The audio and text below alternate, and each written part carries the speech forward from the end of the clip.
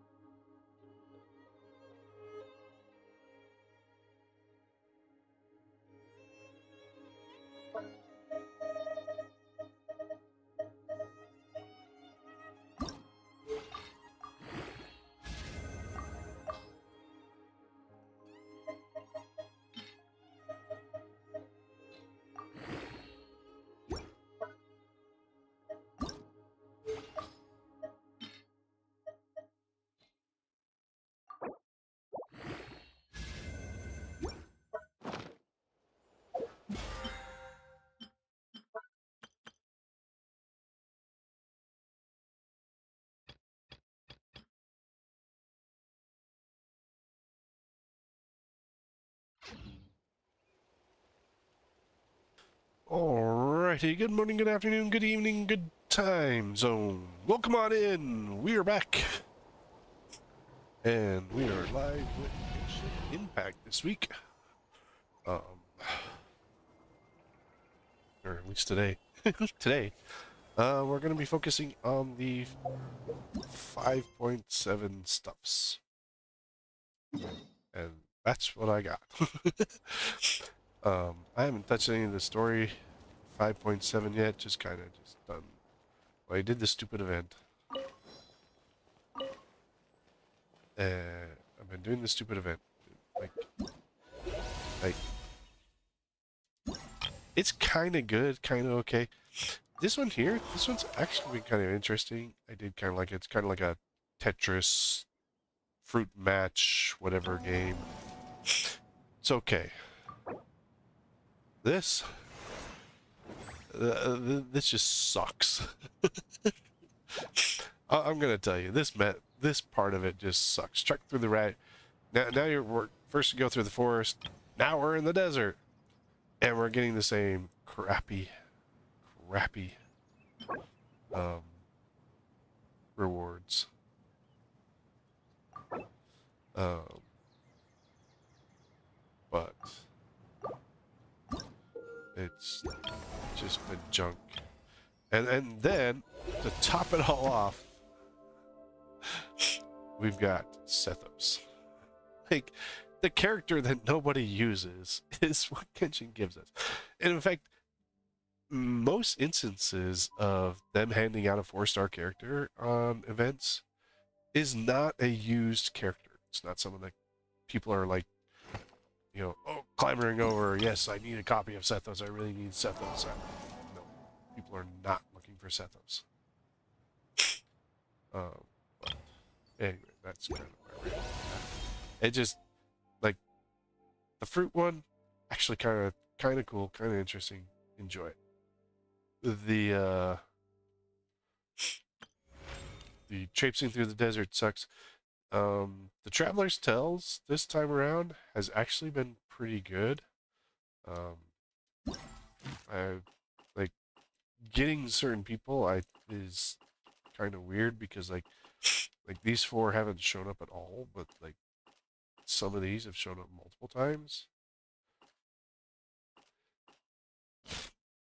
In fact, like Like Hazo's sucked. I didn't want to go and grab any more of his. Um, you know, Nuvolette was just standing in the rain, said, "Oh, rain's predicted in this area. Let's go check it out." Like, really? Like, we've had better interactions with our, we've had some really good interactions with our characters. Dea's is actually kind of cool. She was looking at the clockwork stuff, and it was actually kind of cool. Hers was. This is Skirk's story. I'm not overly impressed with Skirk. I'll put that right now. After doing her test run, wasn't impressed with her that much. Not as much as people are talking about. And then, of course, we have our main story quest. Why does it say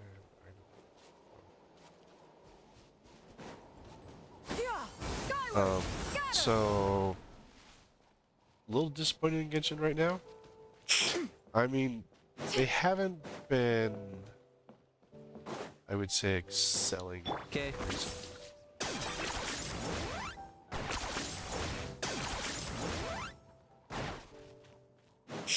With a lot of things. Like, they kind of just not really been supporting the player base as much. I feel. I don't feel that Skirk should, like, people are like ripping off Skirk right now. So, but anyway, let's jump into the story.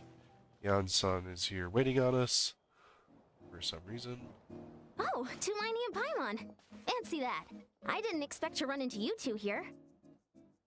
Oh, really? Oh, hey, Coach Yan-san. What are you doing here all by yourself? I'd say something, but... Just so you know, Paimon didn't come here to train. Paimon's not looking to sign up for any diet plan or bodybuilding class right now. Paimon is lazy and doesn't want to do anything besides eat. All right, got it. But seriously, what do you take me for? Some coach from hell? I'd never force a student into something they didn't want to do. Yeah, sure. That being said, a little aerobic exercise would probably do you some good. You could take over my patrol for a while. That would count. Yeah, son just said Paimon's getting a little fat. Yeah, all jokes aside, you're right. I'm looking for some help. The Collective of Plenty is holding a bodybuilding competition soon, and so many people have been busy squeezing in their last-minute workouts that we've run out of staff for patrols. Oh, so you've stepped in to cover their work. But don't you have a last-minute workout to do too? I'm good. For one thing, I believe peak conditioning can only be achieved through consistent training over a long time span. Cramming in a workout at the last minute does next to nothing for you. Yep, I agree. But more pertinently, well, as you can probably imagine, I'm not able to compete in any of the most popular weight classes, and there's no real competition in my own weight class. Yeah, that makes sense. Against, what's her name? Oh, no. Don't look up Paimon like that.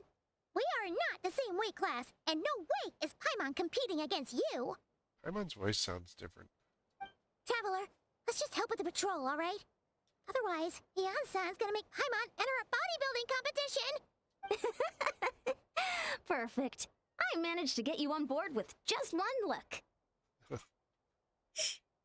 We got you, yeah. Thank you both. It should be pretty routine. Just keep your eyes peeled and make sure nothing strange is going on in the area. Yeah. That'll free me up to check the other section. Let's meet back at the settlement when we're both done. Sure thing. Just leave it to us. We're experts at strolling and patrolling, don't you worry. Paimon's voice sounds a little different. Like, I think they've adjusted it. Like, the VAs kind of adjusted it slightly over time. done it a little bit differently. So it's never consistent. But it still just sounds not the same.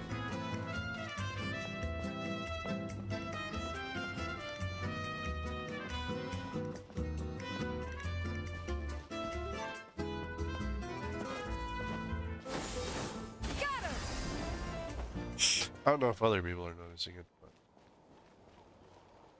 definitely did notice that our Paimon is, like, Paimon was way more annoying through some of the areas, especially now. Like, the voice is just way more annoying, and Paimon was super more annoying. This doesn't feel like the same annoying Paimon.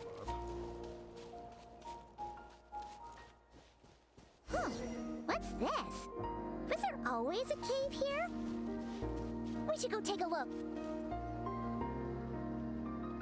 It's a cave. Woo. Hey, there's a hilichurl here. Is it sleeping? Doesn't look very hostile. Why is it hiding away here? Ah! You woke it up! Huh? It ran It off. ran away. Oh, guess our reputation in Natland is more fearsome than we thought. Even hilichurls don't want to mess with us now.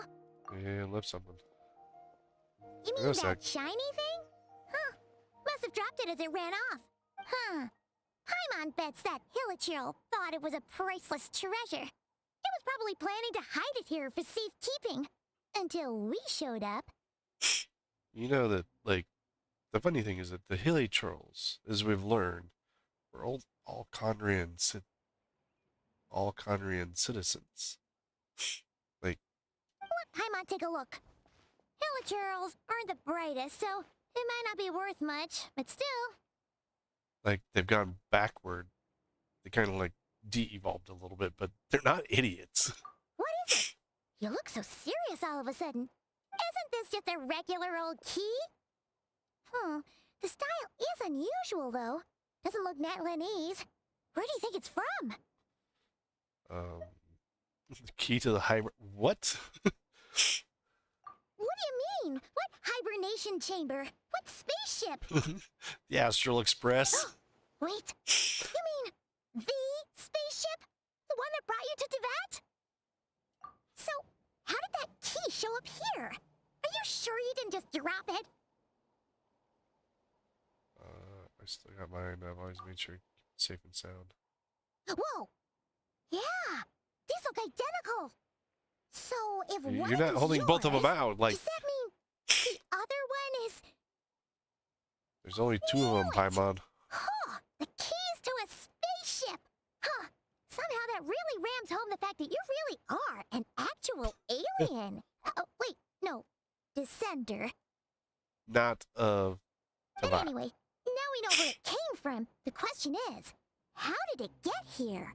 The simplest explanation is that your brother lost his key somewhere not far from here. Then that hilichurl found it and ducked into the nearest cave to hide it. No. If that's true, it means your brother was here recently. No, the Abyssal Yeah. is here.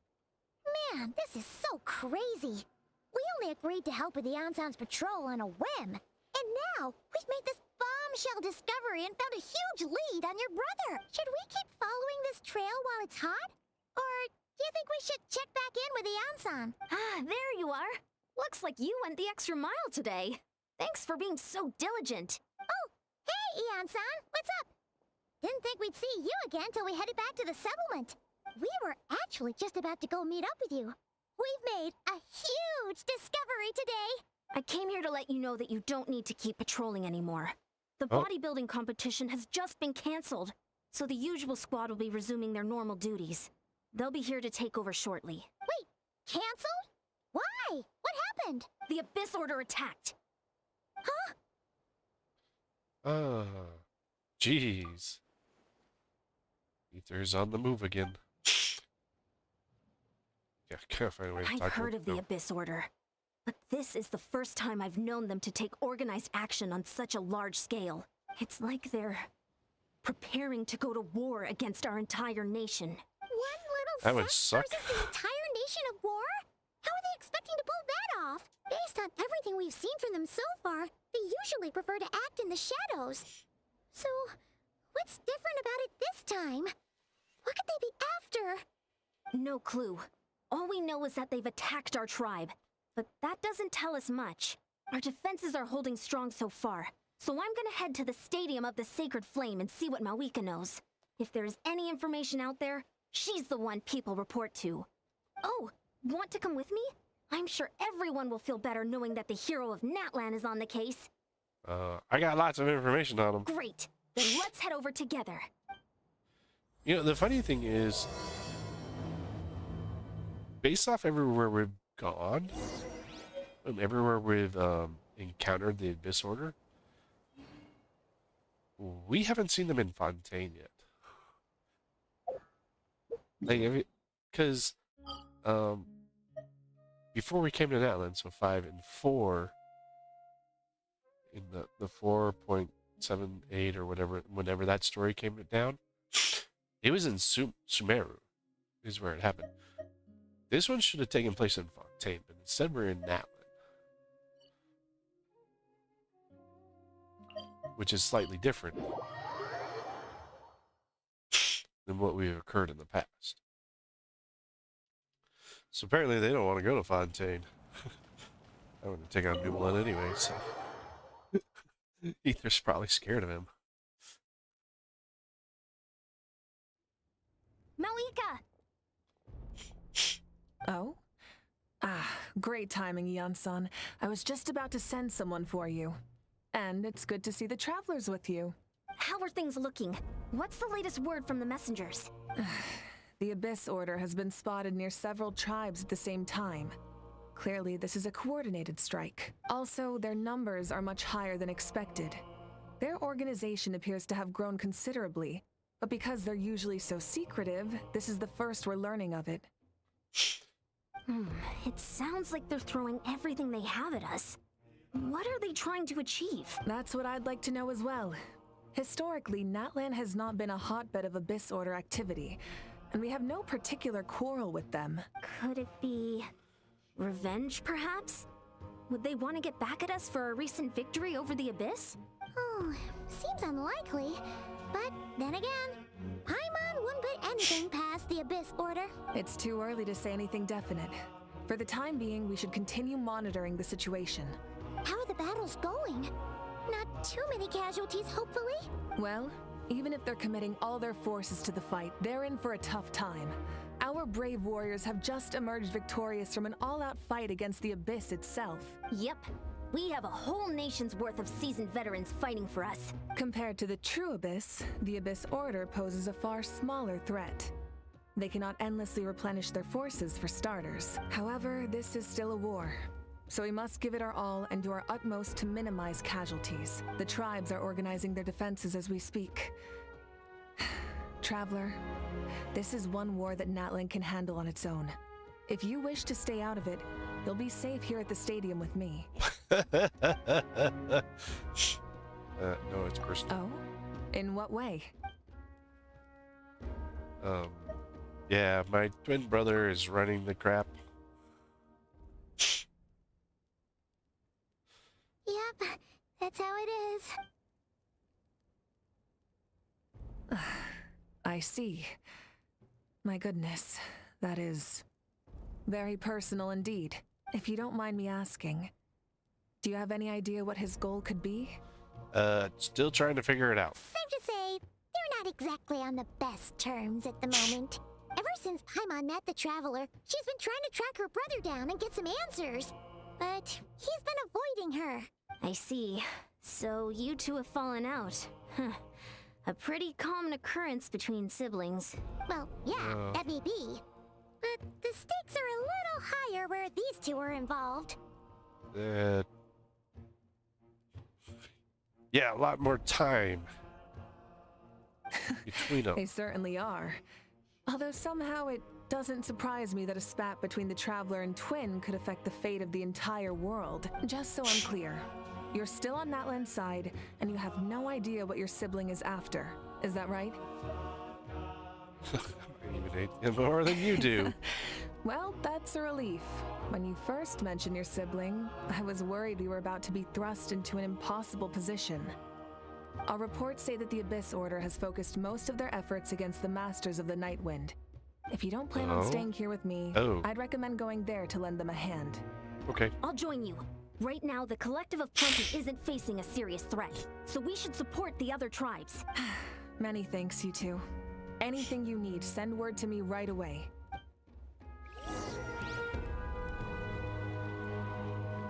So, but like, story-wise, it's interesting that we're doing this, although they wanted to bring in Nodcry, and Nodcry is a Natlanese area. But what I was going to say is, standardly, you go to the region that you previously left. So, like, we left Fontaine before this current one, so we would have got Fontaine and not Natlan. What they're trying to bring in a new area, so.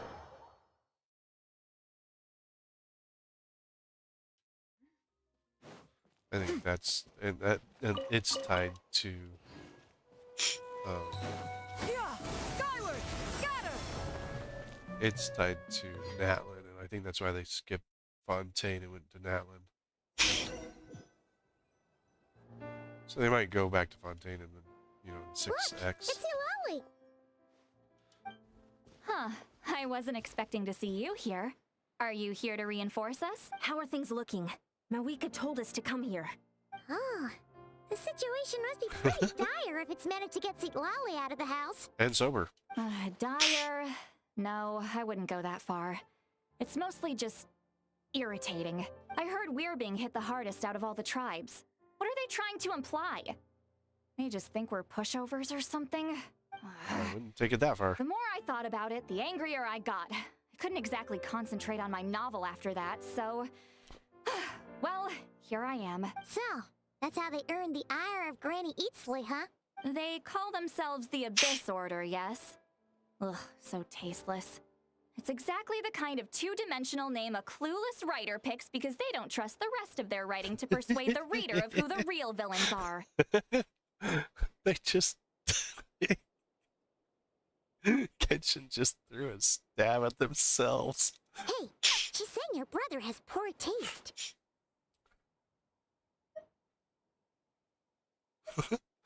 Well, at least Wait, not the only what? one. Are you saying her brother is a member of the Abyss Order? He's I running only the said show. that because I was mad.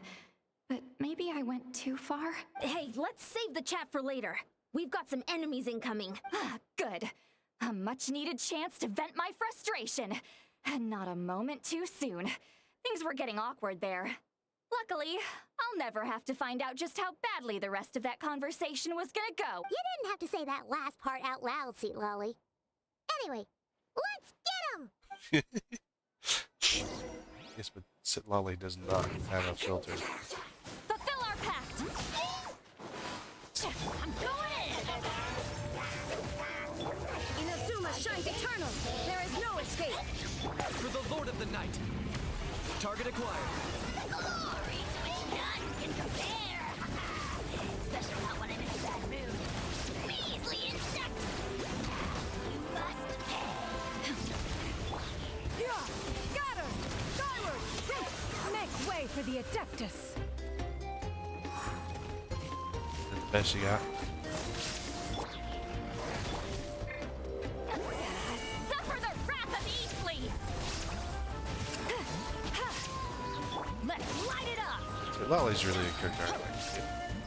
Everybody stand But back! since they ran her with the Wika, Phew. made it hard. Much better. That's more like it.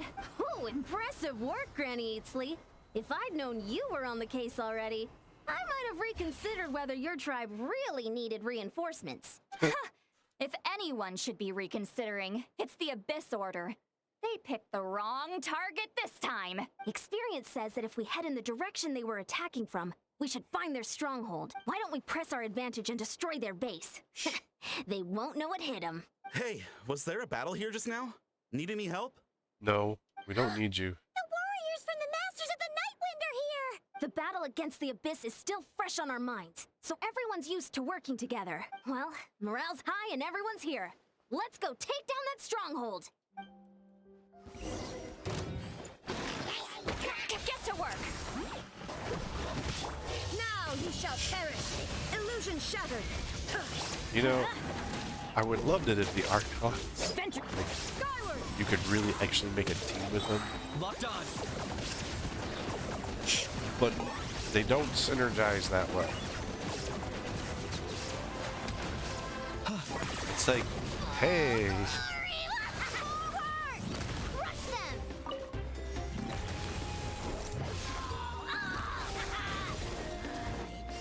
this is how.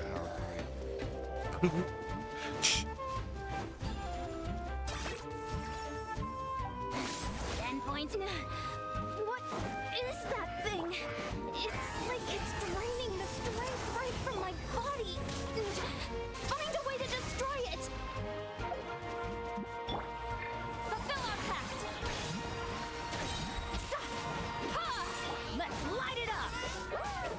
Ha! Ha! Oh, Teamwork Bennett, go. This order's resistance is faltering. Now's our chance!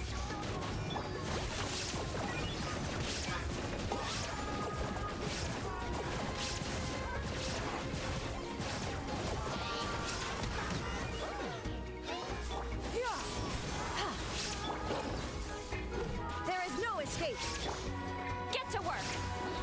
You two! Time to end them!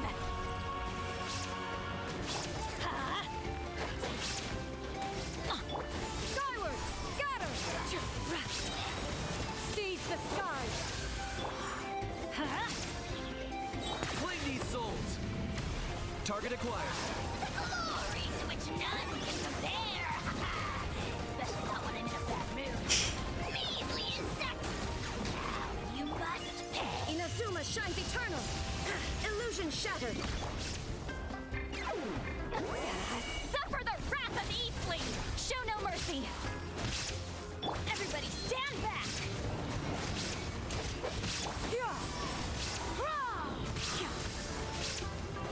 I got him cornered.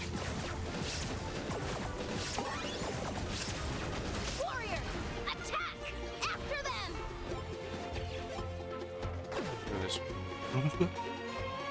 We're going the wrong way, Kneech.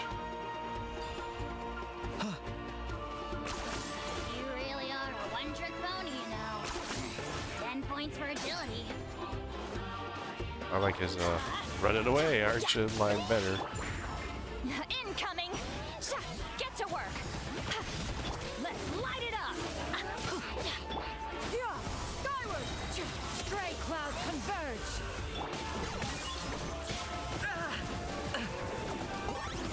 Oh, you're done, Kneech! Oh, You're he is so done. Scatter!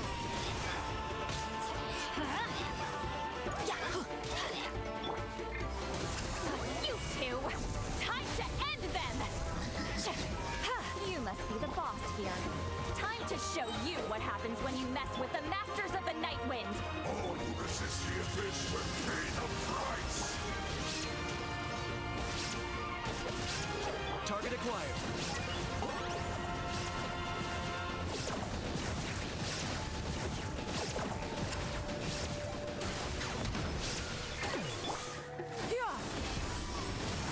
Seize the skies! It's futile. Absurd! But Papa! eats Get the him! Fulfill our pact! I got him cornered. well, this is the friendship team, so it's not really designed for much of this. For the Lord of the Night. the dead will blaze and drag.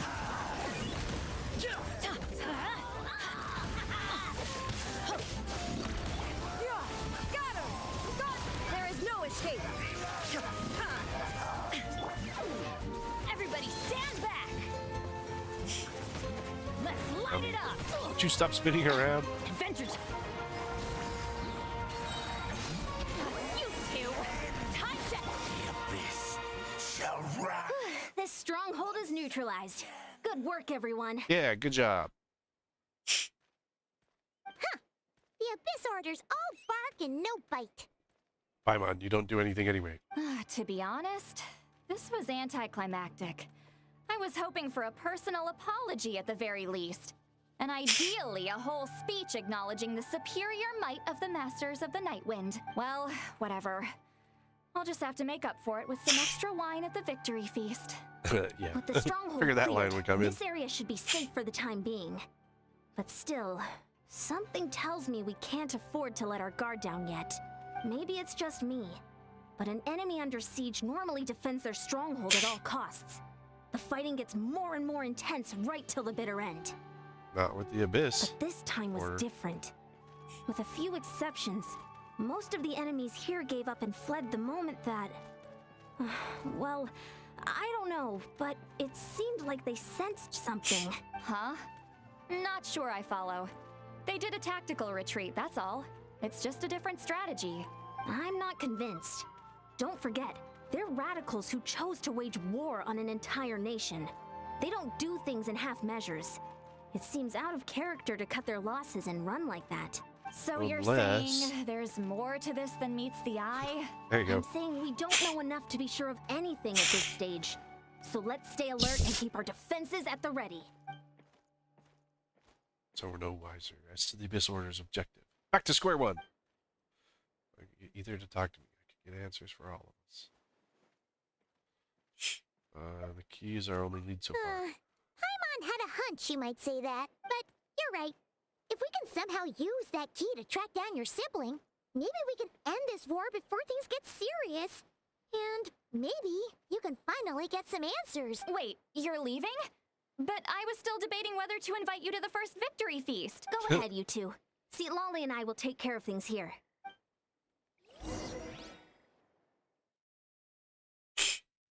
I was debating if I should ask you out on a date again or not.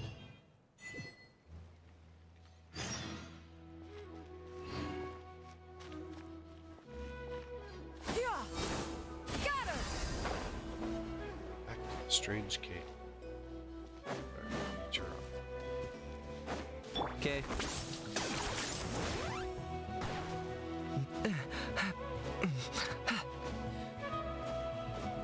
What is with the grunt, boy?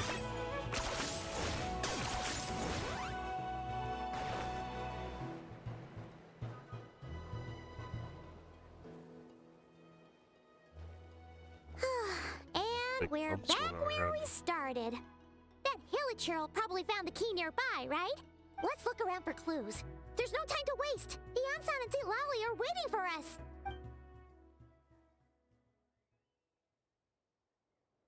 Oh, we've scoured the entire area, but still nothing. How the heck did the key end up in that Hilichurl's hands? Are we supposed to believe that it just fell out of your brother's pocket as he passed by? Seems kind of ludicrous to lose something so important in such a dumb way. But then again, who knows? Sometimes in life, things just go missing and that's that. Oh, is that how it goes, Paimon? Oh, thank goodness. Someone's here. Please help me. You're What Nat Looney. happened? You're not Nat Looney's. I don't know where you're from. No, now isn't the time. Please, you've got to help me. I'm being chased by monsters and I can't keep running. Can you do something? Where? Yeah, where are they? Paimon doesn't see any monsters behind you. Huh? I'm sorry, I don't quite understand. They're almost here. This really isn't the time to be joking around. What kind of mushrooms have you been eating? Completely serious. We don't see any monsters. But how? Oh, there's no time. They're coming. We gotta run. What's Where wrong to? with that girl? She must be seeing things. Hello? No! It looks like something really hit her. Maybe she was right. Quick, let's see if she's okay.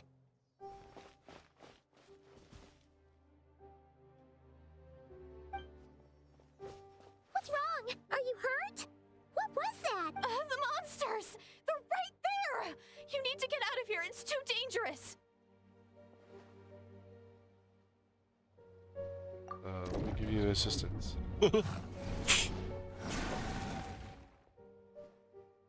Hey, look, I can see the invisible monsters. Huh? Oh, now you finally see them. Well, it's about time. I nearly kicked the bucket just now. Great! Yeah, I got it. Thank you, Savior! Savior?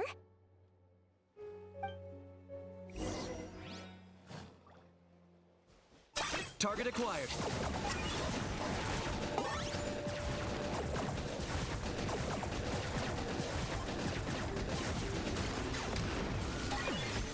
Yeah! Scatter! Skyward! Inazuma shines eternal! Shine down! Make way for the Adeptus! Locked on.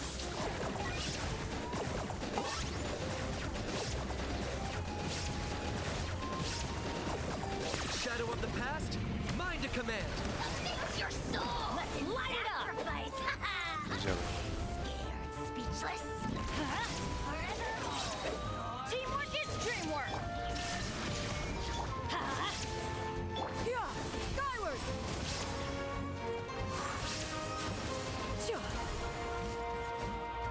I got him cornered.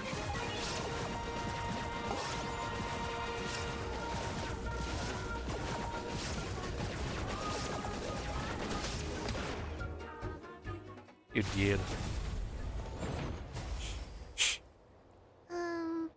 You done? Paimon still can't see anything, so she can't tell. It just looked like you were slicing at thin air. Kind of funny, actually. I touched her and I could see him. What's going Oh. on out there? Really?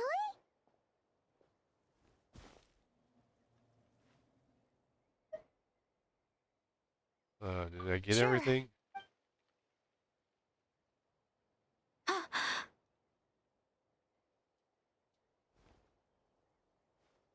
It's What's nothing. wrong? It's okay. I can see they're all gone now. No need for you to check. I didn't think much of it when the monsters were breathing down our necks, but now that I've calmed down, holding hands with you like this, I'm just a little shy, that's all.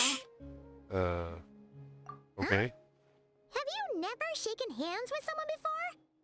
You sure get flustered easily. Well, anyway, I haven't had the chance to introduce myself yet. I'm Deirdith. Thanks for, saving me just now. I'm really grateful for your help. No worries. Paimon's Paimon, and this is the Traveler. With her around, you'll be safe from any monsters. As long as they're visible. So, what was the deal with those monsters just now, anyway? Your guess is as good as mine. I could see them the whole time, so when you said you couldn't, I thought you were making fun of me. Whoa! That must have been scary. The idea that we'd stand by and laugh while some poor girl was being hunted down by monsters? I'd never be that horrendous. Don't worry, we aren't like that. When we say we can't see something, it's because we really can't see it. But more importantly, did the monsters hurt you? How bad is it? It's nothing serious. But I did sprain my ankle back there. I won't be doing any more running for a while. We can go rest in the cave, We'll take you. where she just found us and knows about. Thank you so much. Despite getting injured, I still feel much safer with you around. I'm gonna stay here until I heal up. Don't want to risk running into any more monsters. Yeah, you already took a big enough risk coming out here all on your own. So, where are you from, Deirdith? A small village, far away from here. I walked for what seemed like forever and lost my way, so... Yeah, I have no idea where I am anymore. Maybe all these trials and tribulations are part of the journey. No one said finding the Savior is gonna be easy. Huh. That's the second time you called the Traveler a savior. What's all that about? Oh, sorry. It just slipped out. I was caught off guard. The resemblance is so uncanny. Oh, the brother. Anyway, let me start from the beginning. There was Ether. once a sage who passed through my village. People got the sense that she was truly omniscient. The sage Oh. said that doomsday was coming. But as that day approached, a savior would reveal themselves to us. The day of disaster is almost upon us. so my grandmother begged me to leave the village and find the savior before it's too late. Doomsday? I've heard people talk about the savior since I was a kid. Growing up, it really made an impression on me. The description is practically etched into my mind.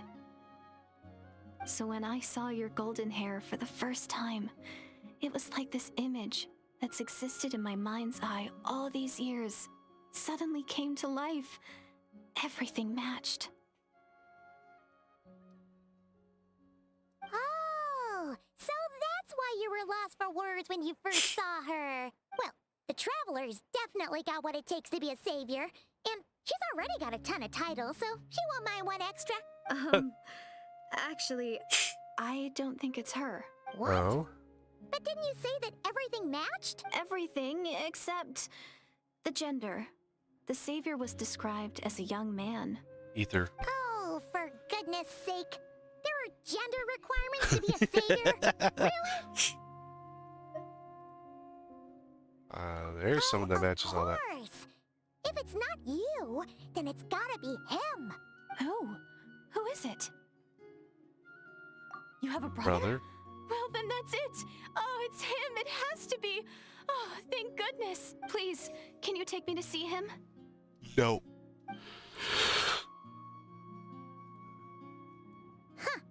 Maybe, if you're lucky. It just depends if we can find him. Huh? But isn't he your brother? Doesn't mean we're in Sorry. contact with him. Looks like Paimon steered this conversation back to the fallout between you two. It wasn't on purpose, but that's the reality, so it's hard to avoid. Okay, fair enough. But since you're looking for him anyway, why don't we team up? We might stand a better chance if we work together. Did you always believe in the Yes. Savior? Everyone says that the disaster is inevitable.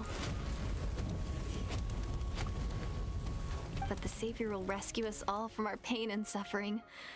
I've always dreamed of meeting the Savior. Do you really buy this whole doomsday thing? So, I'm pretty sure she's not lying. Been spread by the Order? It's possible. see? She broke eye contact. Sure sign of a guilty conscience. Time to press her for what's wrong, Deirdis. Something's clearly bothering you. You want to tell us what's going through your mind? Oh, Paimon. I just, how should I put it? The Traveler looks just like the Savior of my dreams. And it's not every day that the Savior of your dreams swoops in and saves the day in your moment of crisis. So I'm just a little overwhelmed, that's all. 3 seconds of unbroken eye contact is the limit. I don't think my mind and body can handle any more than that. What do you mean, limit? What happens after 3 seconds?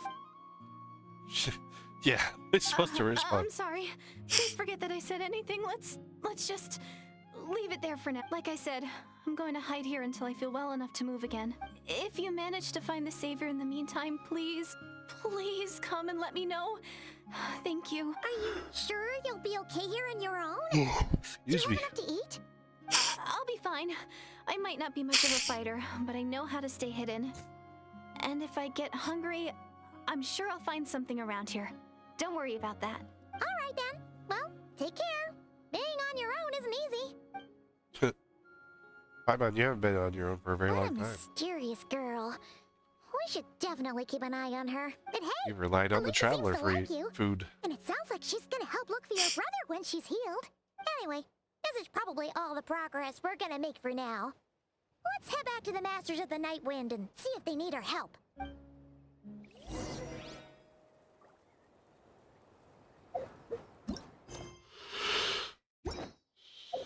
Why did we pop there?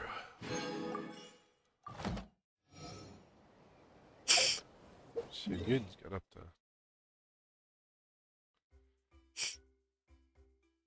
9.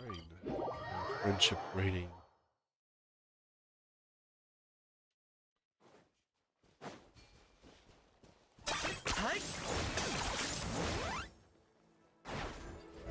Oh, you're back. How did it go? Find anything? Nothing substantial, unfortunately. Strange person. We had the weirdest experience. So I take it that the war's still on? Yep. That's okay. I just wasn't sure, because things seemed to be at a standstill while you were gone. The Abyss Order hasn't attacked us, and since we don't know what they're planning, we haven't made a move either. In a word, it's a stalemate. The guards have been keeping watch around the clock, but for everyone else, you wouldn't even know we're at war. Huh. Of course not. Really makes you wonder what the Abyss Order's thinking. I was wondering, Traveler, if you have the time, could you go and pay a visit to the guards? They've been working a pretty demanding schedule. I was gonna go see them myself, but I'm sure they'd appreciate a visit from the greatest hero of our time. Oh, but you're a great hero too, Ian-san. Excuse me. Well, technically it is your Great. sibling doing it. Thanks, you two. Although I feel like the Abyss Order sometimes acts without him leading the way. I'm sure they'll show up soon. Wow, Tumaini, our hero. We've actually fought together before. You probably don't remember it though. You do? Of course. Then it's truly an honor to serve alongside you once more. Remember everybody. Thank you for standing guard this whole time. It's all good. Honestly, it's not been that much work. Haven't heard a peep from the enemy. Nothing Any that would indicate an strange? impending attack. I've spotted a bunch of Abyss Order operatives, but they weren't acting hostile, just hanging around. There were even moments when they seemed to be meditating. At least, that's what it looked like to me. Maybe it's part of their religion or something. Out of an abundance of caution, I asked some shamans from the tribe to take a look and see if there was anything nefarious at work, but they didn't sense anything untoward, so we just put it down to religious ceremony and left them to it. Huh. Weird. Interesting. Oh well, the more time they spend meditating, the less time they spend trying to beat us to a pulp. Well, the shamans didn't raise any concerns, so how bad could it be? As far as I'm concerned, so long as they don't pose an active threat, they can do all the cult worship activities they want. Besides, as soon as everything's in place and we're ready for an all-out offensive, there'll be no match for us. Huh. Sounds like morale is pretty high. Guess there's strength and confidence in numbers. Let's keep going, Traveler. Yeah. Maybe you shouldn't just let them meditate.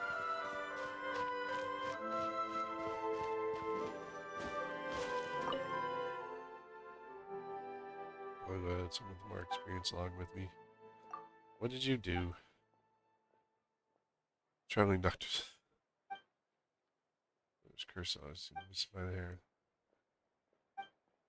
They were just messing with me.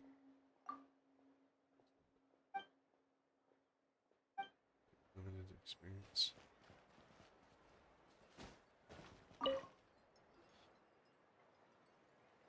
Huh? Is that Tumaini? What brings you here? Is this like a meet and greet? Yeah. I Hey, come Yeah, on! shut up. You'd march to war without so much as blinking. What's so scary about a chat with a Traveler, huh? It's not the same thing at all. There are plenty of chances to go to war, but a one-on-one chat with our great hero? Got hearts That could popping be around him. How can I not be nervous? What if I say something wrong? Or if my posture's bad? Or if I accidentally make a weird expression with my face? One bad impression can stick for life. No one's here to judge you on your posture or your facial expressions. Relax! All right then. I'm sorry, great hero, but I have a small favor to ask. Let Paimon guess. An autograph. May I challenge you to a fight? You would lose. What? How can you be so audacious and so sheepish at the same time? No, of course not. I just figured that if I don't ask now, I'll regret it for the rest of my life. But I am still on patrol, so please, great Paimon, if you wouldn't mind taking over for me? Ugh. I tell you with the sheepish audacity. Just pick one or the other, will you? What are you waiting for? Bring it on.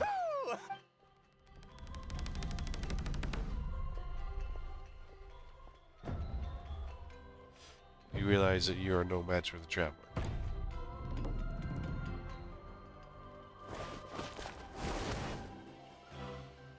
Obviously, I never expected to win, but until now, I didn't appreciate just how great the gulf was between us.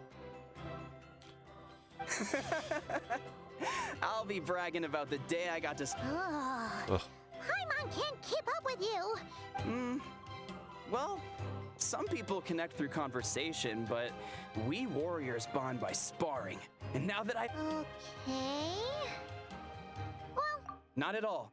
We haven't spotted any new enemy move. as Paimon expected, nothing here either.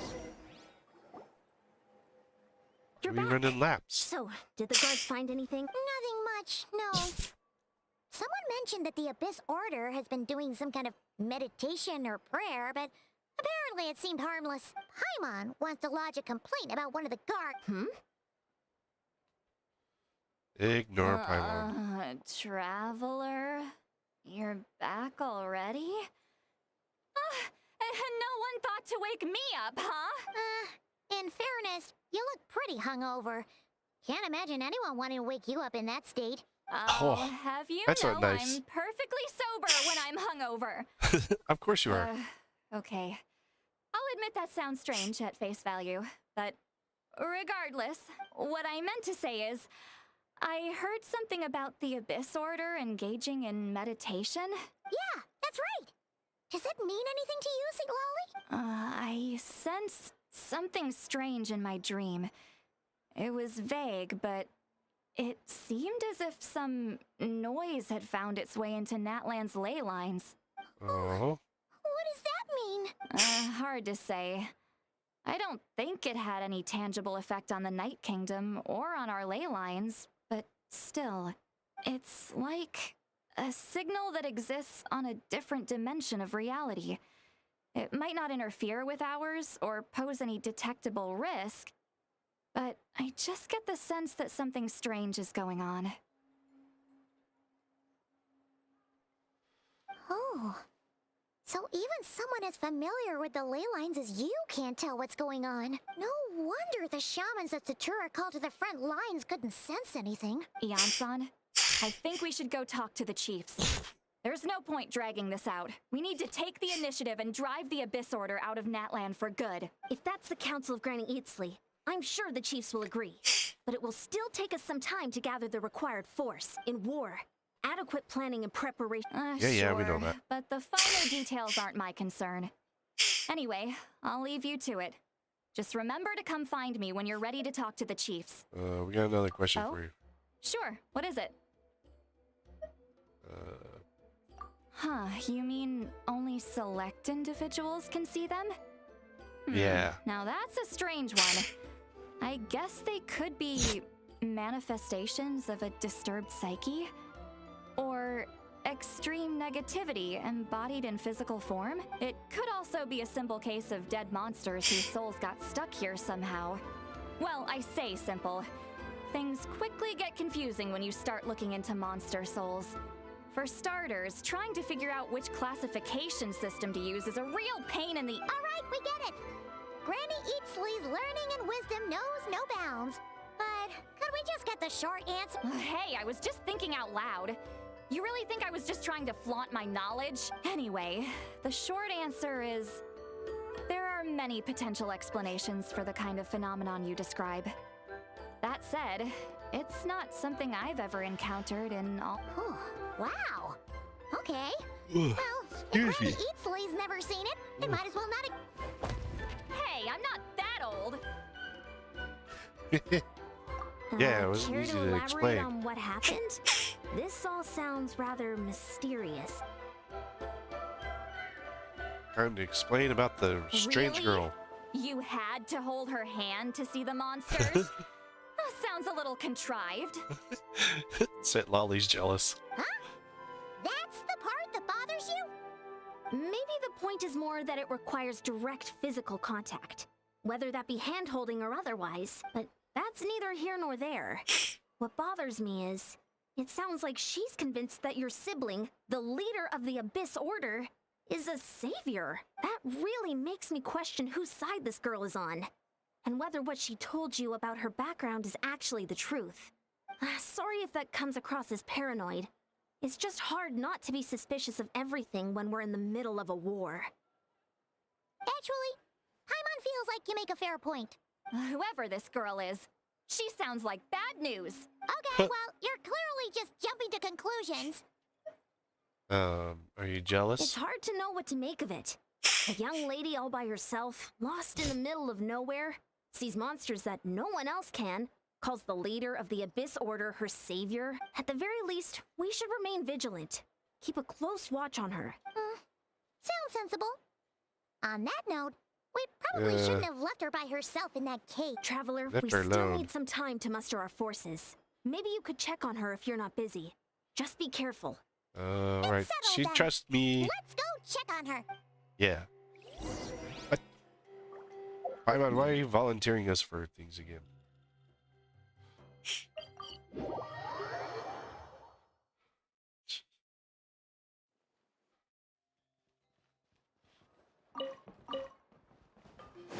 Paimon, the great volunteer of the travel. Add Astra. Thank you for complete. Add Astra.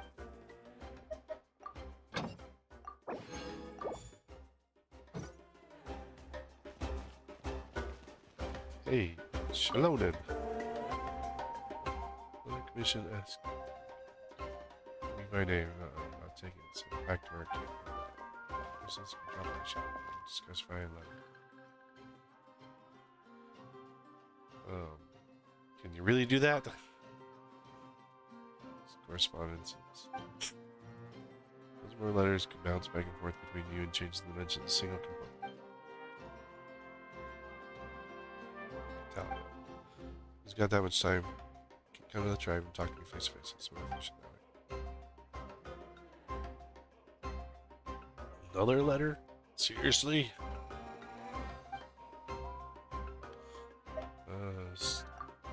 Some kind. It's Moika.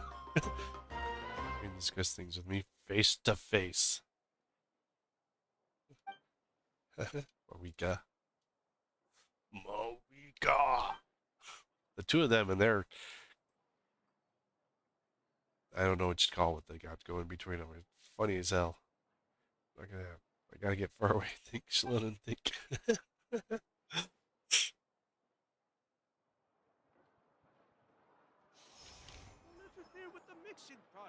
Oh, that is an antidote. See, I didn't see any of the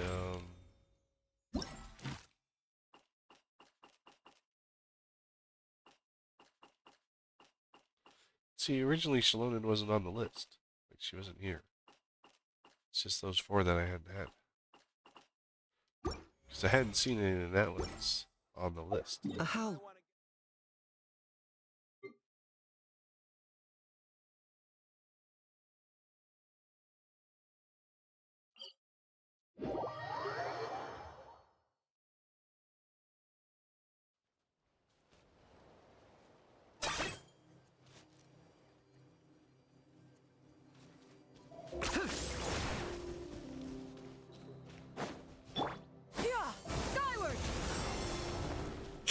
Like, Shlonen's interactions, I would love that. She's always got some good ones. Okay.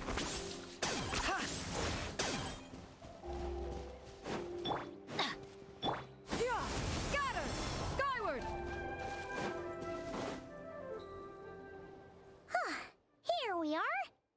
Deirdre will still be here, right? Oh, so quiet though. Uh-oh. What if Yansan was right? Maybe she never intended to stay here at all. Just be quiet.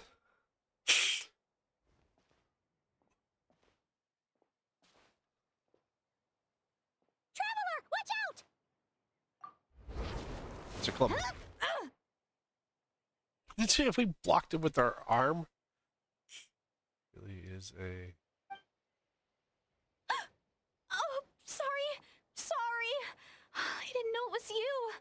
I heard a noise and I thought it was the monsters coming to get me. Oh, did I hurt you? Oh, I'm so sorry. I wasn't thinking straight.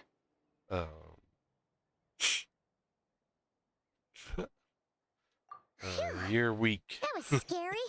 Paimon we'd walked into a trap. Maybe we shouldn't have sneaked in without announcing it. Then you would have known we weren't monsters. To be honest, I've been really on edge since you left. I just have this constant feeling that any second, the monsters are gonna come back and get me. And it's not like I can run from them. There's also no way to cook here. It's good you got back when you did. Another hour and a half and you probably would have found me starved to death. I'm sorry, you can starve to death that fast. That's weirdly precise. Well, it does explain why your attack on the Traveler was so weak. Wait, if you really thought you were gonna starve or get killed by monsters, why'd you promise that you'd be okay here on your own? I just didn't want to lose face in front of my... She already saved my life once. That's more than enough. I just don't want to come across as a constant burden. Huh. For someone on the brink of starvation, you're pretty preoccupied with your image. What's the real reason? What? That is the real reason. I'm kind of bearing my soul here, you know? Yeah, she truly anyway, injured. So, could you make me some food now? Yeah, you really want the Traveler to make food for you? Yeah. It only takes an hour and a half. Paimon's getting hungry now, too. Go on, then. You can join us for dinner.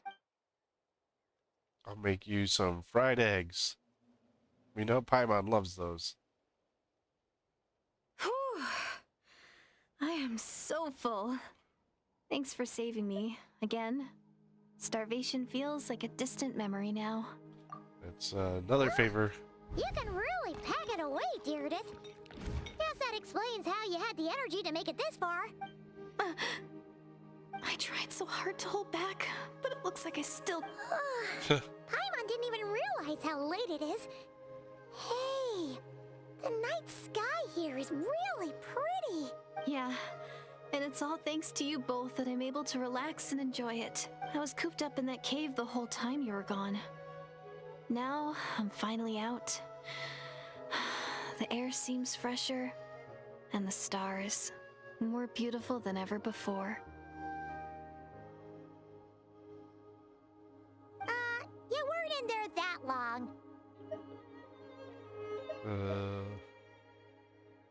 She did think she was When going I to was starve to young, death. I used to lie on the roof of my house, gazing up at the star, and often my mind would drift to this question. Is this starry sky actually real? No. But my grandma would tell me the answer to that question doesn't really matter. It doesn't Think matter. of all the people in our village who spend their entire lives here, she'd say. To them, that little village is their whole world. And so, if it's our destiny to live beneath this sky all our lives, then whatever may or may not lie beyond, this is our world. And that sky is real to us. Paimon kinda gets you, but also not really. Is it kind of like how journeying with the Traveler is everything to Paimon right now? No. I really treasured my world for a really long time. The Yeah, village where was is my your world? everything. Because you don't dress like The anyone that houses, we've The encountered. scenery, stories I always loved to hear about the Savior, but I could never bring myself to agree with Grandma. Even if the village was my entire world, I still had to know what lay outside its borders. Yeah! Go you! So, I finally ventured out and set off on my journey to find the Savior. I'm going to make my world bigger, one step at a time. And I'm not going to stop until I've seen what's beyond the stars. Maybe then, I'll finally get an answer to the question I had as a child. Who knows? Maybe what? one day, I'll be sitting and chatting just like we are now, but with someone from another world. Yeah. Yeah, one day. Oh, if only we could tell her. But it's probably best not to open that can of worms right now. I need to find the Savior and protect my world. Then, I can make sure it continues to grow. That's the most worthwhile thing I can think of doing. So I've been giving it everything I've got. You know what? It's pretty cool. Paimon kinda wants to root for you now. Oh, sorry. I got a little carried away. I always get chatty after a hearty meal. Just like my grandma. She's not a bad person, she's just confused. Hold on. Shh. It's them. The monsters are back. Where? Oh, still invisible, Well, huh? we're gonna have to hold hands again. I wanna hold your Can you see them now? hand.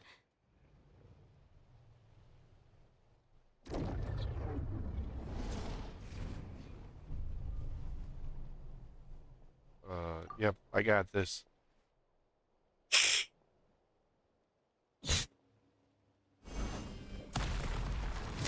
What the?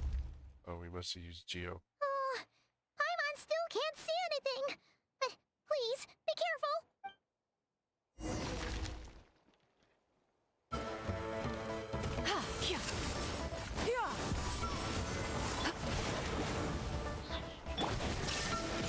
Target acquired.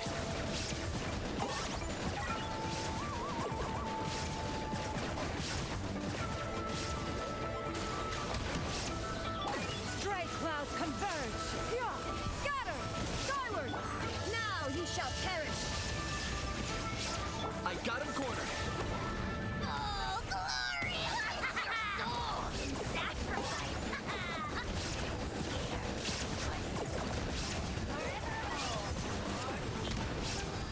I'm going in!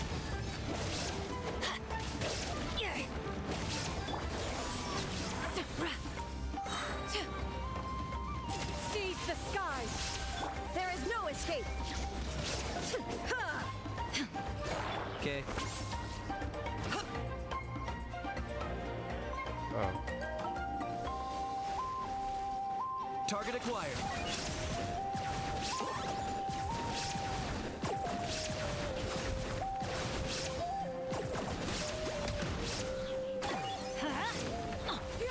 Scatter!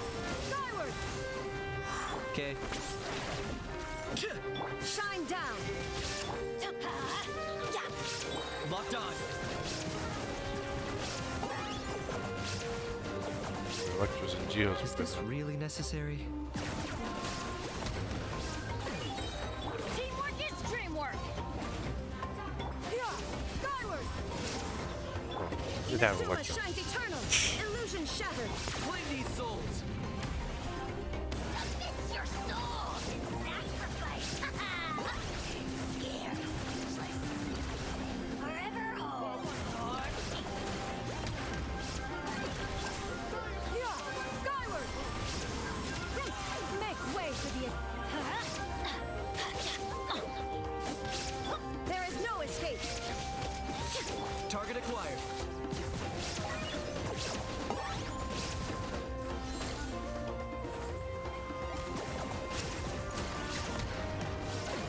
Now you shall perish! Illusion I'm going in! Let's light it up! Skyward! Oh, glory! Glory, no glory.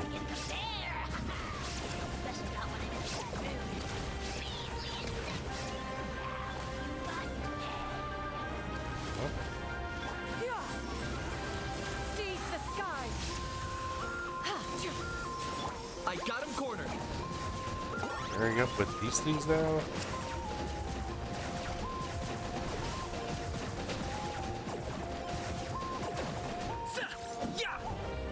There is no escape! Everybody stand! Torn to oblivion! Skyward! Scatter!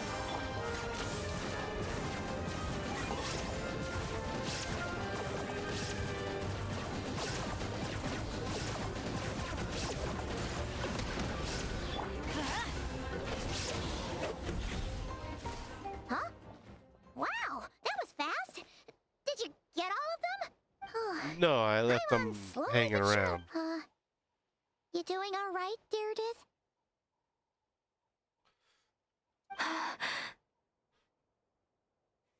Jeez, did I Deirdith? get all of them?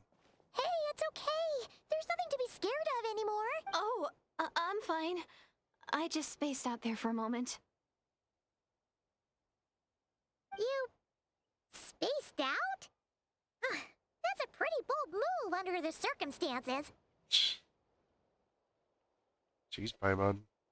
Can you get any meaner? I was just... the image of the traveler fighting to protect me.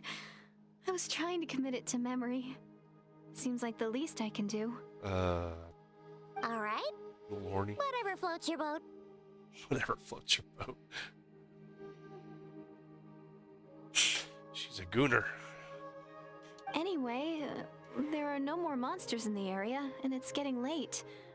Why don't you stay here tonight? Sounds reasonable to Paimon. She What do you wants think, the traveler? spoon. Personally satisfied with your threat. Yeah, sure. We'll sleep here tonight. Alright. Deirdith will be... Huh? Deirdith? Why are you going in alone? Because she wanted to make a nice bed for you. So you had a dream fills your mind of...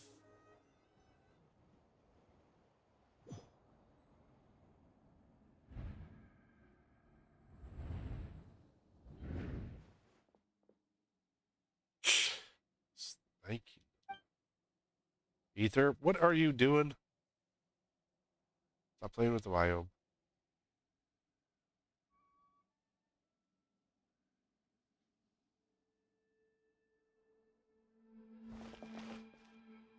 Lord of the night.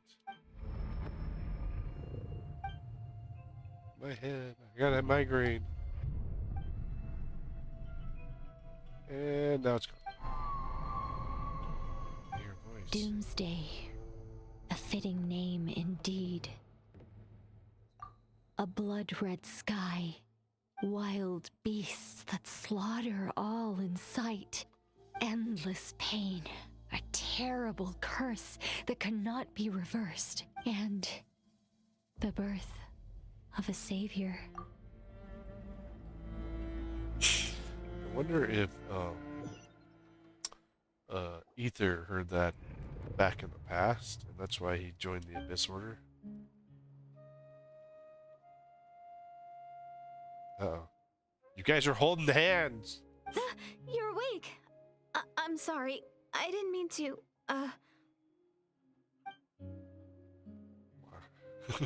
You just look quite distressed, like you were having a nightmare. I thought if I took your hand into mine, you might find it soothing. At least, that's what my family always did when I had nightmares. But it didn't seem to work on you. In fact, I think I made it even worse. I'm so sorry. Oh, is that right? What's your problem, Paimon? You better not be trying to pull a fast one on the traveler. What? Don't be so... I have more self-control than that. Self-control? Yeah, so Lolly's gonna get mad. What was in the dream? Night Kingdom. Okay, what happened next? Yeah, we can catch up in the morning. No way is Paimon getting back to sleep after this. You go ahead. Sure. But for the rest of the night, Paimon is staying up to keep an eye on this young lady. Means Paimon's gonna Aw. fall asleep. Do I really seem that shady to you?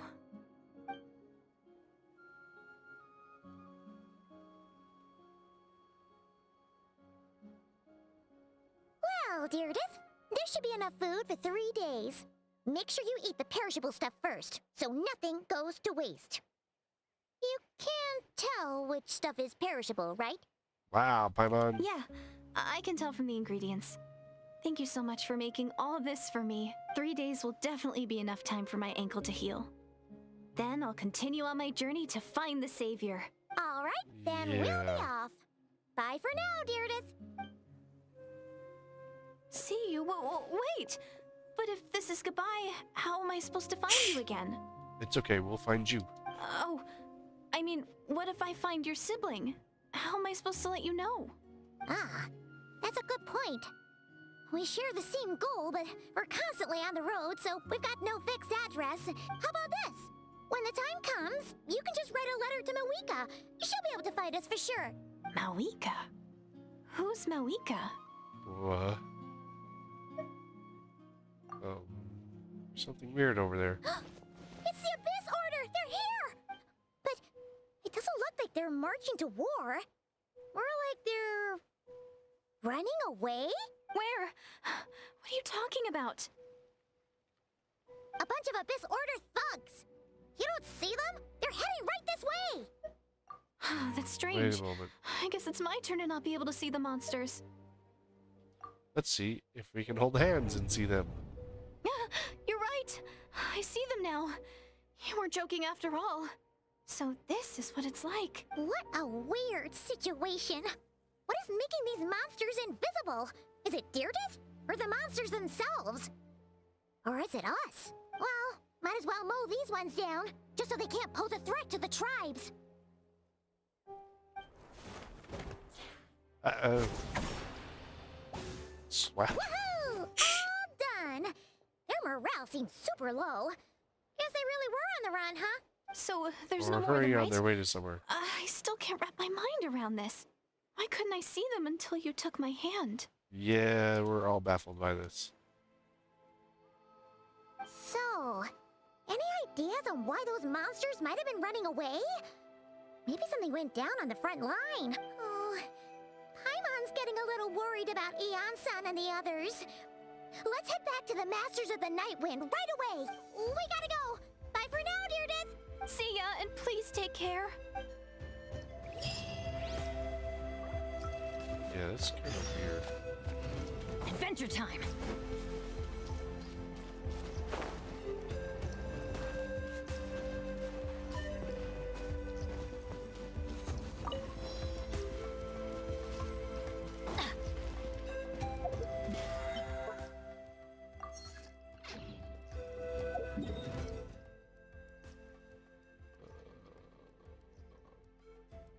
There's one over there.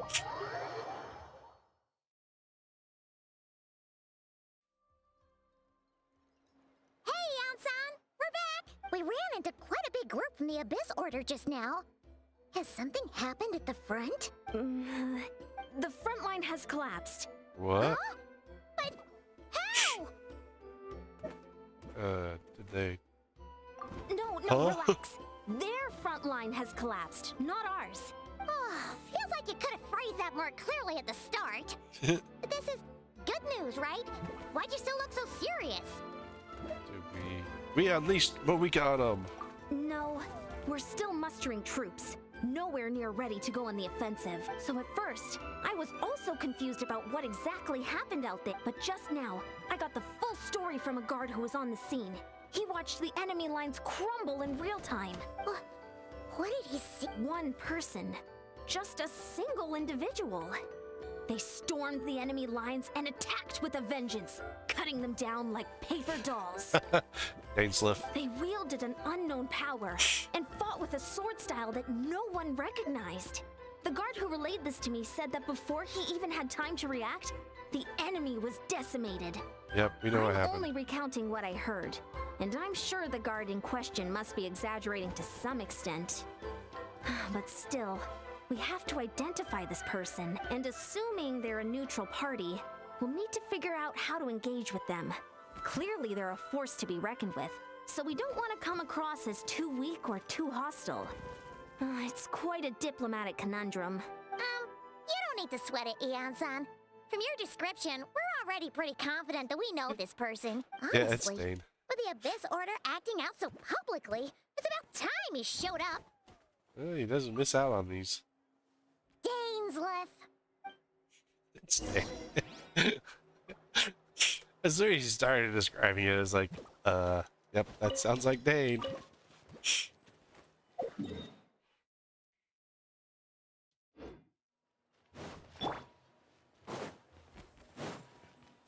Skyward!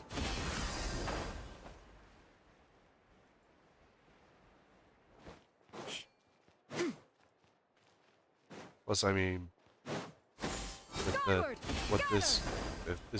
with this being an Abyss Order quest, you know, can't get away with not having Dane slipping around.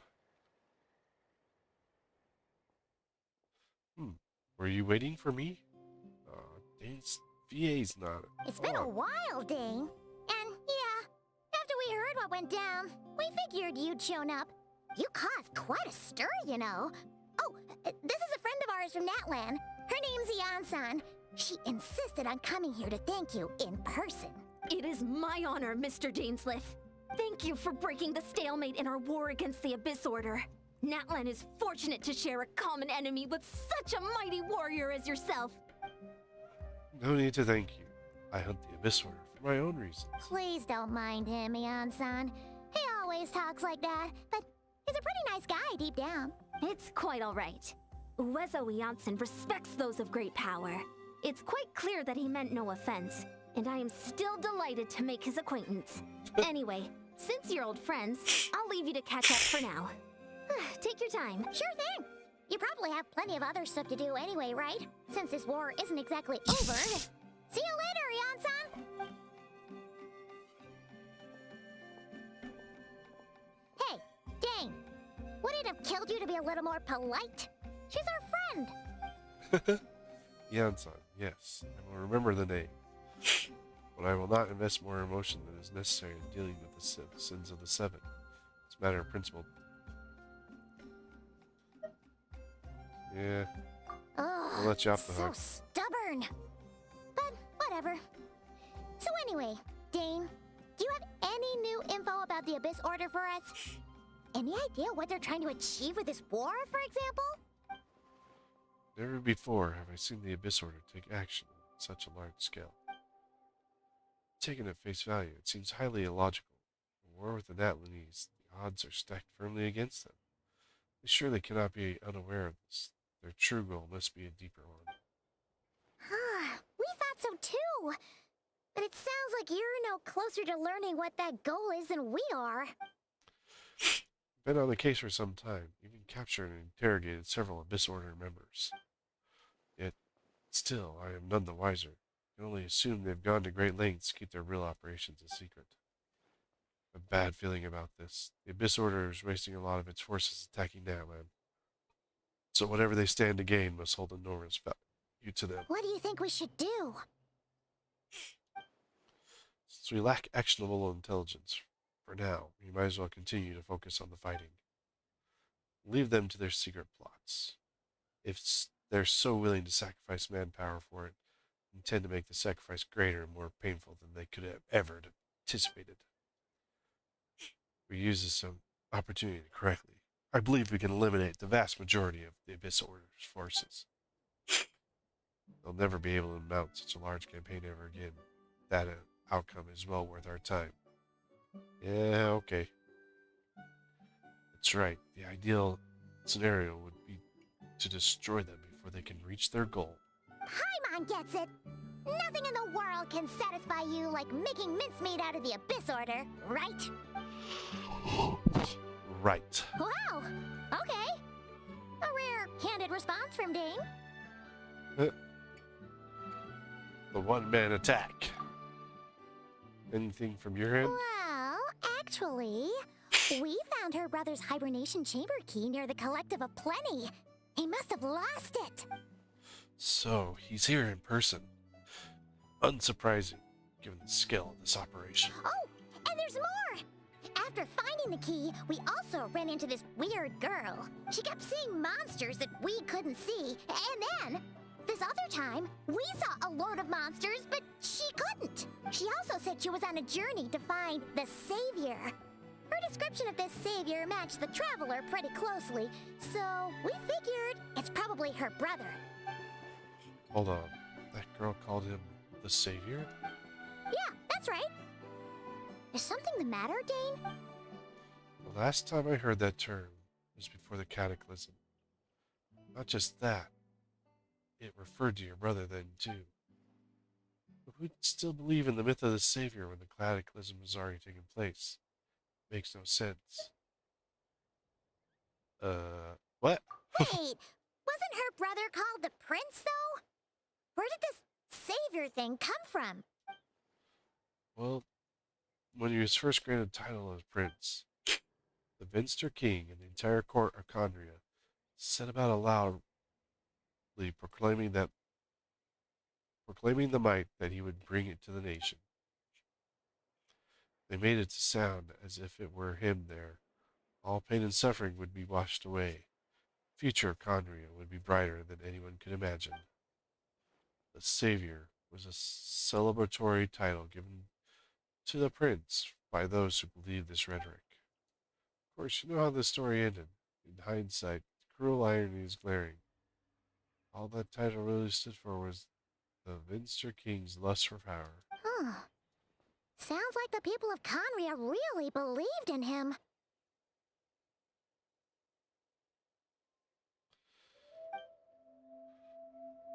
Is that why Ether is so determined to revive the homeland? Does he think he failed the Conrians' savior? Doesn't explain everything. There's still something else. So the girl you met, allow me to offer some speculation. I suspect she descended from pure-blood Conrians, afflicted by the curse of immortality. They must have resettled somewhere remote, cut off from the rest of the world. That would explain why people retain their ancient beliefs, including the myth of the gold-haired savior. Ah, Paimon gets it now. So, a bit like Kaya, except she grew up somewhere more isolated? Kaya? Still, that doesn't explain the invisible monster situation. If she can't provide us with any more valuable intelligence, I suggest we shift our attention back to the Abyss World. Sure. Also, why don't you stay with us at the Masters of the Night Wind for tonight? You must be tired after all that fighting today. I would consider it, but we must discuss our next steps first thing tomorrow morning. Can't get the Abyss Order any time to regroup. What, is Dane gonna hold our hand here while we sleep too?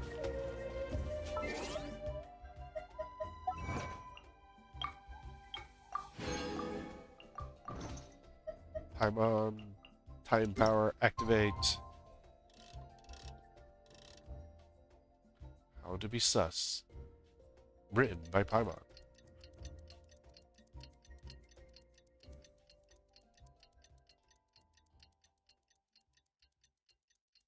Chapter 1. I, Paimon, am sus. But everyone else is more sus.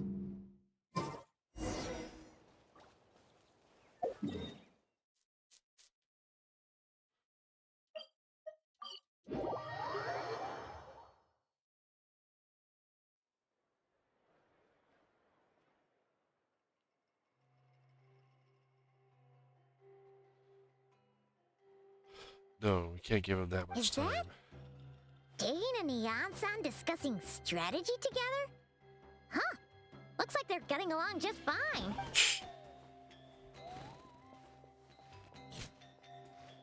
Morning! What are you guys talking about? Ah, you're here. I have some good news to share with you. We just got word from the Scions of the Canopy. Their intelligence has reported that they've discovered the Abyss Order's headquarters in Natlan. After their front lines dissolved, the bulk of their forces fell back to that area. It's also where their central command is located. Let's go beat them up. The Cinder City. Cinder City, huh? That tracks. Seems like their kind of place. Hey, this is great! This could be our chance to crush the Abyss Order once and for all! I don't think we want them running around this Cinder City. Maybe we'll find your brother there, too! Yep, our army is almost ready, and we've sent a message to Mawika to let her know the plan. We can't really launch an operation this big without the okay from the Archon. I beg to differ. This is wasting time. You have the intel you need, so act on it. Every second you delay only increases the Abyss Order's odds of survival. I've already explained my reasoning, Mr. Dainsleif. I understand your concern, but an immediate strike is not on the cards for us. Very well, then I'll go there alone. Thank you for the intel, Leon-san. You're gonna go on your own? Come on, be sensible. Just wait a tiny bit longer, and you'll have a whole army going with you. It's all right. I support your decision, Mr. Dainsleif. Huh? Shouldn't you be talking sense into him? I admire his courage, and I believe he is strong enough to take on the Abyss Order on his own. And even if things don't go to plan, he just needs to bide his time until we arrive with reinforcements. Mr. Dainsleif, I wish you the very best of luck. Thank you. Looks like he's waiting for you to say something, Traveler. Alright, Coming with you. For a second there, Paimon actually thought he was gonna brave it alone. And then he called his own bluff. I am totally changing part. One built for combat. Not just friendship.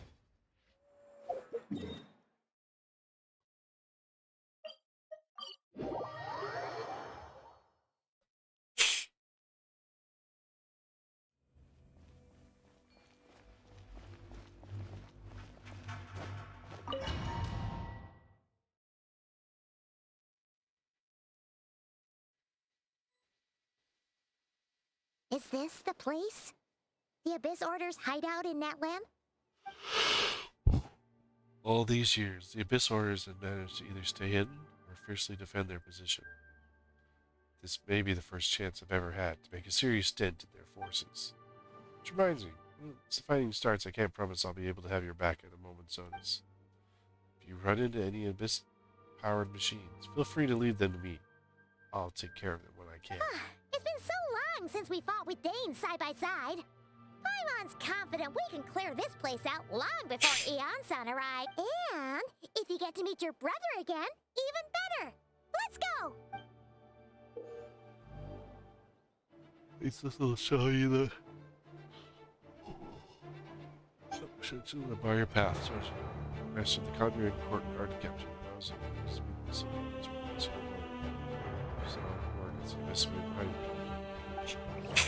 Does this mean we're getting like dates up here soon? I already got my part decided.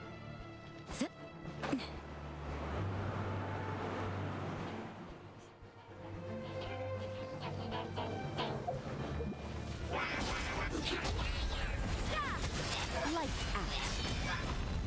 Let the mountain's veins boil! Let's fly!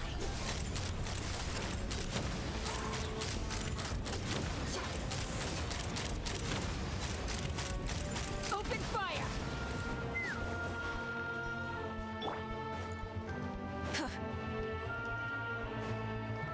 Heal button. Light up the blazing sun!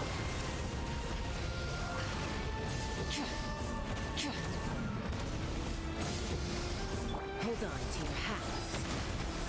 Take me up!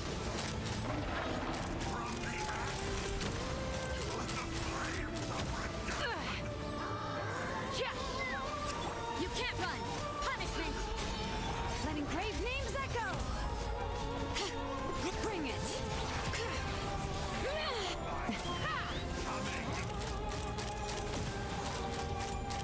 Open fire! Bullseye! Knock him down. Pyroclastic surge!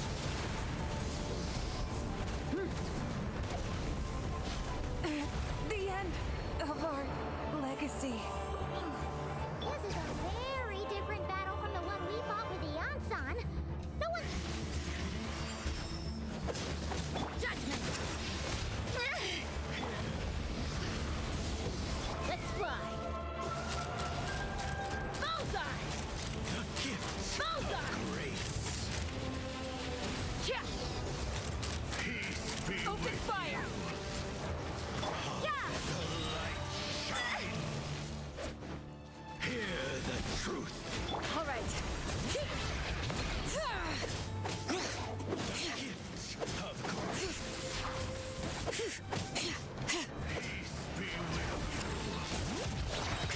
Hear the echoes of the valley.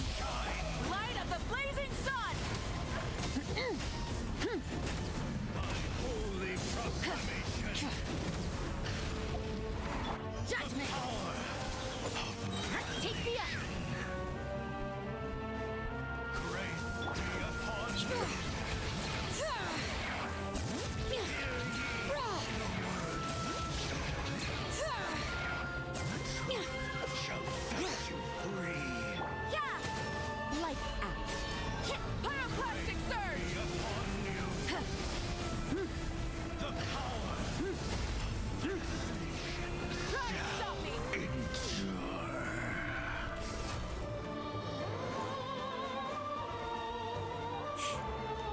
always have this like music like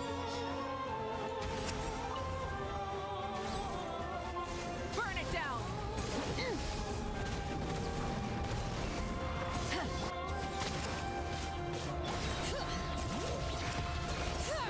Let the mountain's veins boil!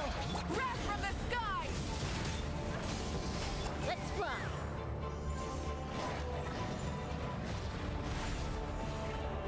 All right.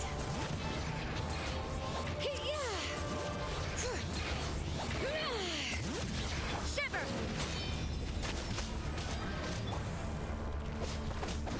Light it up! Pyroclastic surge!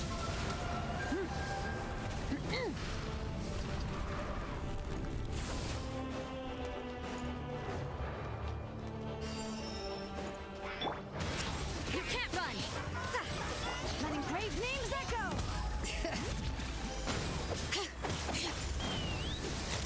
see if you can get the shots Open fire! out messing around.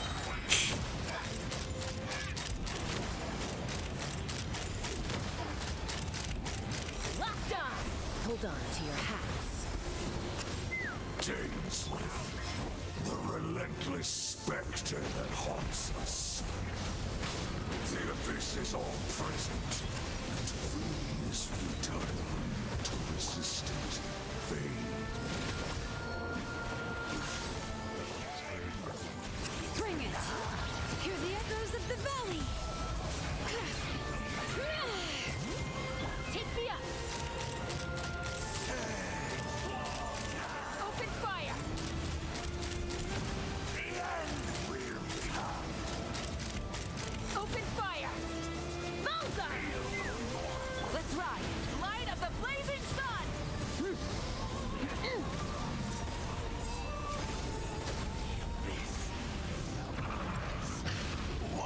All right.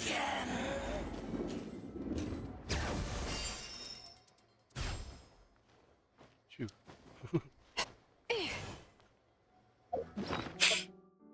Better heal up.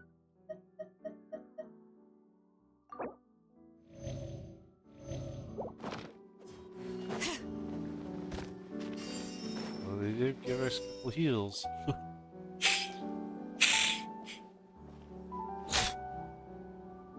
That's just you. Twilight Sword Dainsleif. Is this really what you want? Oh, it is indeed. Take every opportunity to hunt you down to the last man. So where's the Traveler's brother then? Or is this guy supposed to be in charge here? So, this is a hunt to you. I must say I pity you, Dainsleif. The death you dole out so readily to others is a luxury you yourself cannot enjoy. But today, that is the least of your worries. Do you realize that all your years of pursuing us are being rendered utterly meaningless, even as we speak? Your riddles tire me. The overwhelming advantage is ours, at least for the moment. You know what that means for you. I'd like to see what makes you believe you already won. I can still turn the tides of this war. Then allow me to be frank. As far as we are concerned, our prince has already won by other means. And I do not merely mean this battle. No. His Highness has achieved something far greater. For today, the Abyss Order's greatest wish has finally been fulfilled. And what is your wish? Our Highness quietly infiltrated the Night Kingdom to exploit that realm's past experience with ley line reconstruction.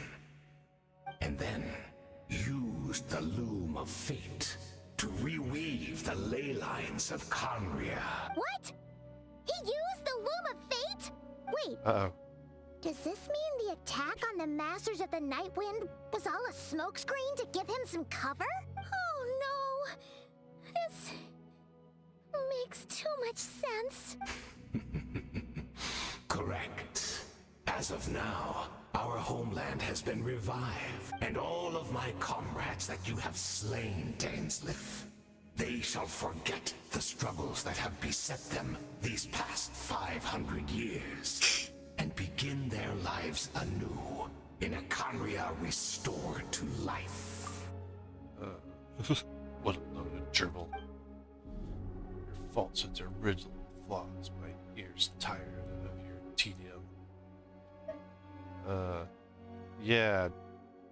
Like, Celestial, like, wiped you. Right! You still need a few steps after that, such as finding a place to host the ley lines you just re-wove. Plus, if it was really so easy, Malika and the captain would have had a way easier time during the war. I have one simple question. Conria has indeed been revived as you claim. Then where is it? Oh, you poor fools. Clinging to delusions, even after the truth has been plainly revealed to you. Think back on the past few days. Have you truly not noticed anything amiss since the start of the war?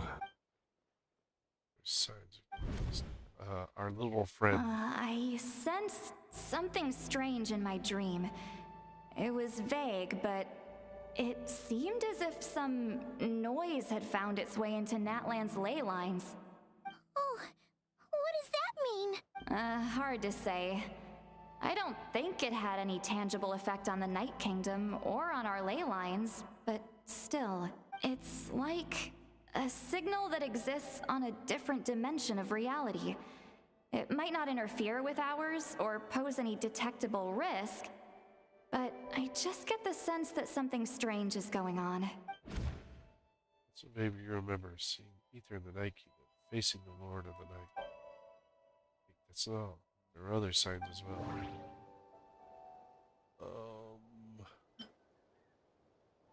Meditation in the Abyss orders. Settling down to meditate.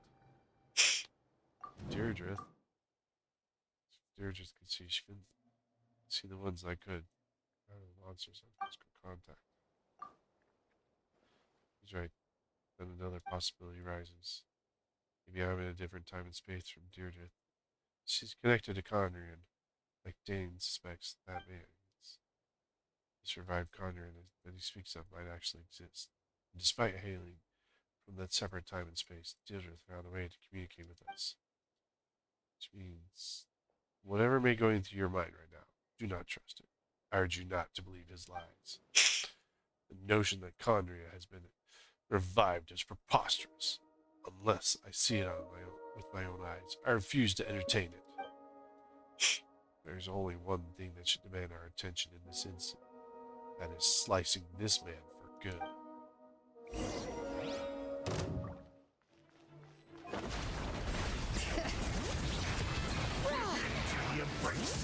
Let's go. Come in. Judgment!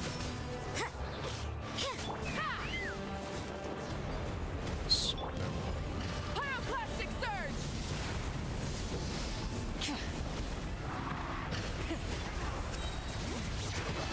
Letting praise names echo! Lights out. Fire in the hole! Take me up! My body is failing. Open fire! Hey, your bars can tell you. Get beat on. That should be all of them, right? So, we've destroyed the Abyss Order's headquarters in Natlan, but are you still thinking about what that guy said? You look really worried. Deirdre is the only potential lead we have. Maybe you should talk to her. I understand. You think she might be revived. Might be from the revived Conria, yes? Said my piece. I doubt Conria could be revived so easily.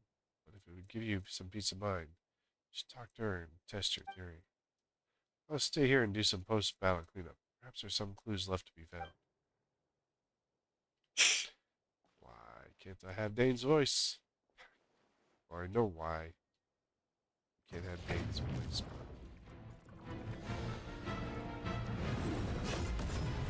Whoa. Oh. Your voice and attitude seemed familiar. My mistake. I should have just made sure you were dead earlier. Curse of immortality has struck you too then, Hayden. 500 years on, and you still refuse to address me as master. Don't forget, Dainsleif. You may be the renowned Twilight Sword, while my arm has grown too feeble to swing a blade. But I taught you everything you know about wielding a blade. Your arrogance mouse costs you all of my respect long Be ago. that as it may, under the circumstances, I see no further reason for us to fight. The curse of immortality means neither of us has a way to completely destroy the other.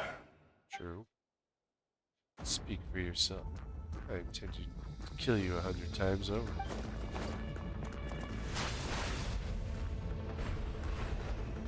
That sucks.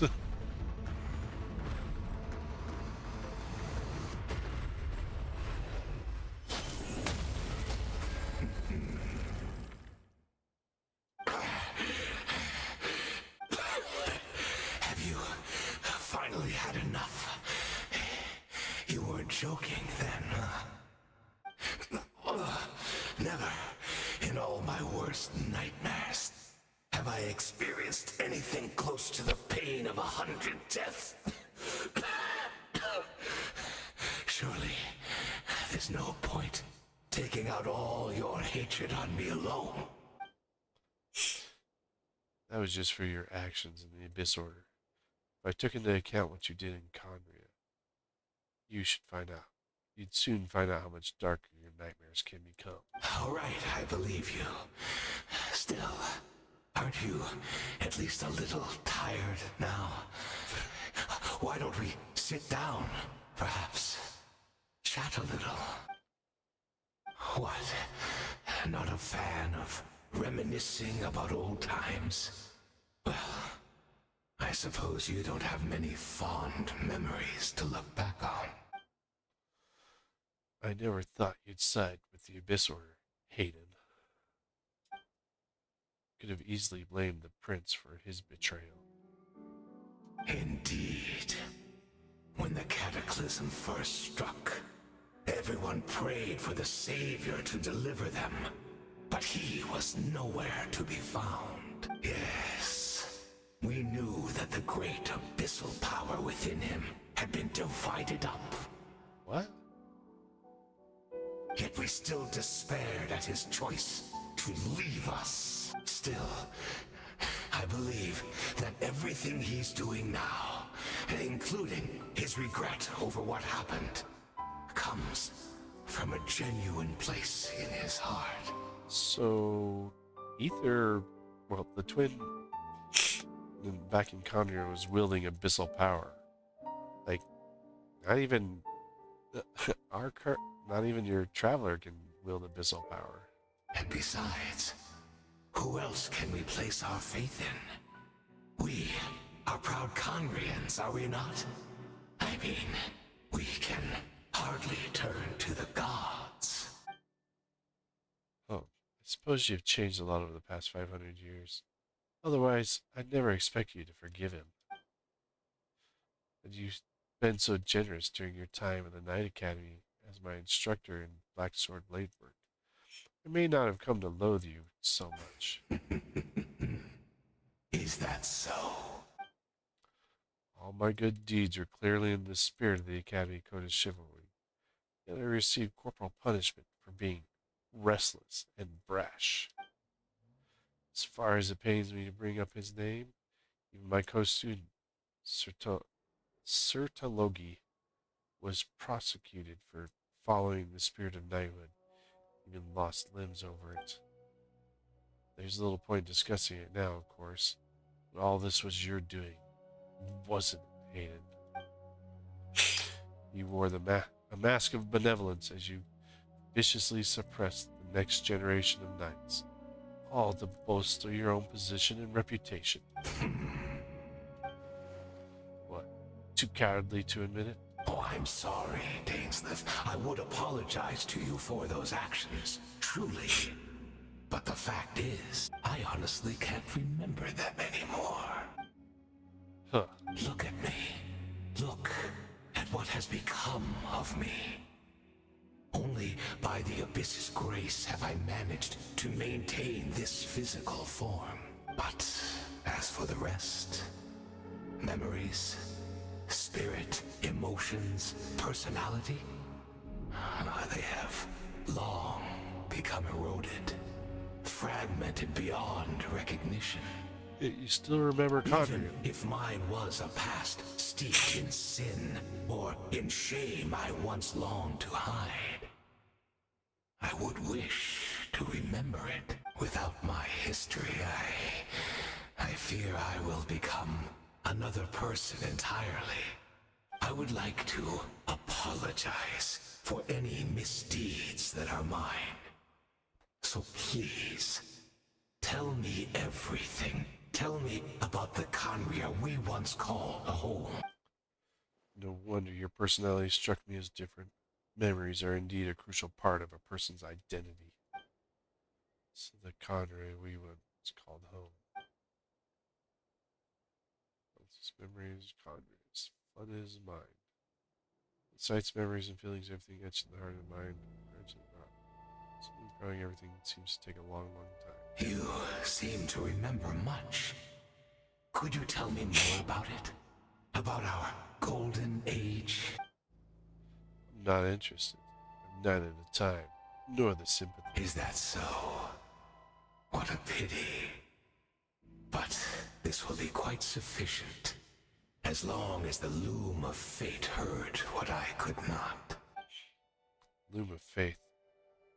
What have you done? Tell me. I'm afraid I owe you yet another apology, Dainslith. You were right. I lied to you earlier. Your wits are too sharp to be fooled by me. The homeland hasn't yet been revived. In fact, even the ley line weaving is not yet complete. Think of ley lines as the collection of memories concerning a given place. To reweave Conria's ley lines as they were 500 years ago, we would somehow need to retrieve almost all the memories of Conria from that age. Yeah, but that would be possible because most of them are not around. The loom of fate cannot weave without an abundant supply of memories. And so, we relied on everyone in the Abyss Order to provide what they could. Even though fragments are all that remain in most cases, the more we all share, the more that can be restored. So, the Loom of Fate is running as we speak. So-called meditation your members have been performing. Its purpose was to supply the Loom with memories, wasn't it? Indeed. We, a people in exile, stranded 500 years in the future, will weave our homeland anew and bring the nation of our dreams back into the real world. Ah, what a glorious undertaking. What a shame it had to take this long. After 500 years, most of our memories have faded, and a world woven from broken memories shall itself be broken. So that's where I'm supposed to come in. You look for assistance from your mortal enemy, who's sworn to hunt you down. Precisely. For you possess a ring left to you by your elder brother, which continuously resets your body's condition. Of course, your memories are susceptible to erosion just like ours. But of all Conrians who remain, you are sure to remember the most. We had to obtain the memories in your mind, whatever the price. Even if it meant sacrificing our entire army as bait. So this was your true goal, to lure me here. guide me into a state of meditation, access my memories, so be it. Feel my fading memories of your entire army. That strikes me as a fair trade. I appreciate your generosity. You're gambling everything you have on the loom of fate. This should be a costly mistake for you in the long run. Perhaps. But that is the gamble our Highness has chosen to make. And thanks to you, the loom of fate has now finished weaving the ley lines. New Conria is complete! Enough about your beloved leader. You said you would pay any price for my memories, did you not? In that case, be prepared to be slain another 100 times for your deception. I hope it was worth it. Boy.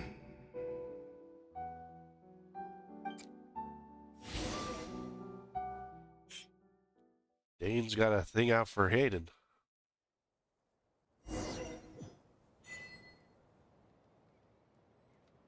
Go back to the party.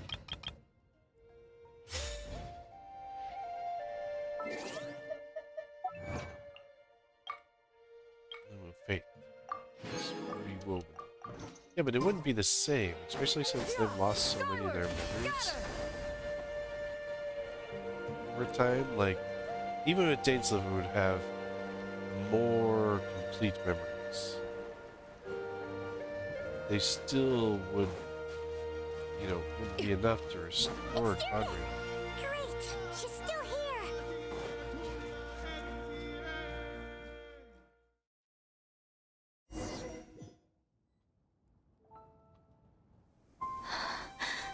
Well, cutscene time. Bearded, are you okay? Did something happen?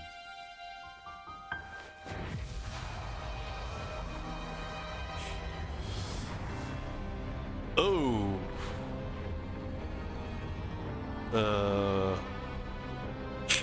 Ether, what are you up to?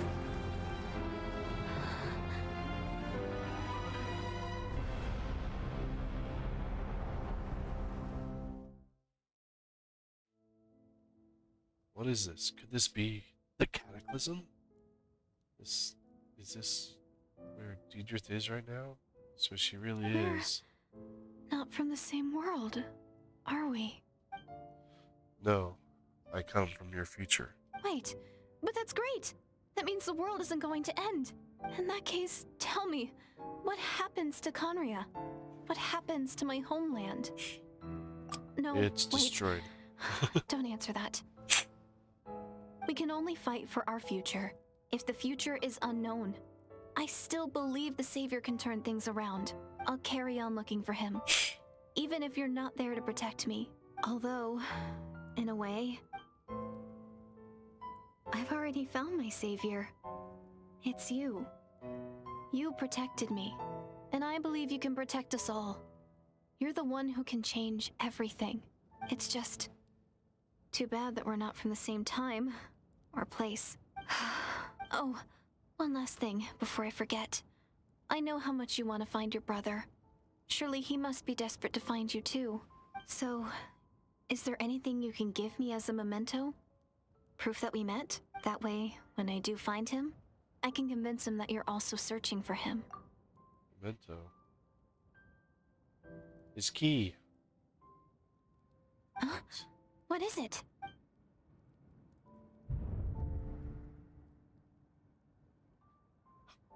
She is a hilly churl.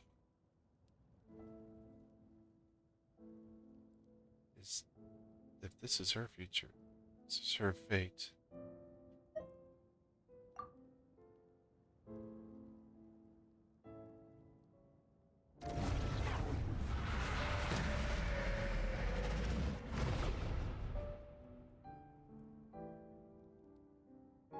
Then she received the key from Ether.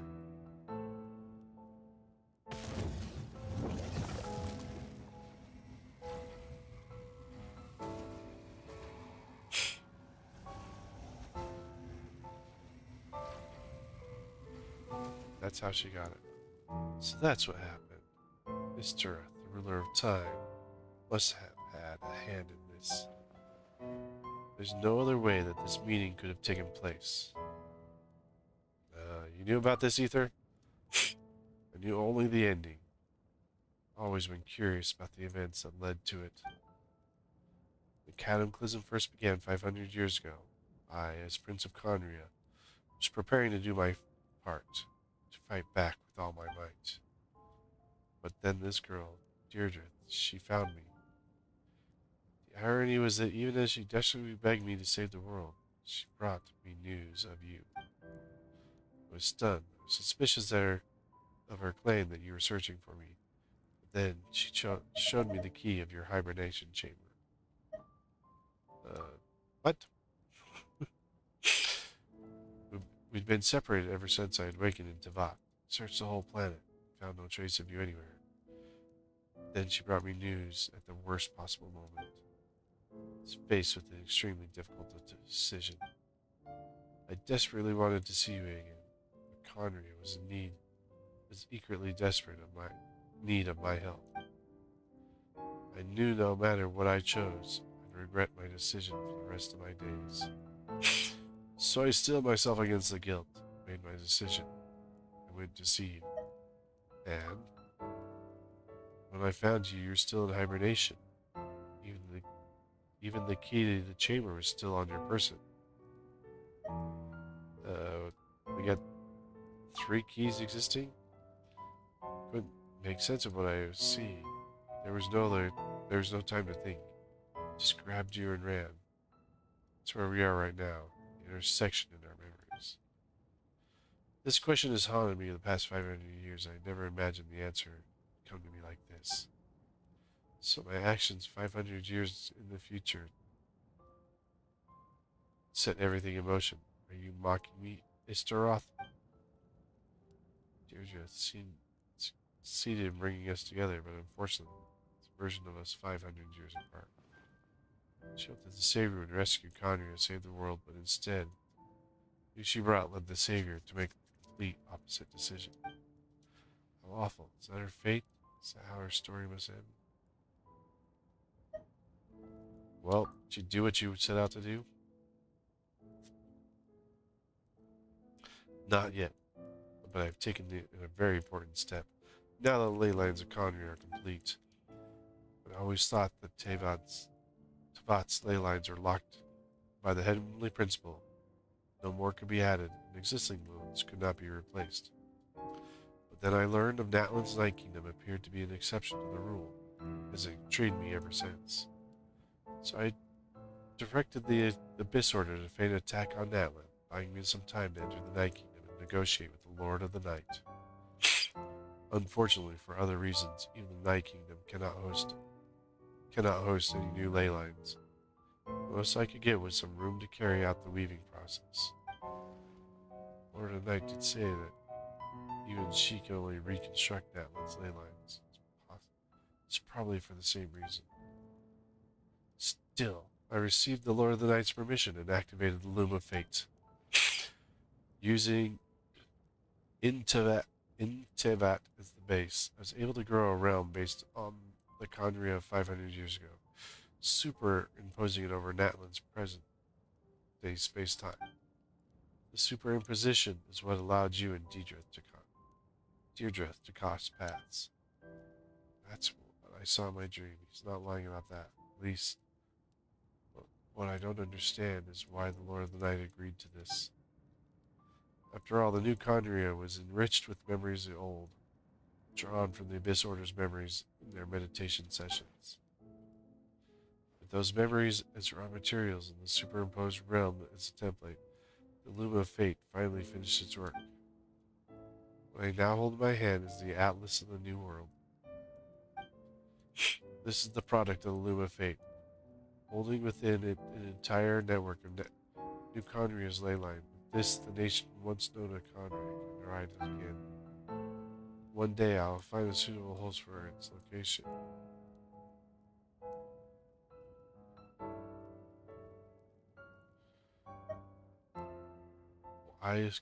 reviving Conry is so important to you. Are you just feeling guilty there, boy? When I first arrived in Conry 500 years ago, my memory was completely blank. It's only after I'd served as their prince for many years I slowly began to remember everything, including you. You lost your memories? But recovering old memories didn't simply erase the part of my life I spent in Condria. I still see it as my second home. This is why my guilt weighs so heavily on me. But even so, it only constitutes part of my motive. More importantly, if I wish to speak with the heavenly principles as an equal, I will need the might of an entire world behind me. Yeah, you ain't getting that, buddy. Now, on the other hand,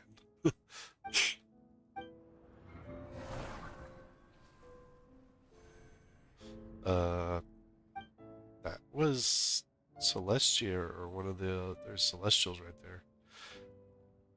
I know you always want to change fate. We both do. But this time, I won't let you succeed. I cannot miss the chance to reunite with you 500 years in the past. No matter what.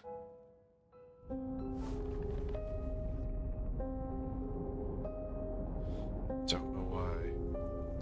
The way you're talking doesn't sound like you at all. Either. This whole thing, your plan. What does it have to do with us?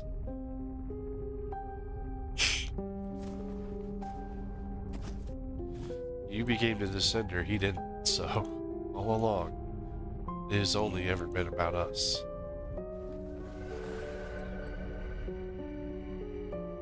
Goodbye, Lumine. We will begin anew at the end of your journey.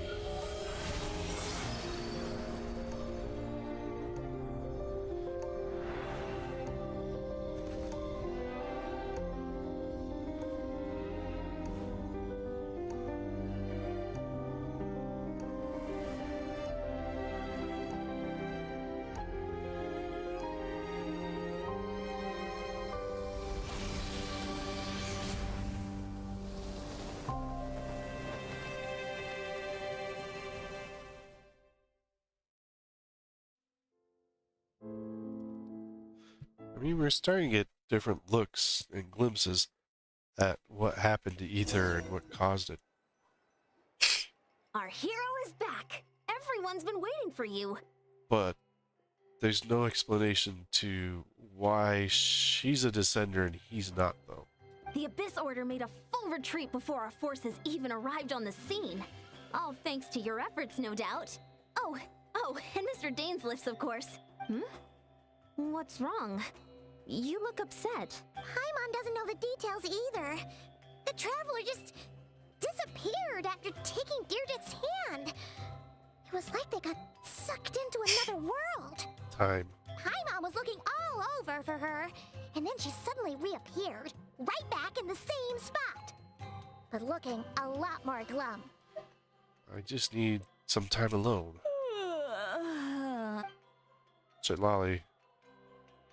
Oh, she got an energy drink and she's on her pillow. I think I got the gist of what happened. Something to do with your brother? I spoke with the Lord of the Night in a dream just now, and learned quite a lot. Huh? You met your brother? We had a long talk. And you didn't think to tell Paimon right away? Well, It didn't never involve you, mind. Paimon. Paimon can see that you're pretty down right now. But let's go over everything later, alright? No. What your brother accomplished? It all but defies comprehension. I was stunned when I heard about it too. But what surprised me the most was that the Lord of the Night actually chose to allow it. I never expected that The either. Lord of the Night did try to explain it to me, but in a word, it's complicated. During the war with the Abyss, Mawika had an argument with the captain. Mawika believed that we should fight to protect our culture and memories. while the captain believed the preservation of the ley lines should come before all else. So, the Lord of the Night was very intrigued when presented with the Loom of Fate, and informed of its ability to weave ley lines. She saw your brother's actions as a potential third option, namely to preserve an entire nation in the form of an atlas. Preserve a nation? You've definitely lost me now. Reserve the memories of a nation. You're not the only one. Paimon's got no idea what's going on either. With that in mind, the Lord of the Night gave the go-ahead once she was satisfied that the Loom of Fate wouldn't have any real effect on Natlan. However, I believe she imposed an additional condition of her own. An additional condition? Did she ask for something in return? No idea. She wouldn't tell me what it was. Huh.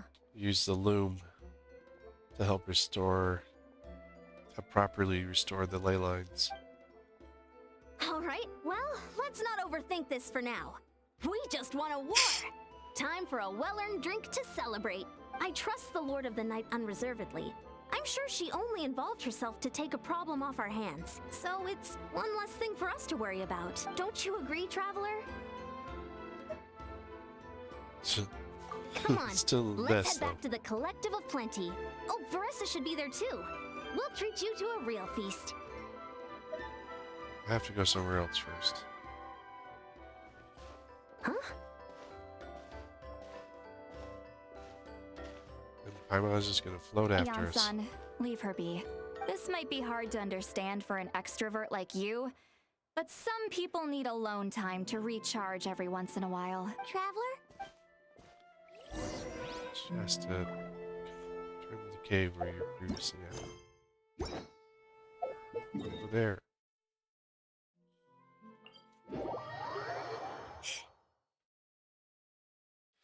Because the fact that, like, the hilly trolls are derived from the Conrians. The hilly troll we met at the beginning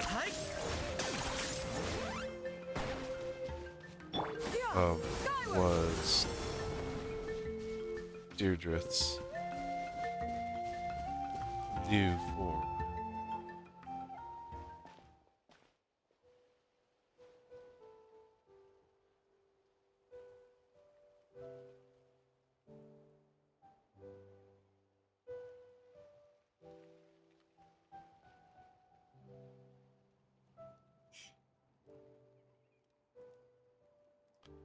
That's why the hilly troll just ran off. Or you know it, you're falling asleep, drowning in a myriad of thoughts. Faintly sense what feels like someone clasping your hand. This time, it sends you into deep sleep, the sweet dream, where sweet dream awaits. We're not getting to see what the dream was? That's mean.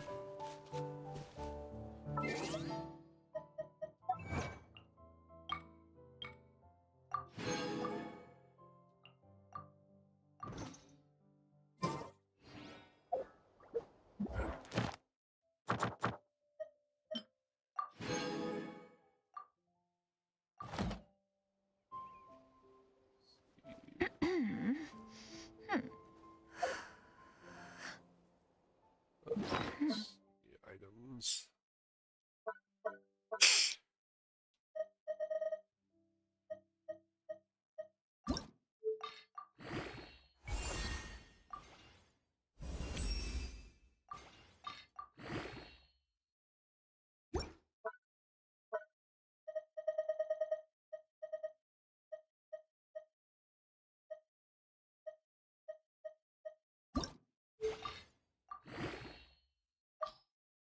Oh, we got none of these.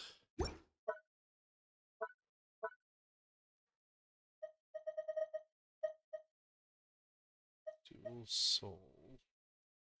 Oh, Sino especially. Sino.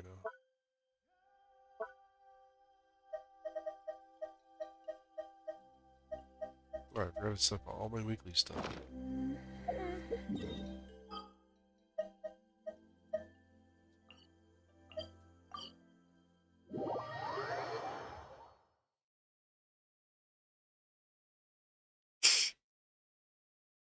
Like, if you do...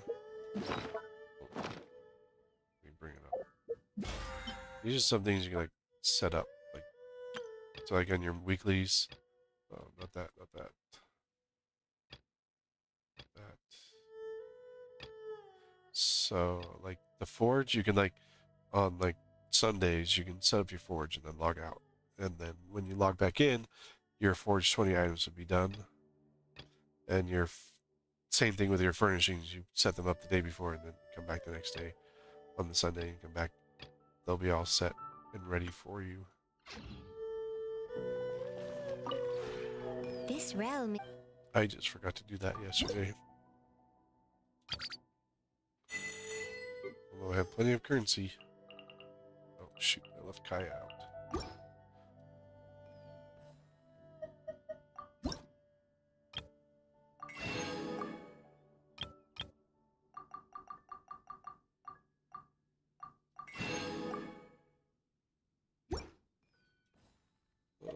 Create furnishings.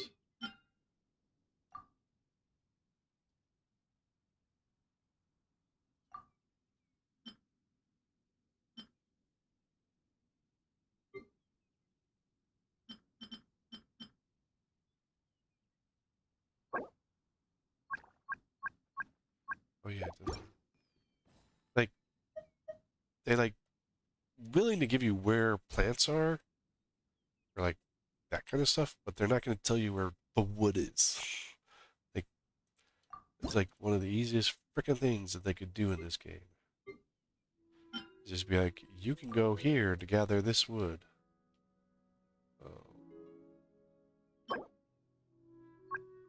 But you can convert all you want. Now we go look at stupid map.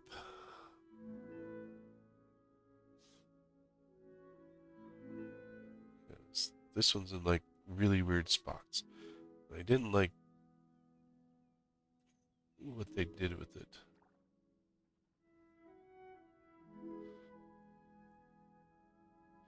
Like it wasn't like an easily found one.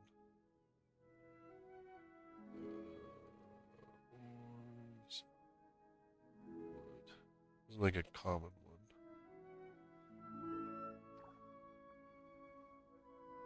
It's only... That's kind of trash.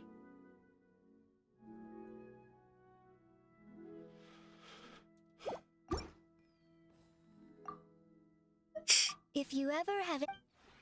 Like, I feel like compared to the other regions, Tavat was not as well. Not Tavat, Natland. Natland was not as well set up as the other ones. Because like it's a bit easier to find like a lot of the like for some reason like you can find the flambau wood everywhere, but in Natland most of its furniture and stuff don't require that wood. Like the most abundant wood in the game, in the area, and it doesn't use it. It uses the more rare woods. I think that's just kind of stupid on their part. Let's... I want...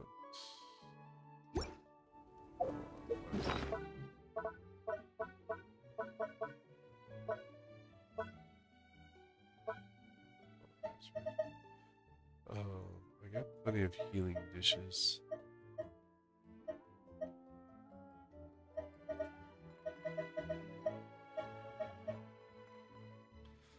4 plus 2, 6, 9, 11, 12, 22. Not low on those now. 2 other dishes we can cook.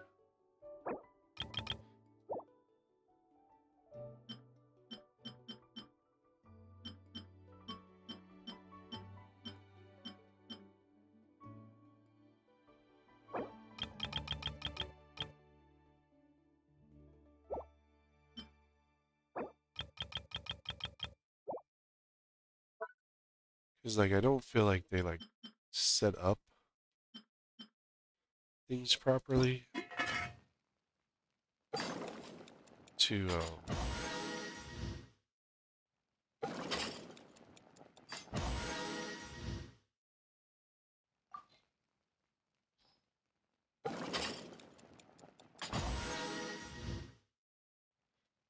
really like, for like the furnishings and stuff like that.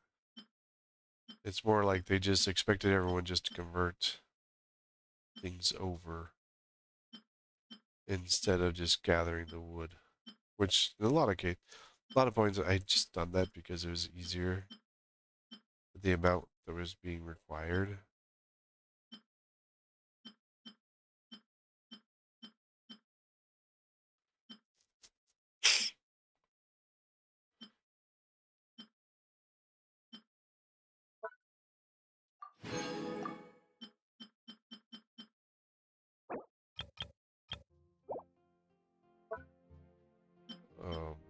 I feel like with the amount being required, it just didn't like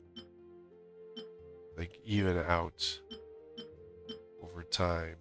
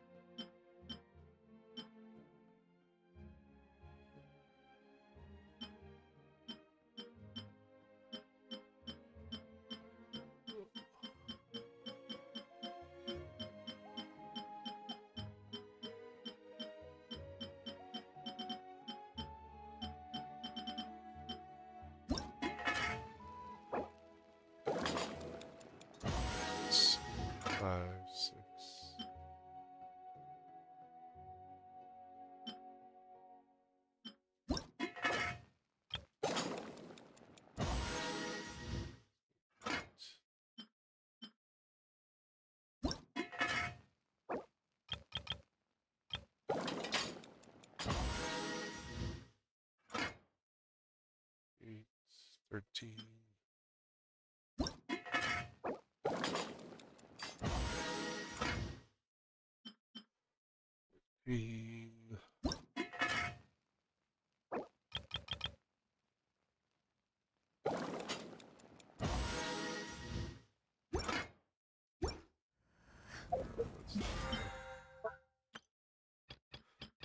My shirt.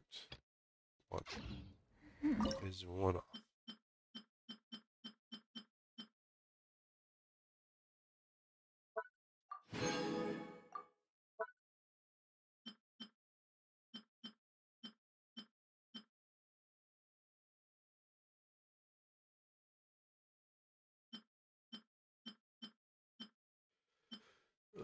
Let's see. We'll just do samosa.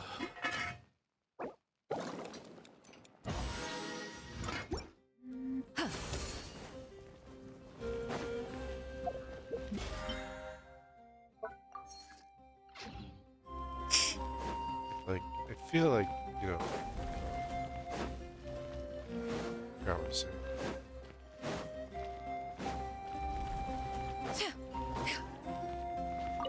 This might be the other thing that annoyed me. This should have opened up.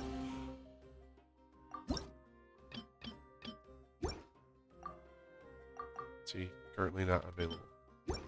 Like, we're not gonna get that until 5.8 for some reason. We should have got that.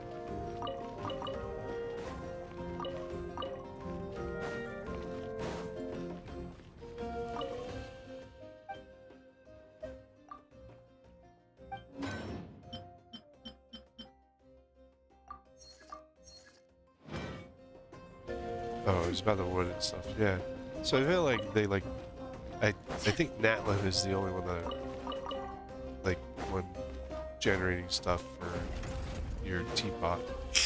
But I feel like the wood-wise, is they, you know, it didn't. It seemed like they wanted more people to convert the wood than actually, you know, be able to pick it up easily.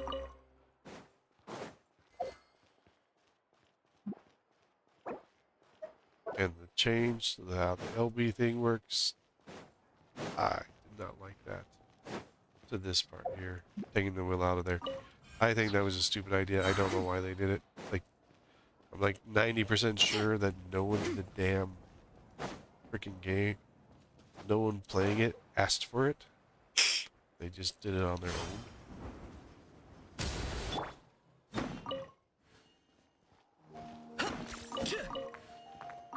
Oh, the screen's too cluttered. Like, I could see, like, if you said, hey, due to clutter on the screen from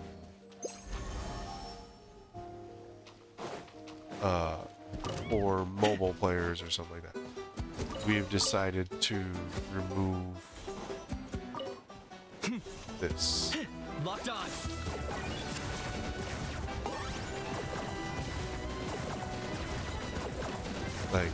Like it was just, hey, we took this off. Let's light it up! Yeah, skyward! Make way for the attack! Illusion shattered! Teamwork is dreamwork! I think if it had been like, hey, we did this for our mobile players. Off we go! To help them out a little bit more. I think it would have been Adventure time! better. But it was never explained. It was just, hey, we took this away.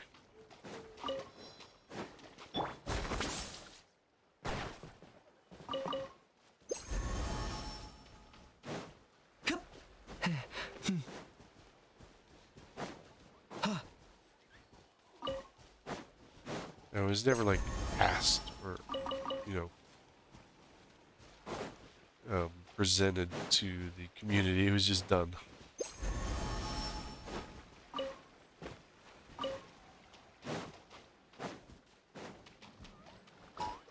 Like, I think a large change like that should be done through the community.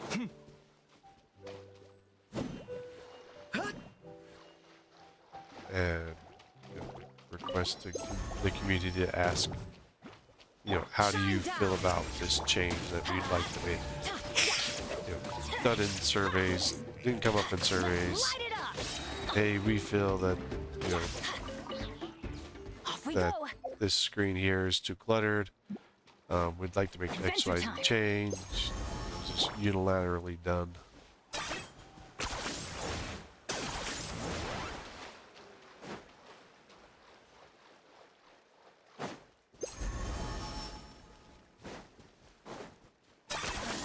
You really are a one-trick pony, you know. It's a good trick.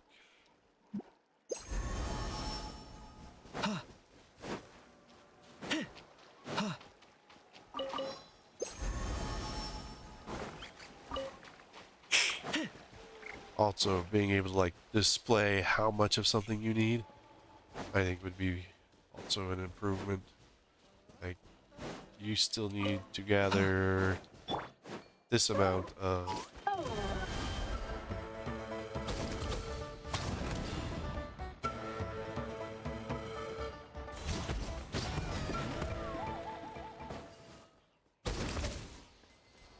you still need to gather this amount of wood for your teapot, you know, for the items you want to generate for your teapot. I think that'd be something like, because like they'll do it for character upgrades, but like that's not the main. That's not a thing, and a lot of people do focus a lot of. There's quite a few people that do teapot stuff, and there's always This realm is the fact that you know, if you ever have it. our feather clan. So of getting the special outdoor sets to do them.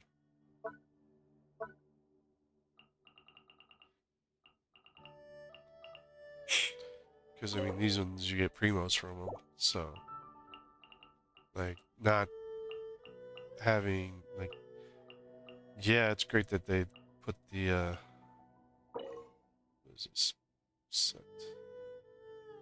I think I already did that set. Canopy Duty, Firefly,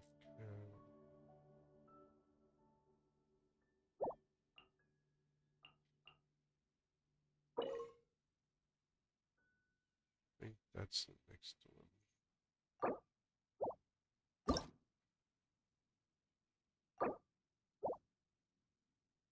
Firefly's Conquest.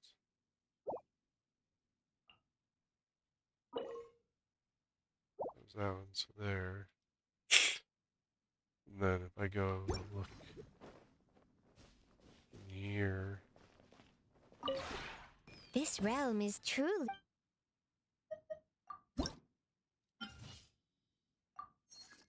I was able to add all of that one in.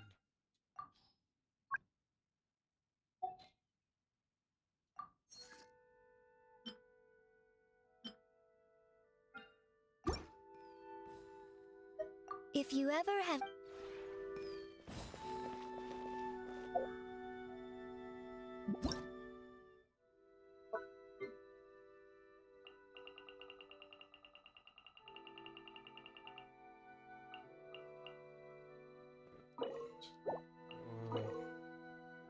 That one are partially being created.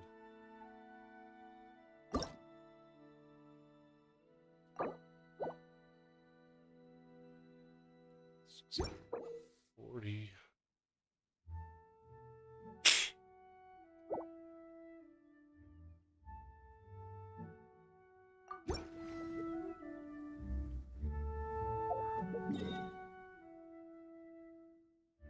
Half hour.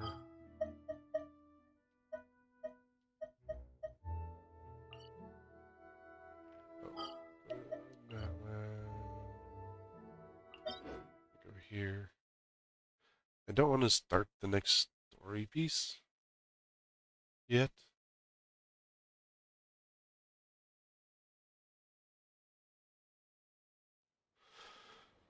Because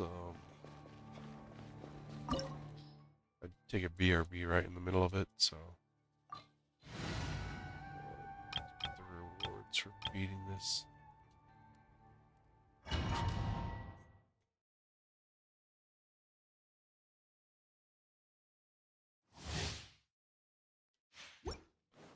I pray you will find peace in death! You can't run! Let the mountain's veins boil! Punish me! Light of the blazing sun! I'm What? You chose to fight, and now you shall rest in peace. I don't know, just You are loyal to the wrong master.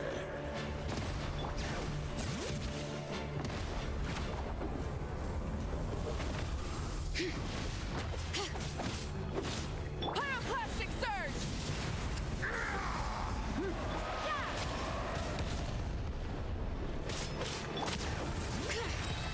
Let engraved names echo!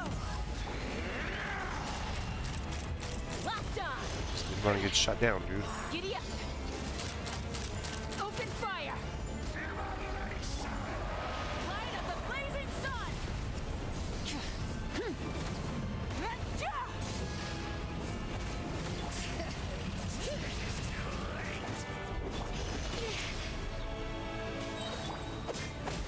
Shiver! Hear the echoes of the valley! Pyroclastic surge!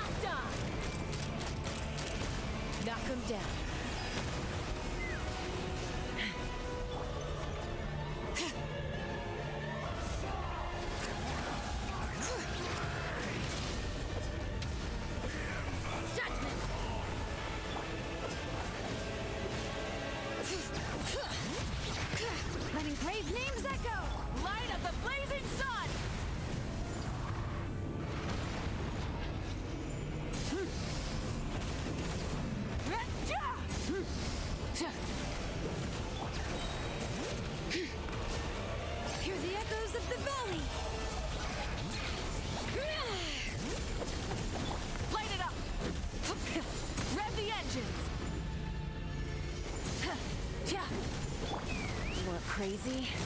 I'll show you crazy.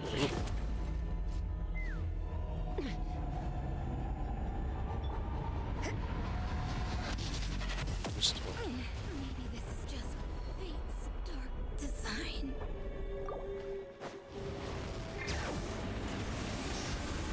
Let the mountain's veins boil! Wrath from the sky! Hold on to your hats. Let's fly! Let's do that.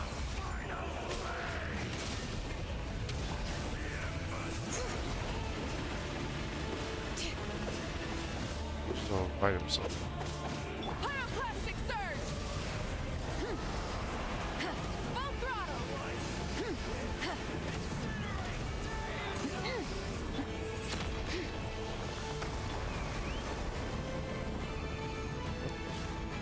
Stopped her.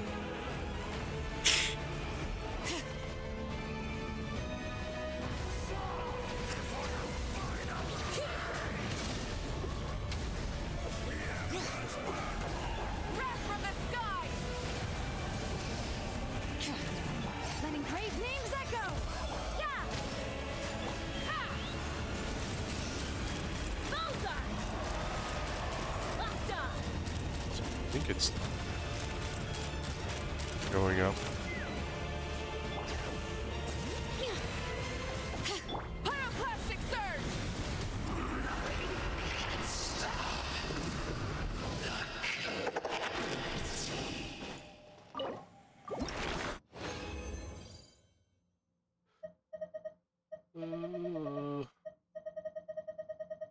Meh. Not great rewards.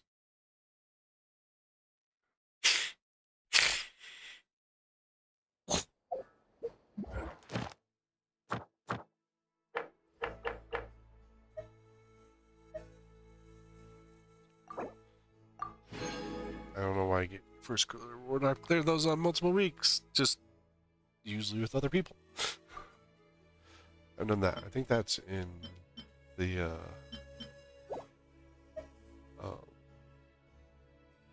Skirk story. Where is it?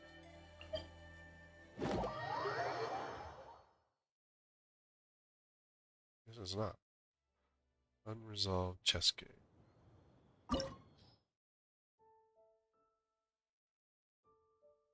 Ice Hydro. I got a team for that.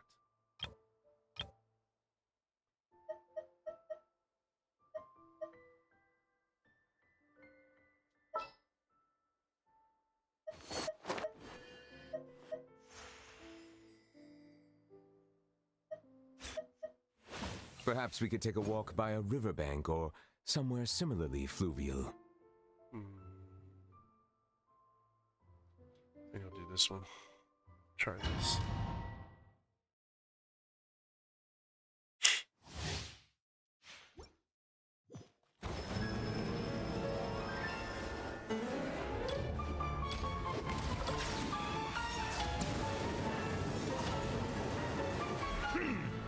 Be sanctified.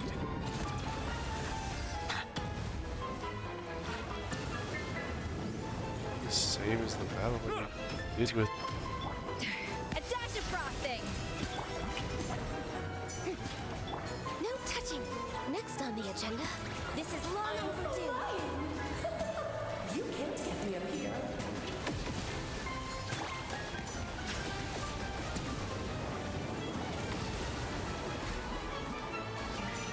Let the world collide! Yoo-hoo! A little amuse-bouche! Huh. The pinnacle of excellence!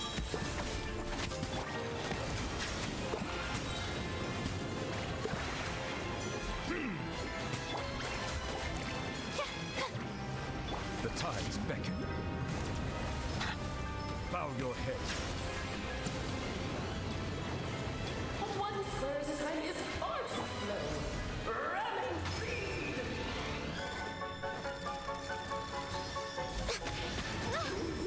Hey, I got out of the way. Off to the freezer! Shower me with praise!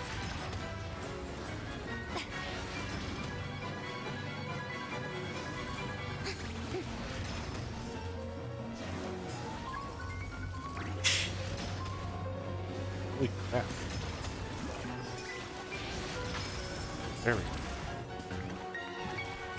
Settle down. King and Queen should present a united front. Yoo-hoo! Let my name echo in A dash of frosting! Access denied.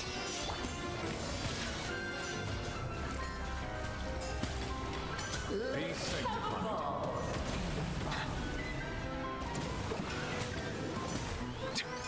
No touching. All hail. Healthy. The show begins.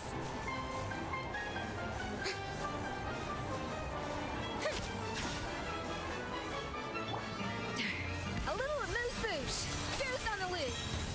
Yeah! Yeah! Good hit. Yeah! Yeah! That shouldn't be the end of that.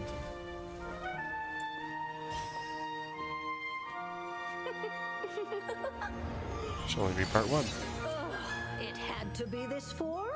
A toy really doesn't suit me. Let's Well see, done. Alice. But this isn't over.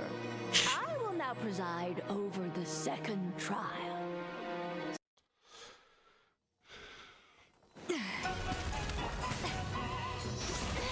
Stop! Born of ice and frost. Silence. Time to shine. Oh, this is all getting rather dreary. Allow me, my darling. Glaze over. Ow! Let the mighty be humble, toasty.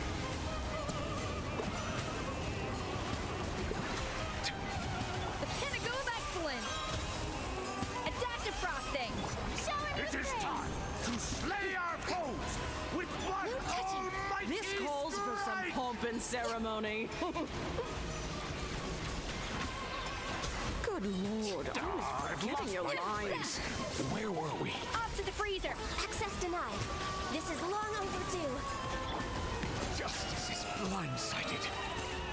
The symphony of cannon fire! One blast is quite enough. The tides beckon.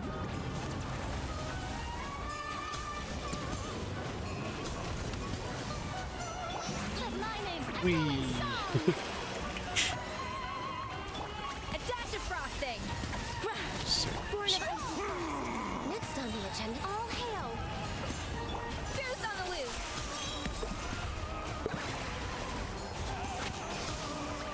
Settle down. Oh, this is all getting rather dreary. Allow me, my darling. Let the mighty be humble. Ow! A little too toasty. Toasty. No such thing as too toasty. Return to form! Strike a pose. Access denied. Oh no! Sorry, my dear. Silence. Blundering oaf! You're ruining the show! Let the world collide. Okay.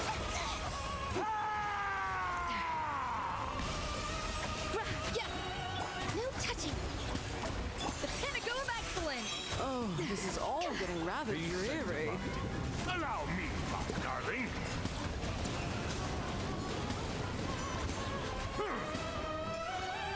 Glaze over.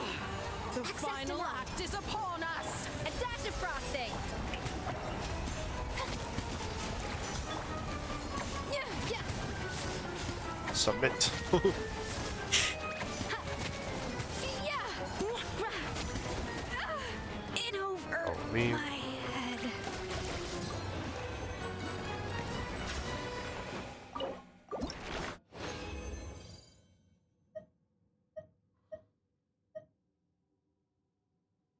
I think it's only for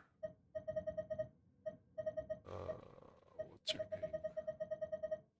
Skirt. Right now.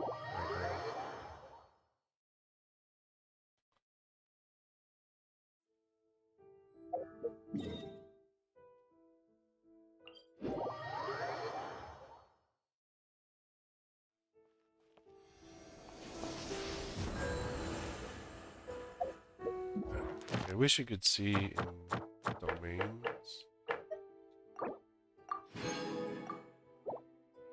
Like, you could go on this and it tell you who they're used. Like in a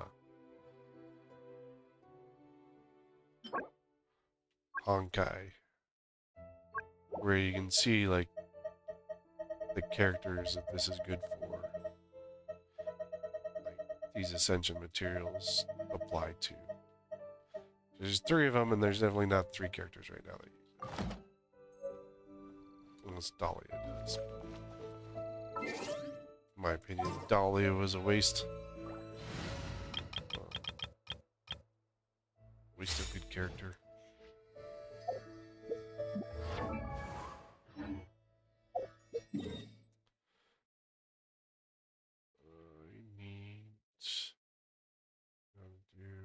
I need the 3rd one. I don't know who needs what.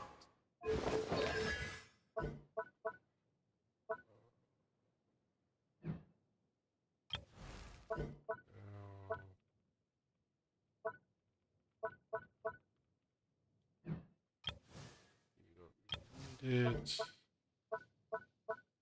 Oh, Senor. That's who I need to go see. Oh look, Kamisato's there. About freaking time. Like, I don't even want to go talk to Hazo. The antidotes, because his sucked.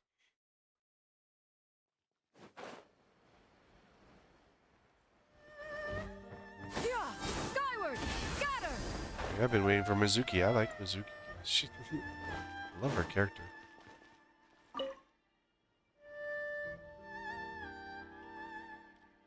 Ayato.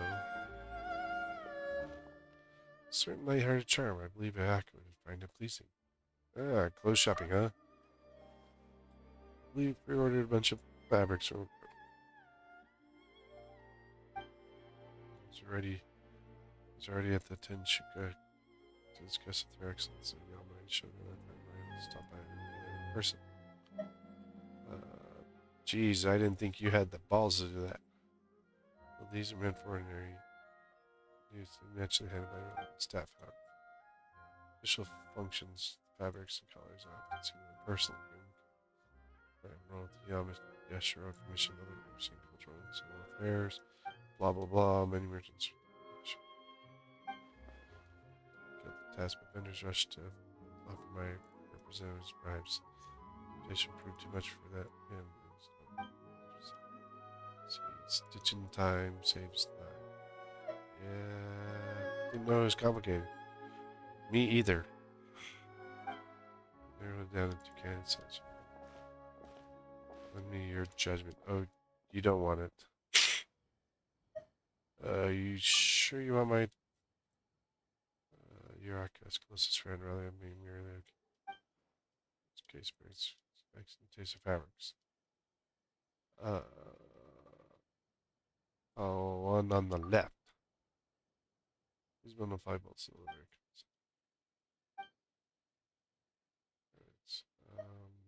Hope your closeout turned out great. Until our next meeting.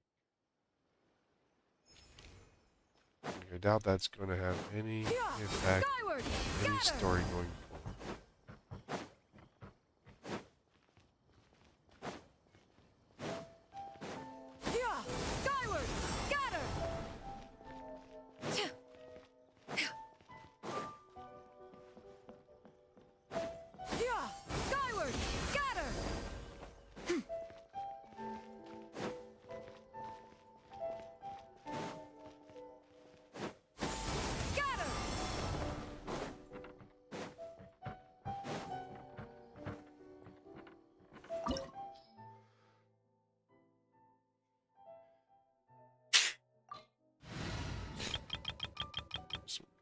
To this team.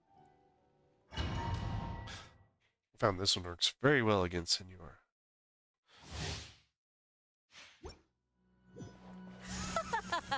You're trembling. Is it the cold or just cowardice? I got something to warm you up.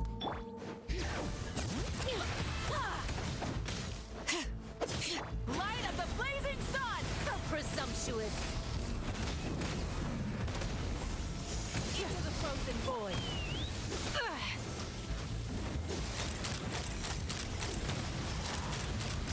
Bullseye!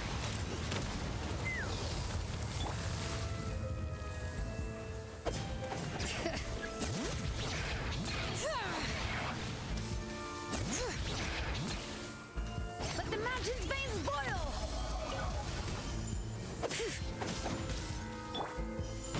Burn it down! Full throttle! Wrath from the sky!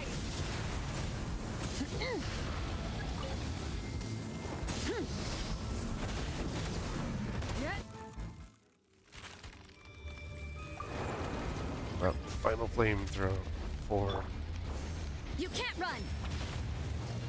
Let's fly! Bullseye! Locked on! Bullseye! Fire in the hole! Bring it! Yeah! Light up the blazing sun! Full throttle!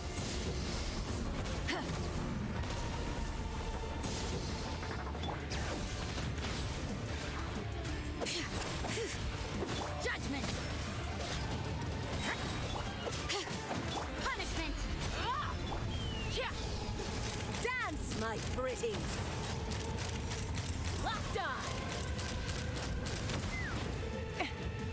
Hear the echoes of the valley! You can't run! she did. She ran away. I never asked for redemption. She ran away.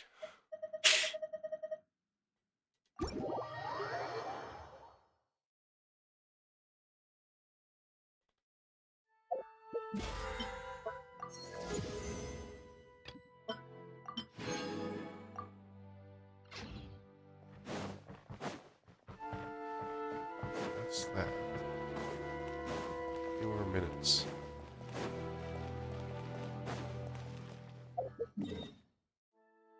Let's see. Like I said, I didn't like his story. So I don't like pursue his. It has been sitting there for like 2 days now.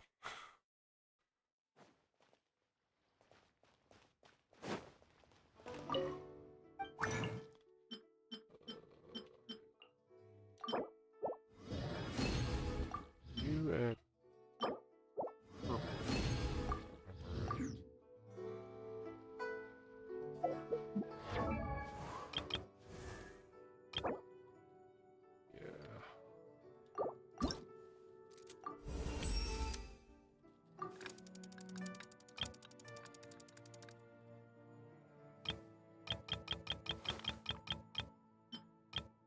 and then I need you.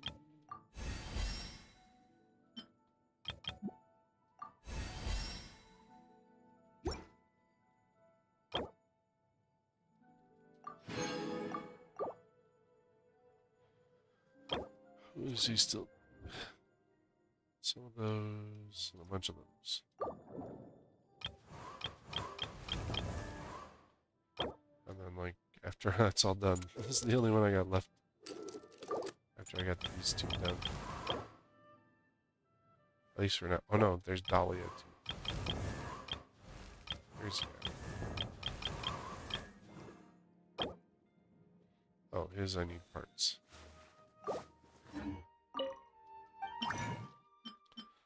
Water is blue.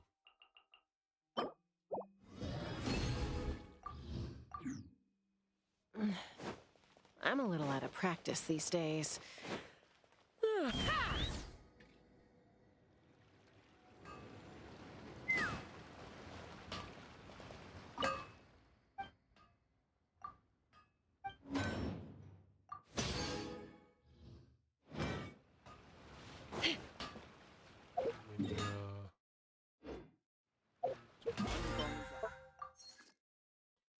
And, 60. It's like 2.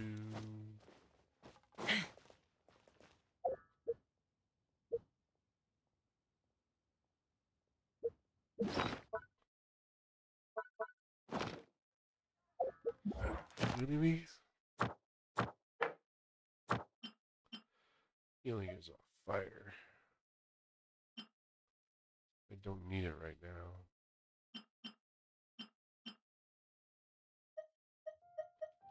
Healing is water.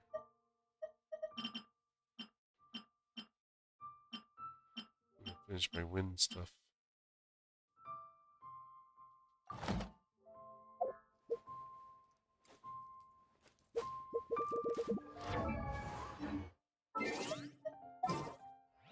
Actually, no. Let's change the party.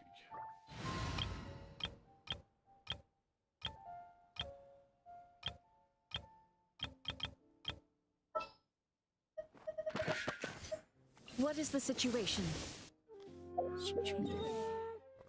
Boy, I'd have lost my...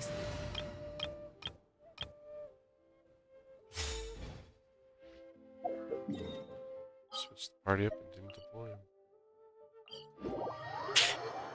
Ugh.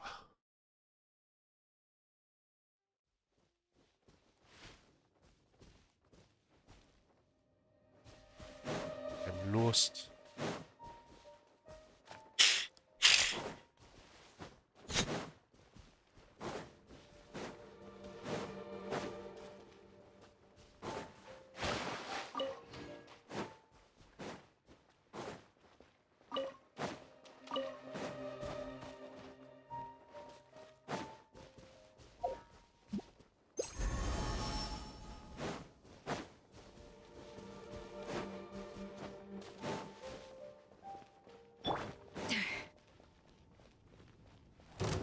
A little amuse-bouche!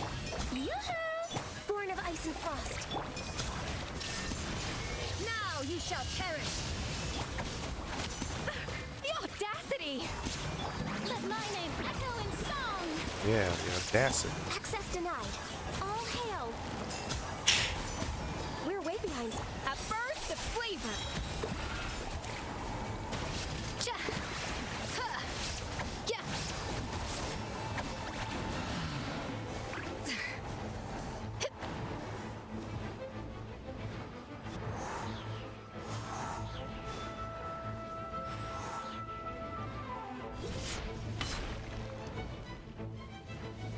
Off to the freezer! Shower me with praise! Illusion shattered! Torn to oblivion! Born of ice and frost.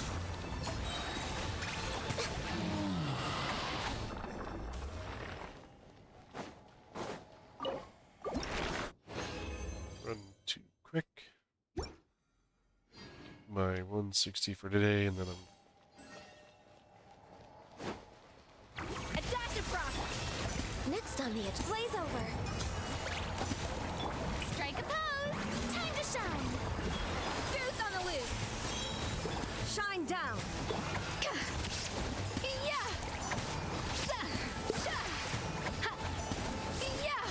that was quick, man. That was much better.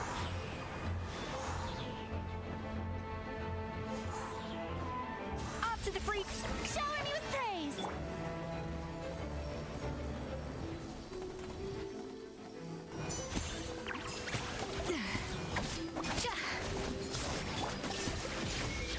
Access denied. Adaptive frosting. Adaptive frosting. Does that mean the frosting changes? Or does it mean that you change the way that you're frosting for it?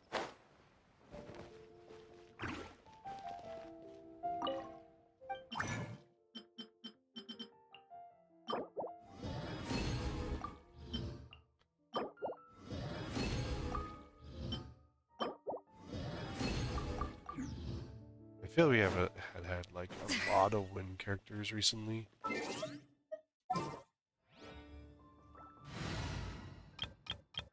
Or at least I've gotten a lot of wind characters recently. Because like I had Shenyun.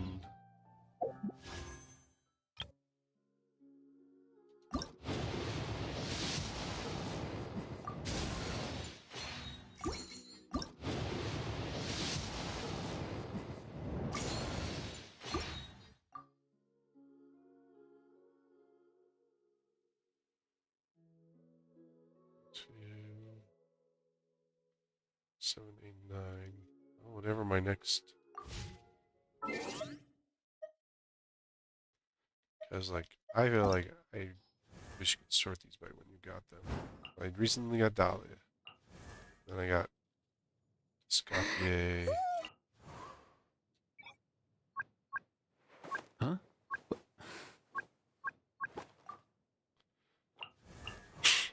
And then I had Mizuki, Chaska, and Shenyun. I think I got Chaska before I got Shenyun. Shenyun, Mizuki, Ifa. And I still had my Farzan not leveled. Like, I feel we got more wins recently, but this might be the order that they recently came out in. Yeah, so like ice. Oh, we got double ice. Triple if you count it lolly. Like since the start of Natlan, we've only gotten 2 water characters. 1 Dendro. 2 Geos.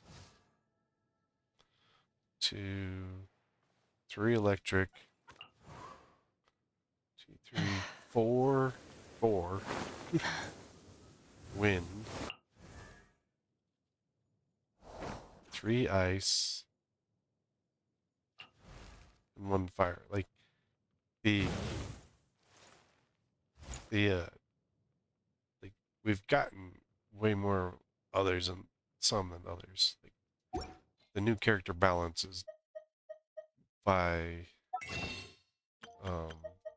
element is way off.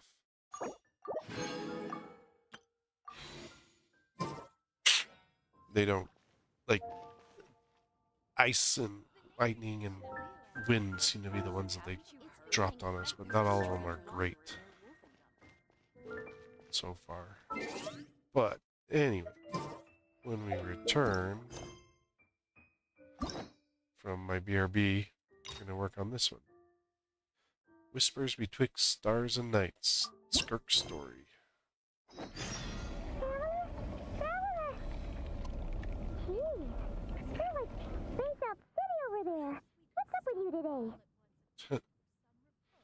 Why Paimon's voice sounds You far away? feeling okay?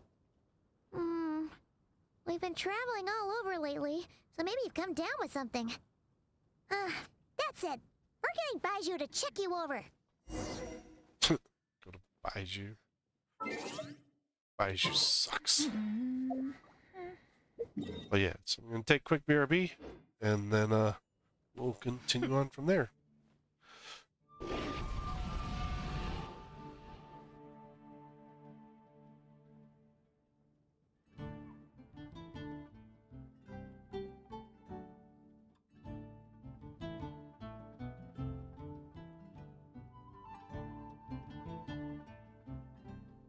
The secrets of the mechanical arts are too profound to convey in a few simple words. Oh, but why must the listener grow weary whenever I begin to divulge them?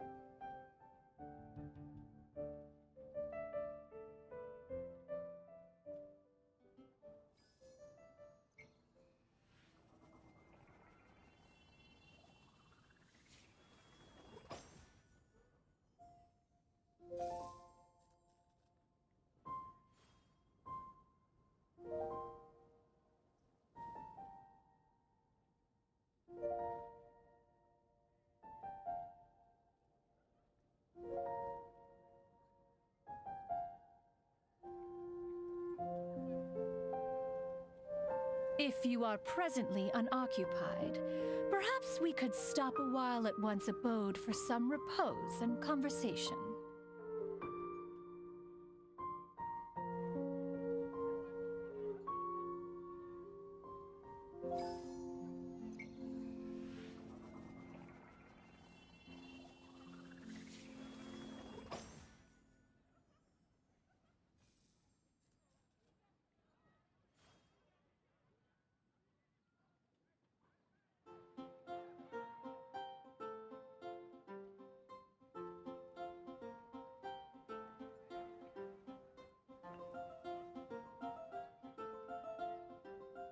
The secrets of the mechanical arts are too profound to convey in a few simple words. Oh, but why must the listener grow weary whenever I begin to divulge them?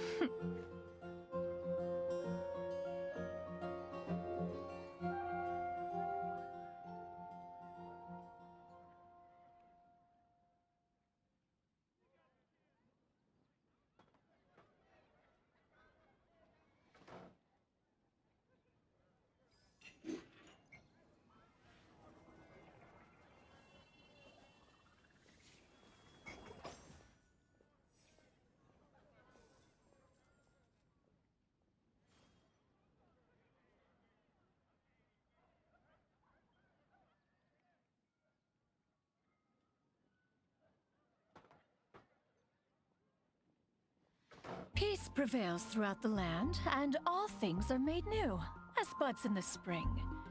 This is an auspicious era for humanity.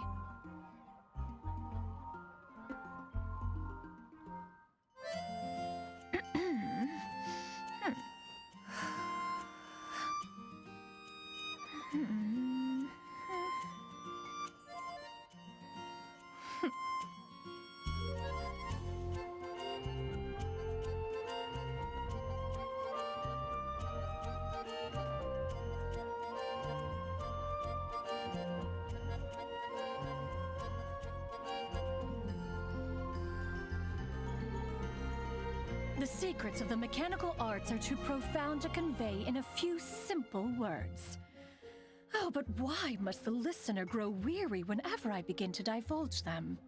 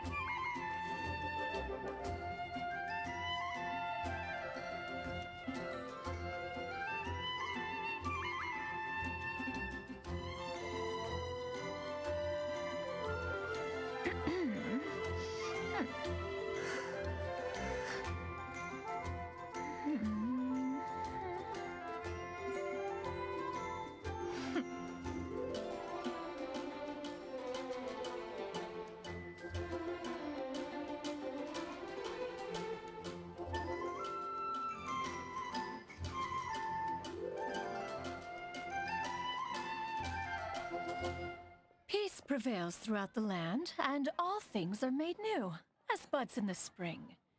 This is an auspicious era for humanity.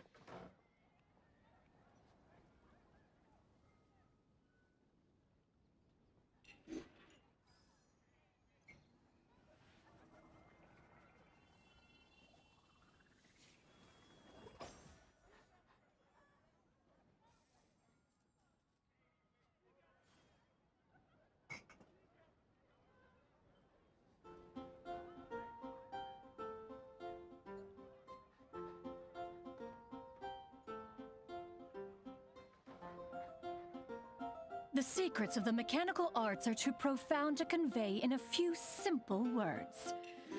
Oh, but why must the listener grow weary whenever I begin to divulge them?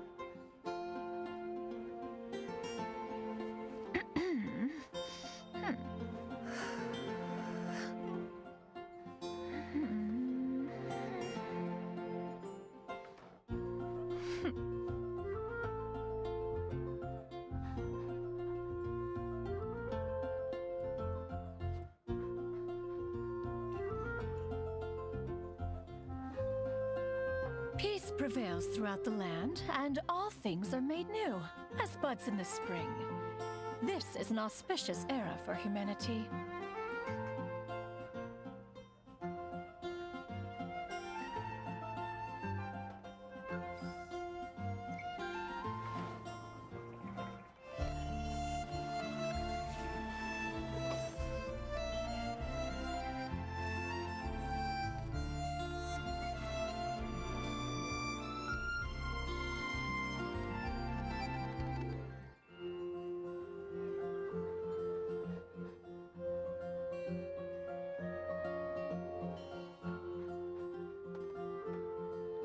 The secrets of the mechanical arts are too profound to convey in a few simple words. Oh, but why must the listener grow weary whenever I begin to divulge them?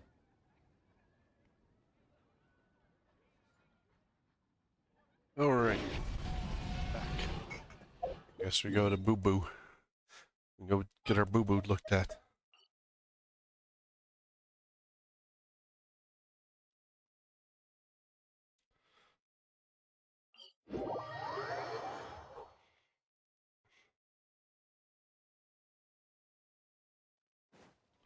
Yeah! Skyward! Scatter!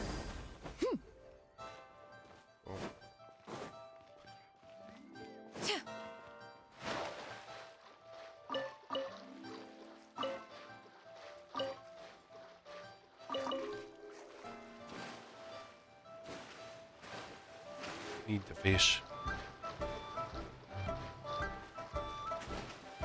There's a point where I was coming here all the time. Like every couple days. To collect fish.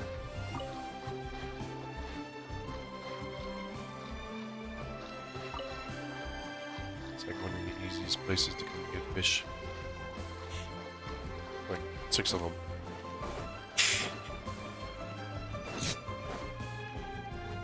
Oh. Baiju wasn't in his shop. Oh, you're looking for Dr. Baiju. He's resting today, but he said to send any patients to the back room.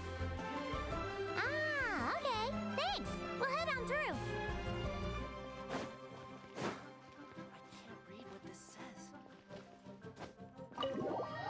Enter the back room.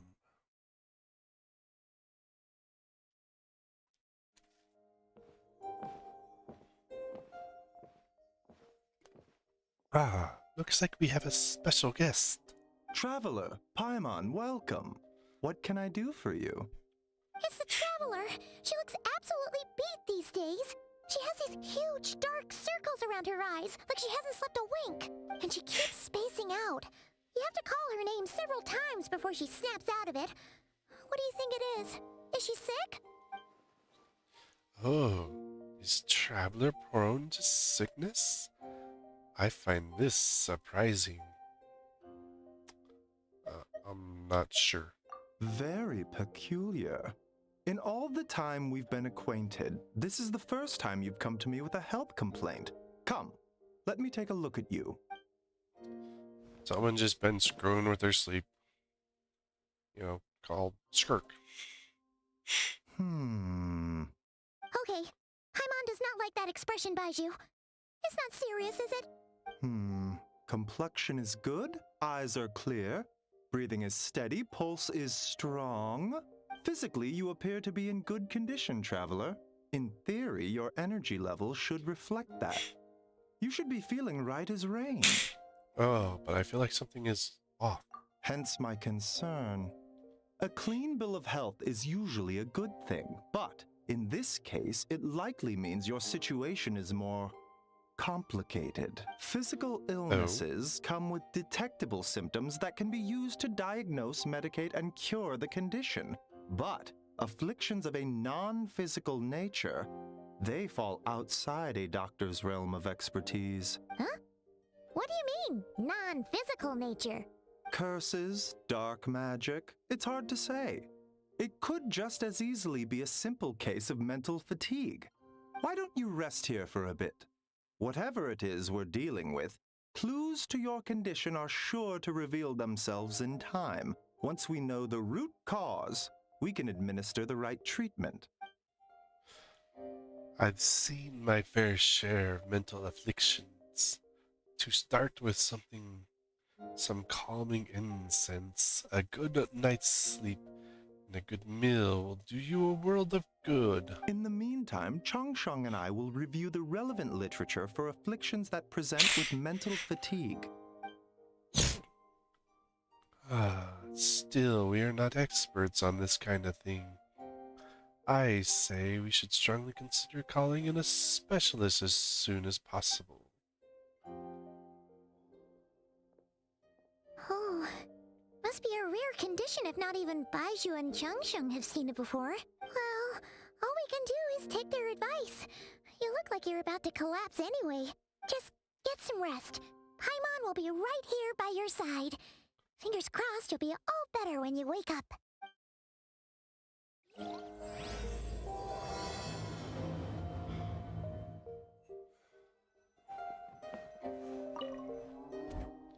You don't need no stinking rest. Oh, Paimon's going to sleep too. Paimon will be right here taking care of you. Yeah, Paimon, what? You're useless. Where am I? There's a thick fog covering my field of vision. This feels more real than a dream, but too chilling to be real life. My breath freezes in my throat before I can even exhale it. Feels like my soul's been wrenched from my body and thrust into a strange, unfamiliar space. Whichever direction I look in, there's no end in sight. Worse than that, I think there's something in the fog, following, like a shadow. This is a dream. How long till I wake up?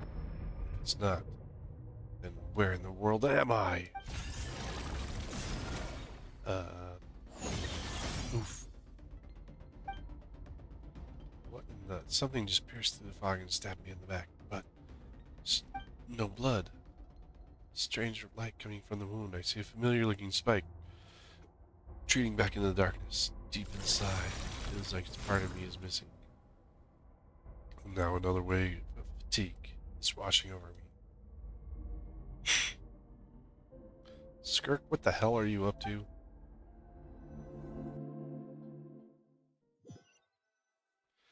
Because it looks like the place that Skirk was there. Traveler! Rise and shine! Time to wake up! For once, you're making Paimon look like an early riser. It's already afternoon. Hopefully all that sleep did you some good. Feeling any better?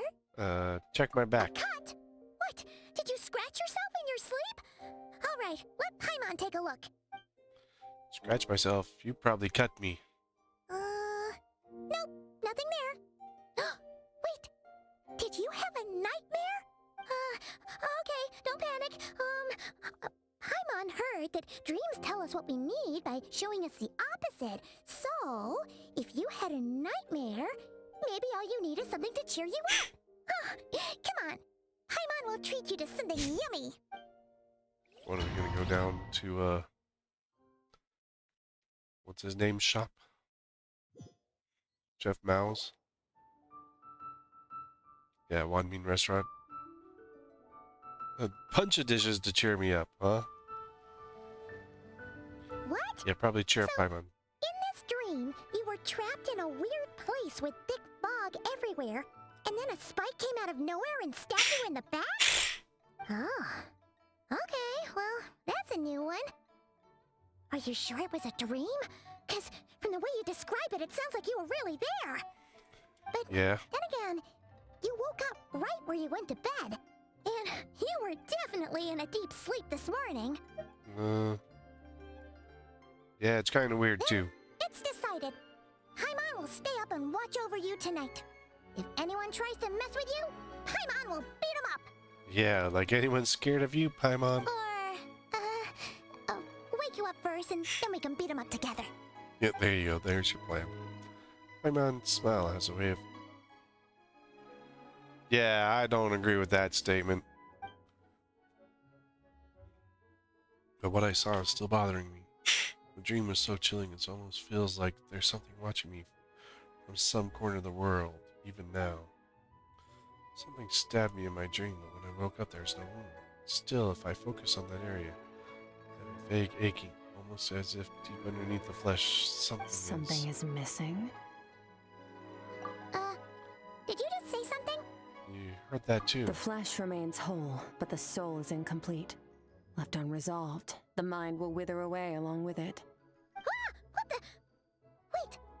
Paimon remembers you! Skork? Your child's master! Skirk. Right. What are you doing here? The last time we saw you was at the Primordial Tea in Fontaine, right? But then we left and never learned where you went after that. Child's been looking everywhere for you, by the way. What brings you to Wanmean Restaurant of all places? You came here looking for us? And were you the one behind that hocus pocus just now? Tell me, what is it that you saw? Tight-lipped, huh? I suppose that's fair. You, I'll take a glass of wine. Hmm? Oh, of course. Coming right up. We make this one in-house. It's not too strong. Enjoy. Chef Mao, I'll take a grilled tigerfish over here. Coming right up. If I knew we'd be this busy, I wouldn't have approved Shenhe's vacation.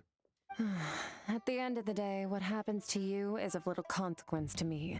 I'm not here to try and win you over. Trust me or not, the choice is yours. Okay. If you want my help, now's the time to speak up. You have until I finish my drink. So what do you know about what's going on? I was investigating an abyssal disturbance in the area and happened to notice you. Part of your soul is damaged, and the wound bears traces of abyssal corrosion. Need I say more? Neither of those things sound good. Skirk seems to know something, but given what I've seen of her strength, I bet she can tell what happened to me. Don't know what her goal is, but at the moment, I don't think she has bad intentions.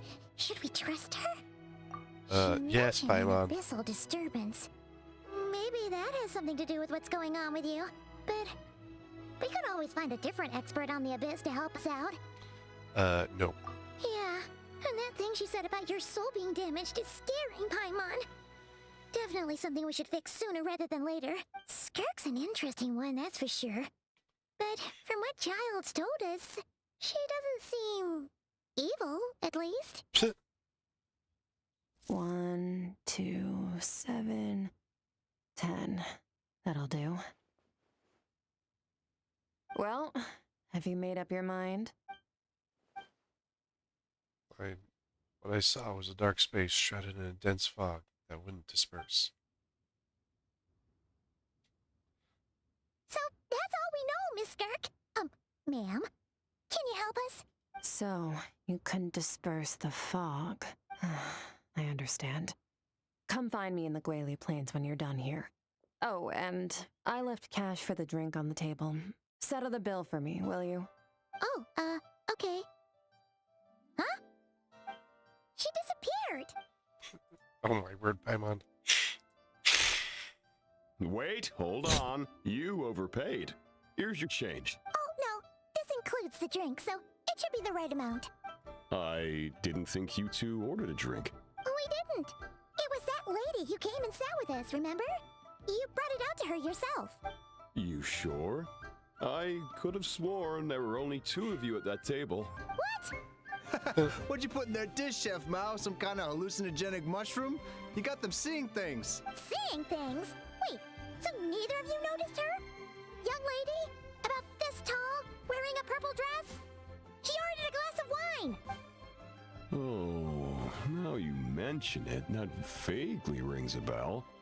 And it looks like I did open the wine jar, so it must have just slipped my mind. In any case, that settles your bill. Come again soon. Chef Mao. Check, please. Coming!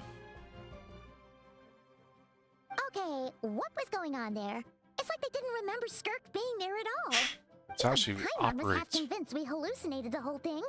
But that Mora she left for us was definitely real. Oh, this whole situation is giving Paimon the creeps. But anyway, she told us to head to the Guili Plains, right? Let's not keep her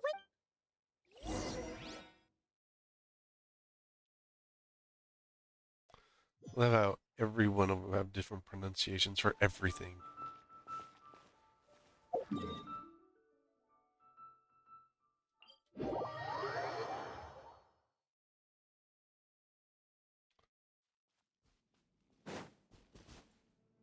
Yeah! Skyward! Scatter! Like, you can come up with the same pronunciation for stuff. Whoa. Whoa! This'll have What are Rift all Hounds. these Rift Hounds doing here? Huh. Looks like they're collecting something. Let's go check it out.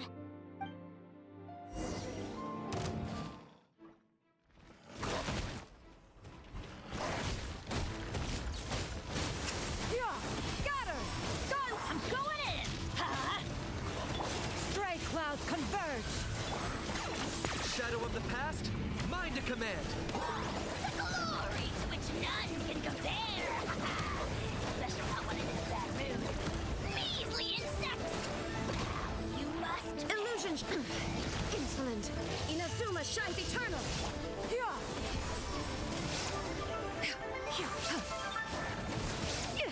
Inconsequent! Stupid Rift Hound.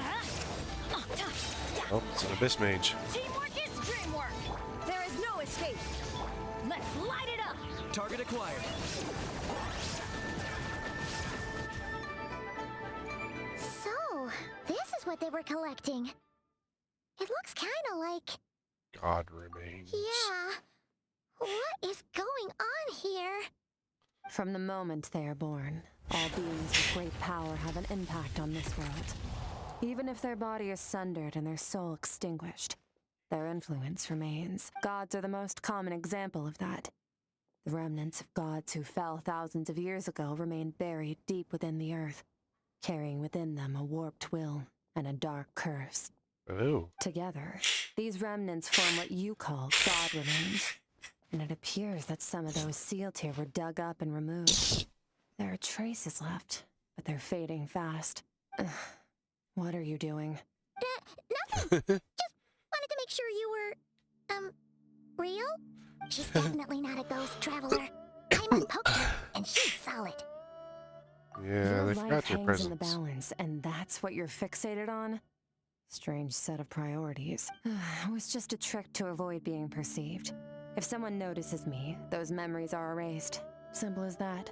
Huh. Unlike you, I have no desire to establish a connection with the world. The weak and the lowly have no right to remember me. They're lucky they only have a few missing memories to show for it. Now, Well, can we please get back on track? Okay. Where were we? Right. The God remains. So, basically, there's now less of them here than there used to be, right? Isn't that a good thing? In our experience, God remains are 100% bad news. A lot of terrible things have happened because of them. Maybe it's a good thing by human standards, but power doesn't come from nothing. And it doesn't just disappear for no reason. The remains aren't just gone. They were taken. Very my clever, soul? traveler. You aren't the only one who had something taken from you. There are victims like you everywhere. The only difference being, you can speak, and the remains cannot. So it went unnoticed. Something similar happened in Sumeru. Within the Oh? span of one night, countless consecrated beasts were slaughtered, and a large amount of the god remains buried in the desert went missing. oh. Of course, god remains are just one of the targets. The culprit is chipping away at sources of power all over this world, including the Stella Fortuna above. Oh, what? You mean, the stars? 42 of them have died out in the past few months alone. In Oh, my. Conria, people believed that powerful individuals have corresponding Stella Fortuna. Even should that individual fall, their Stella Fortuna would not disappear, but gradually evolve into a new constellation. Yet now, stars are disappearing from the skies entirely, and it's not hard to deduce what's happening to the power they contain. Something has been leeching power from this world like a parasite steals nutrients from a host.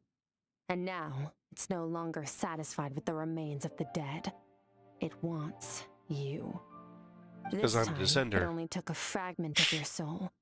But next time, there's no telling how far it could go. No one knows. All I know for certain is this. Getting back what you lost will not be easy. Okay. Considering how much power this entity has stolen, it must be a god-level being by now at least. But that's not the real concern. Souls are fragile things, and yours could easily be crushed if you go up against it. So you're gonna help us, right? Of course. We're going to help each other. You are my ticket to uncovering this thing's true identity. Well, great! You seem super strong, and you know a lot about the Abyss, so Paimon will take it. Don't Alright, thank get all you. mushy on me. All I'm doing is helping you get back to normal after a sudden crisis. Yeah. And I should warn you, getting mixed up with me can have unforeseen consequences. We're on very different journeys. You don't want to be in my debt, trust me. You help me uncover the truth behind this entity, and I'll help you recover what you lost. This is a transaction, that's all. You would do well to remember that. Now, come along. Okay. Yeesh! You'd think she'd be a little friendlier since she's agreed to help us. But nope, she's just like when we met her in the Primordial Sea. So cold. Well, whatever. If that's how it's gonna be, then she doesn't deserve our friendship. What she does deserve is a super embarrassing nickname. No, Paimon. Paimon's got it. Frosty the Lavender Melon.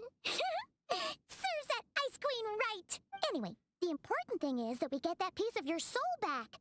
So, let's follow her and see what sort of plan she's got. Paimon.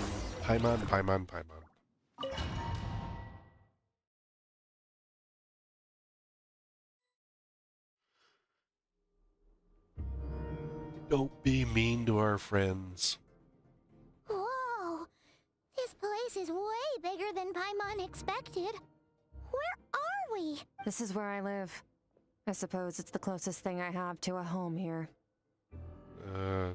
Seems we're like somewhere in the abyss, huh? It is. I brought you here because time flows differently in this place. I don't know how much Ajax has told you, but when he fell into this space, I mentored him for 3 months. In that time, only 3 days passed in the outside world. Whoa. Ajax? Oh, right! That's Child's real name! Yeah, Paimon remembers him mentioning something like that. So, a month here is equivalent to 1 day in the outside world? That should mean we're safe from that power-hungry soul snatcher for now, right? No. Yes, well, I didn't bring you here just to show you around. In the outside world, the Traveler could be attacked at any moment. But coming here has bought us quite a bit of time. Now, we just need to figure out how to investigate that place you saw. The one full of fog. Both your description and the abyssal disturbance I felt point to that space having some connection to the abyss.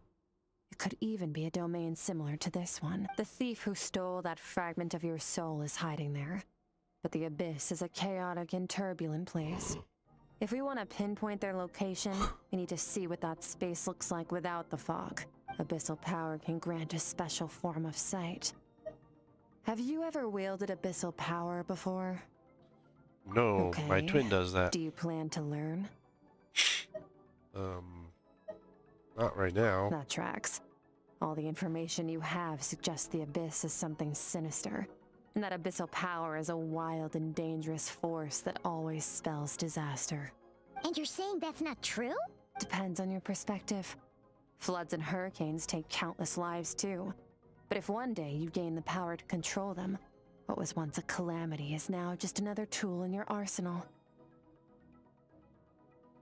I'll respect your opinion, though. Just means we have to turn to the second best option. Oh? A little abyss crystal that contains my power. Wear it on your head, and we'll be able to perform dream mirroring when we fall asleep. Dream mirroring? Okay. It means experiencing whatever the other person is dreaming. Everything they see, think, and feel. Since you haven't studied the art of using abyssal power, and have no plans to jump in the deep end right now, I'll have to do the investigating for you.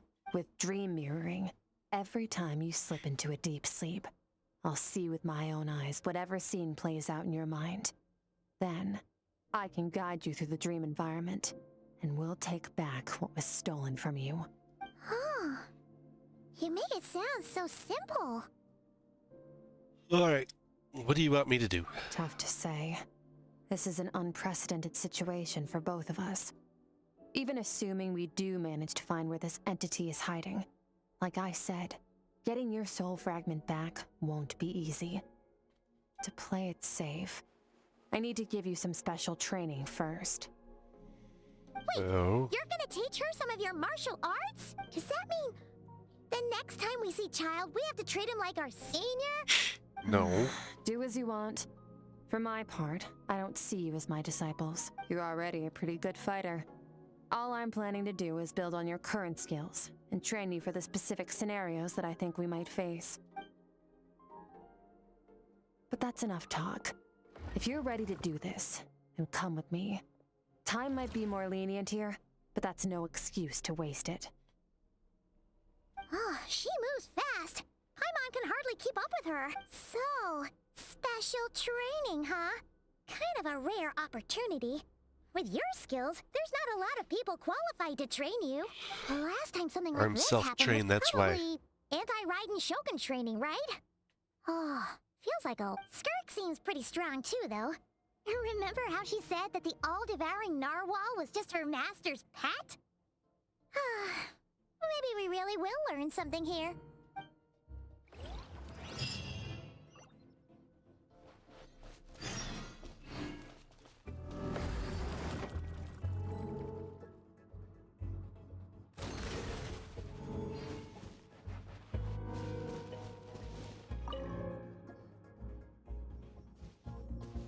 Ready? Your training will be split into 3 stages. Testing your blade work, elemental abilities, and reasoning skills. We'll start with blade work. You're no rookie in this area, so I won't bore you with the basics. During your long journey, you've no doubt sparred with a lot of talented sword fighters. Yep. Consciously or not, you will have picked Including up your all student. kinds of techniques from them. You bet. There's Kaya, Master Jean, Kuching. Oh, and Kazuha, Ayaka. Yeah, we've met sword masters like you in every nation we've been through. Not like her. You sparred with a bunch of them too, right? Nice to know it's all gonna come in handy now. Don't get too smug. In sword fighting, techniques alone are not enough. You need a cohesive system to bring it all together. A style or school of fighting. To use the human body as an analogy, your style is your skeleton, the foundation, the framework. Techniques are the muscles and other flesh attached to the bones. This is where your strength comes from. Improving your sword fighting is like growing that body. If your frame got bigger and taller, but you didn't add any muscle mass, you'd be weak and flimsy. Then again, if you packed on pounds of flesh without a big enough frame to support it, you'd end up bloated and unwieldy.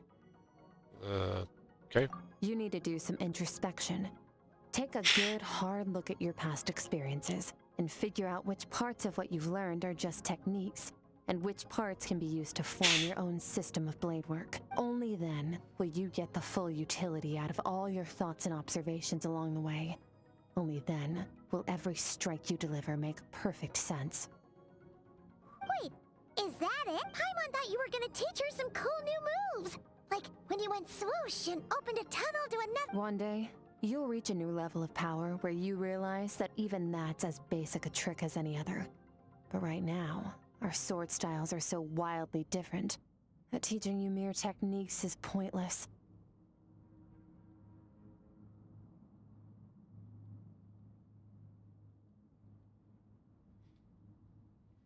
There are no shortcuts in the pursuit of power. Failure is your best teacher, and rigor is your coursework. That's all I have to say. Time to make a start. Train until you're satisfied with yourself. Now focus. Destroy the crystal columns as swiftly as you can.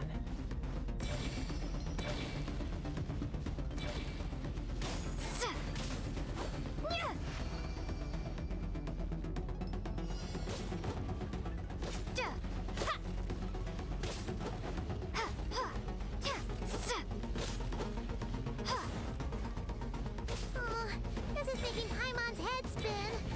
Hang in there, traveler!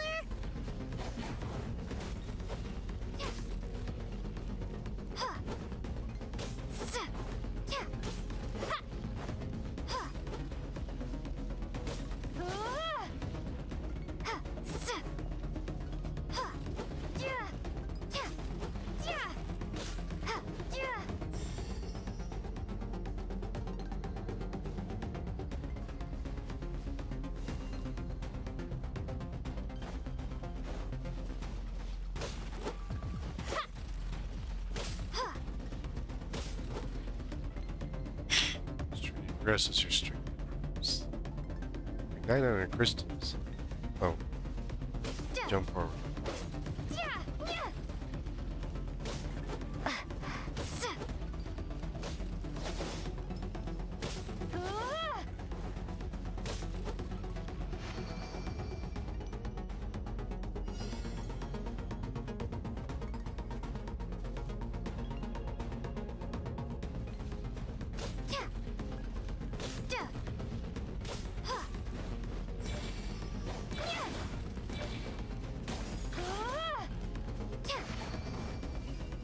Stay calm. Use your head. You have to keep it together.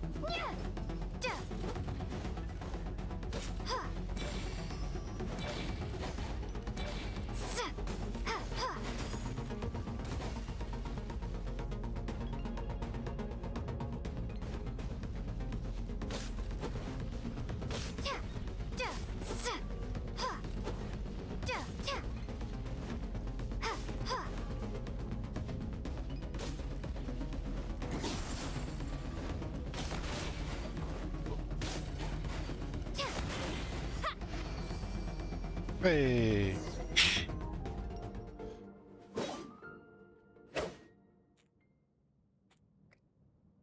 Amazing, this is transforming your whole view of swordwork. I'm using the same techniques as ever, but now they're having different effects. It's as if I have unlocked a hidden door in my mind. There's a wellspring of strength on the other side. In my mind's eye, I'm seeing all the images of the friends I've made in Tibet. Theirs are the stored styles and techniques I have come to know. This moment will be frozen in time. Cut to the chase!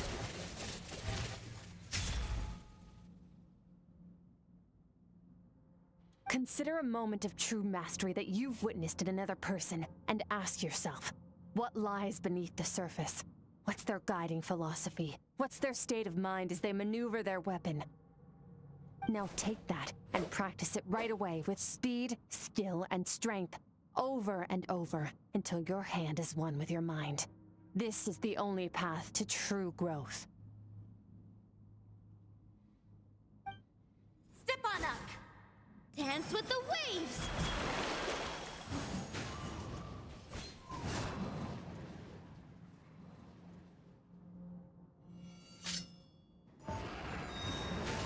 Single leaf, thus I shall slice this maple in a flash. Ask a question on the ages. Sword step. My journey.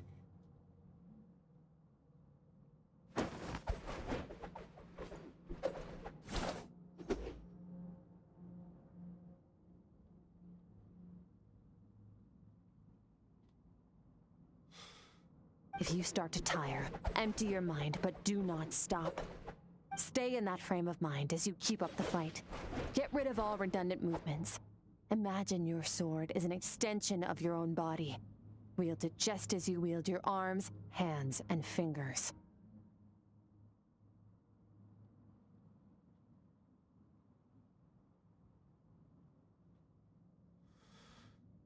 "'Twas on a deserted, moonlit night that the hero approached the vile dragon's limpid lair. Rain cutter! Feathers fleeting wet, the white heron treads water, a sight without flaw. Master of Inazuma Kamisato art Tachijutsu.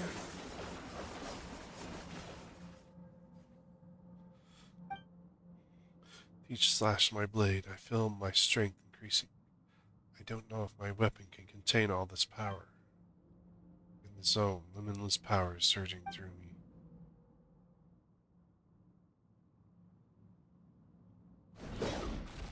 Yeah! Slash and swipe till you're exhausted, every ounce of your energy. Looks like you've made some real progress.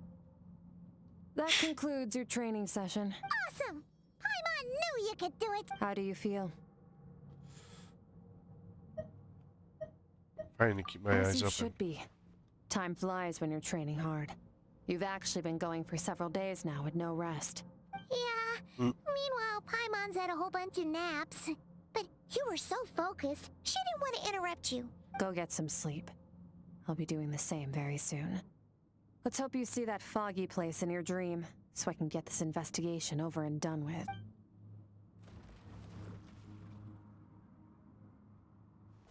Makeshift camp and rest.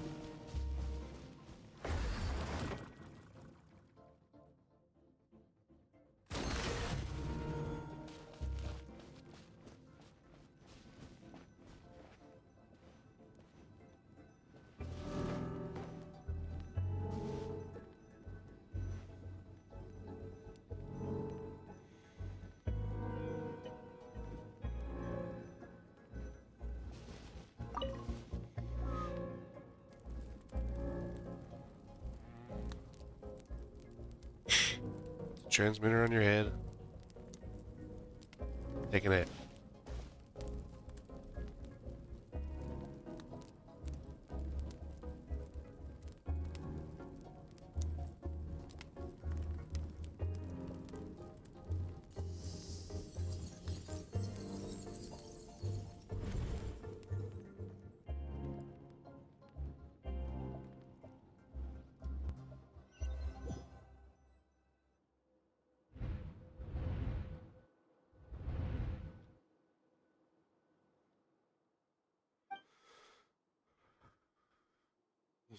To the mirror, dream mirroring would kick in when I'd fall asleep. So why am I back here? It's in the same dream, dark and gloomy. Chilling made my hair stand on end. Never mind, it's just my mind.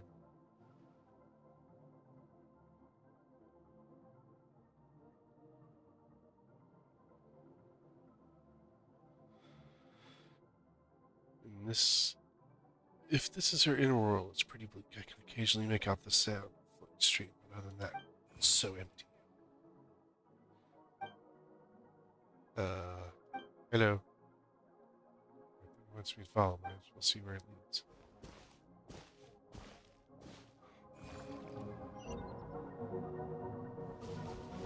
Follow the little creature.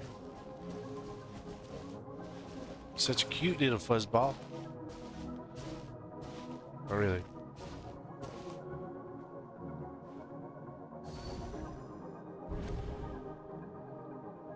Skirk, why are you skipping classes again? We've talked about this. 'Cause he's a crabby old man, and he's a boring old man. I don't like going to his classes. Excuse me. You shouldn't talk about your teacher like that. It's very disrespectful. All right, let's not get into a big fight about this. Skirk's learned what she needs. There's no point forcing her to sit through more classes if she doesn't want to be there. But I'd still love to hear about what you got up to yesterday. Why don't you tell your dad all about it? I went diving, and I saw this huge huge fish. I never knew they could get that big. It looked kind of dumb though with that stupid big fat head. I tried to shake its fin, but it just spat water at me. Oh, and today I'm gonna go to that prairie up north. There's supposed to be this giant bird there that can spit fire. I bet if I climbed on its back, it could fly me all the way to the stars.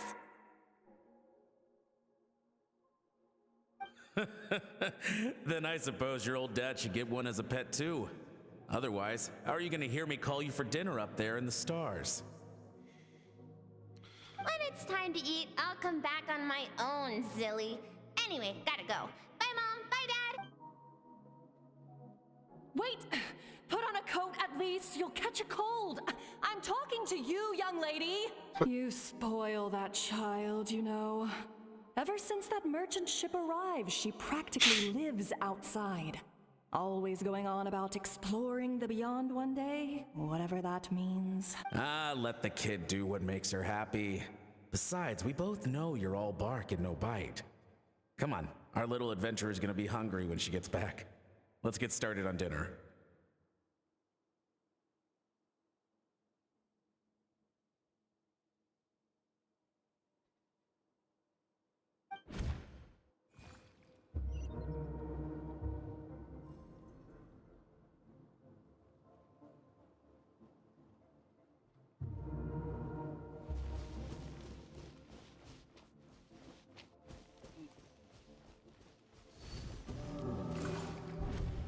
The stars shimmer high above. But what lies beyond the stars? Mountains as far as the eye can see? An endless snowy plain? Or maybe buildings taller than the sky, like the people from the merchant ship said? Can't be the only one asking these questions. The universe is fascinating. If only I could meet some other people like me. We could set sail together and explore every corner of the world. I'm sick of being a kid. There's so many amazing things out there, and I'm ready to see them all. But for now, I'm starving. Better get back.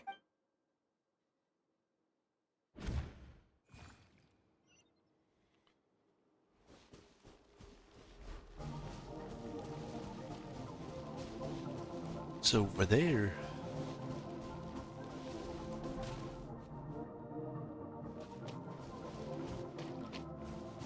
What's going on? Don't let a single one of them get away! No, please, spare the children! Stay back! They're coming! Run! Help! Oh dear. Eliminate the threat. Take them down. Don't be scared. Help! This way! We'll never make it! Fire. There's fire everywhere. What happened? I told you we shouldn't have trusted these outsiders.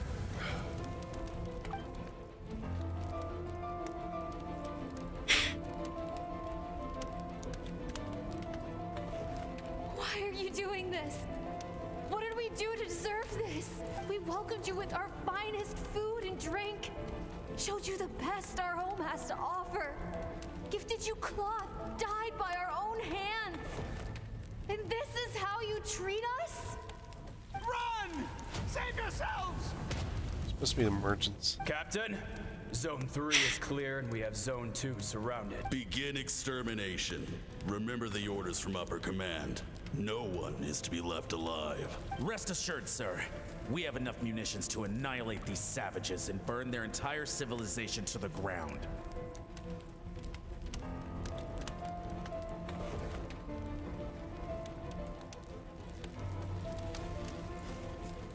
Good. The only ones who put up a real fight are that man and his wife, correct? What's their step? We shot the man in the ankles and the wife broke her wrist attempting to fight back. Whoa. They won't be doing much more fighting. They're holed up in their home for now, but they won't last long. To prevent them from making some kind of last stand, we're planning to clear out the other zones first so we can send a bigger squadron to surround them.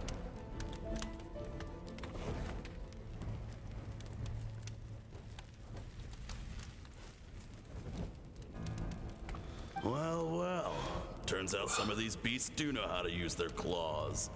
Now the threat these savages pose will be undeniable. Let them cling to what's left of their lives for a little longer. Once the other zones are cleared, I'll cut off their heads myself. Wow. Brutal. I wonder Skirk's the way she is.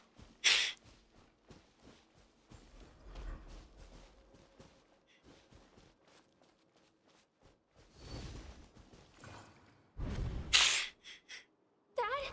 Mom? Skirk, you're all right? Thank heavens. I'm so happy to see you, sweet girl. But you need to go. It isn't safe here. They'll be back any second. What happened? You're bleeding a lot. Dad? Mom? This is the place. Alert all units. Prepare to surround. Run, Skirk! Run as far away as you can. Don't trust anyone. Your dad and I, we're not afraid to stare death in the face, but we need you to survive. My clever girl, so curious. You're already so brave. I know you're going to grow up to be such a positive light in this world. Whenever you miss us, just play this song. Remember, life is a gift. Don't let darkness claim it. Break down the door! Look what we have here. A savage that can pluck a tune. Well, the show's over.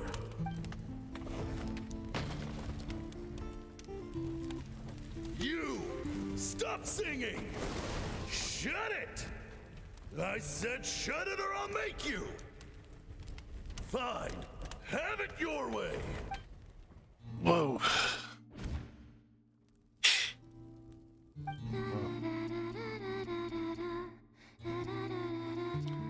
Skirk's singing.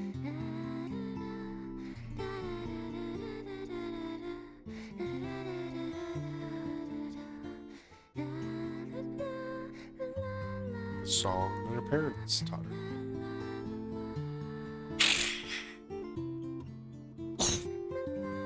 I'm on sucking your fingers.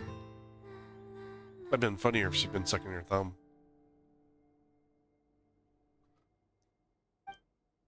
Oh, you're awake. I found a few clues while you were asleep, but it's only a start.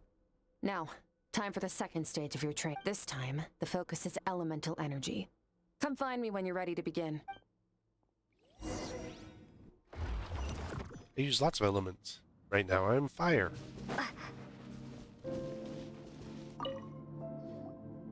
Man, staying in the abyss feels so surreal, don't you think? No day and no night. It's like time hardly exists. If we weren't careful to keep track, it feels like we'd have no idea how long we've even been here. Well, except for the fact that Paimon still gets hungry like clockwork. You go do your training. Paimon's gonna grab a bite. Of course you are, Paimon. The way Let us I begin. see it, the pursuit of power is divided into 3 stages. The first is mastering the use of standard weapons. Next is learning how to harness natural energy. And after that, you're free to challenge even higher dimensions. The natural energy of Teyvat is, of course, elemental energy. But that's not my area of expertise. I draw from a different source of power. Nihility? Abyssal power, yes. Also known as the power of the Void Realm. My master, Sertologi, is a true expert in that area. After all, he was one of the group of 5 that infamously stole the all-encompassing power of the Abyss. An act for which the people of Conria gave them the epithet, the 5 Sinners. The elemental energy of Teyvat, on the other hand, is derived from the power of the Light Realm. These 2 forms of energy exist in direct opposition to each other. Suffice to say, there's not much I can teach you this time. It's like having cryo A keen powers. observation, traveler. Call it respecting local norms. The Abyss stands in direct conflict with the will of this world. So, to make my life easier, I disguise my power to make it appear cryo-like in nature. It's a technique I learned from some Conrian ruins. known as the Seven Shifting Serpent. If you ever change your mind about delving into abyssal power, I can teach it to you. And I can So I've purify heard. it. You seem to have a knack for removing abyssal power. But is purification really what's going on there? Like I said, power does not simply disappear. Just thinking out loud. Let's focus on your elemental training. That's what's gonna help us if the situation gets tricky. True growth comes from adversity, but only if you make the choice to pick yourself up again every time you fall. So, it's time to push yourself to the limit, and then keep pushing. This is the only way to advance at pace. Use the power of Animo to clear the field as fast as you can.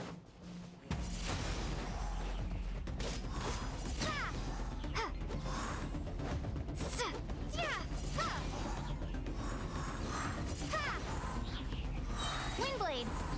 Be gone!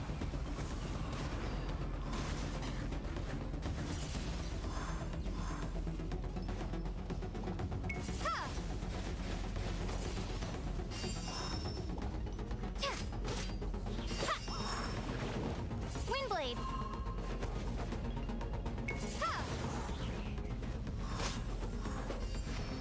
Windblade! Observe your surroundings. Look for things you can use to tilt the scales of success in your favor.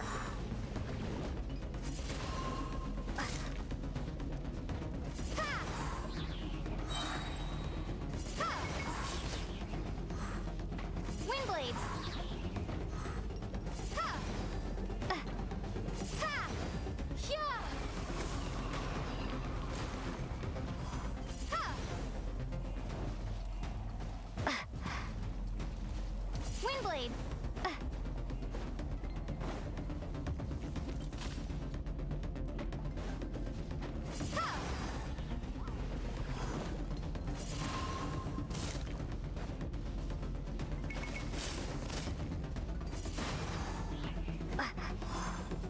Windblade! Windblade!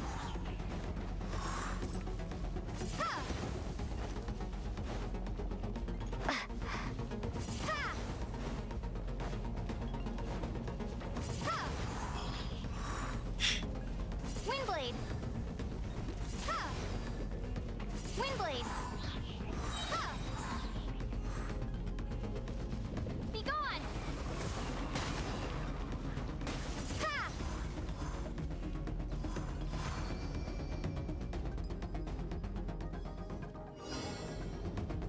Inspires me. Use the power of Hydro to destroy the spikes. Go! Water jet!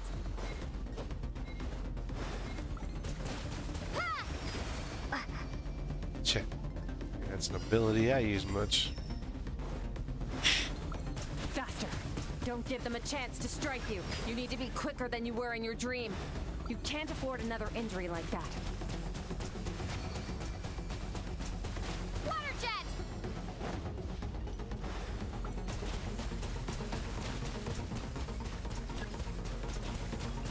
Water jet!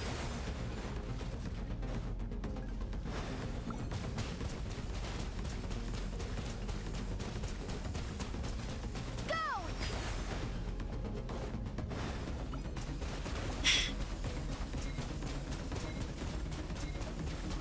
Water jet! Electro and Pyro. Most used ones.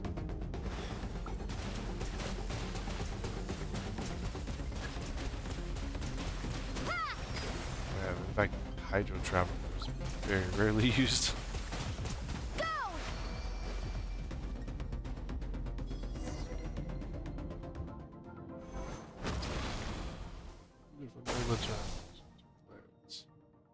Retrain them all at once. Like You this. need to understand what makes you special. The ability to wield elemental energy without a vision and switch between the elements at will. It means your aspirations need no approval from the gods. Your power is not bound by the rules of this world, so be bold. Do not be afraid to chart your own path. This wind up the stove and was like, where she went for it. Which feel the power of elements flowing through me, sometimes peaceful as a flowing stream, other times surging like a raging river. I close my eyes, I can also hear their voices, but it's not like something wild beast battling me for dominion. It's more like saying hello to an old friend.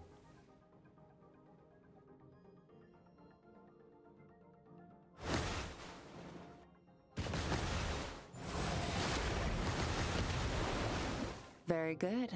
It seems you've reached a deeper level of connection with the elements.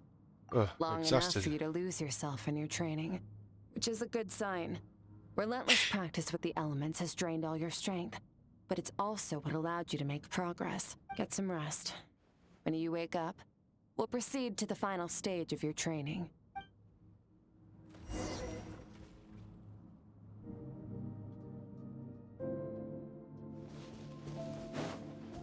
Back to camp.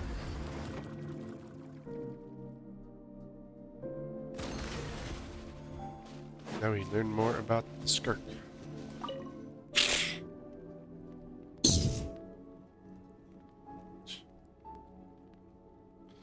Paimon's already napping.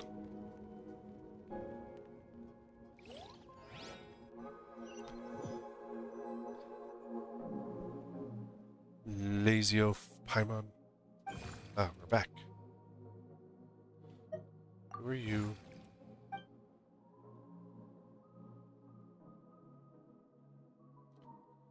It's running away again. Where are we headed? What will we learn?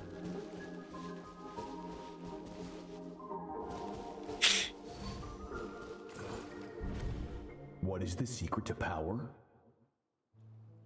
Longing, hatred, self-preservation. No, it is fear. The fear of losing those you love. The fear of watching your home burn. Fear of loneliness. Fear of death. Fear is the source of evolution. It forces humanity to adapt to their environment and overcome hardship. It is in the process of prevailing over our fears that we surpassed first ourselves and then the rest of the world. That fear is now part of you. It calls on you to evolve. And it is time to answer.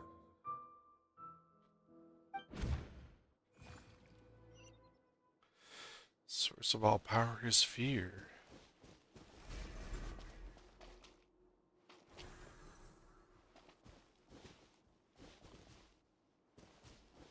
Fear of being left behind. Any minute spent missing home is a minute wasted. Practice your sword work instead. Do not make me tell you twice. But, Master, I can barely lift the sword anymore. If I keep going, I feel like my wrist is going to break. So it has not broken yet. Then pick up your sword and keep practicing until it breaks. I want to hear the cracking and splintering of bone. After all, bones can always be reset. I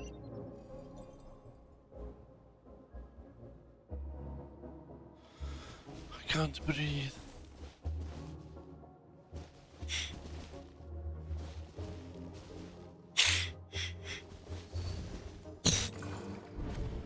Good Skirk.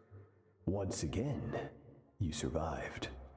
How do you feel? Cold and pain.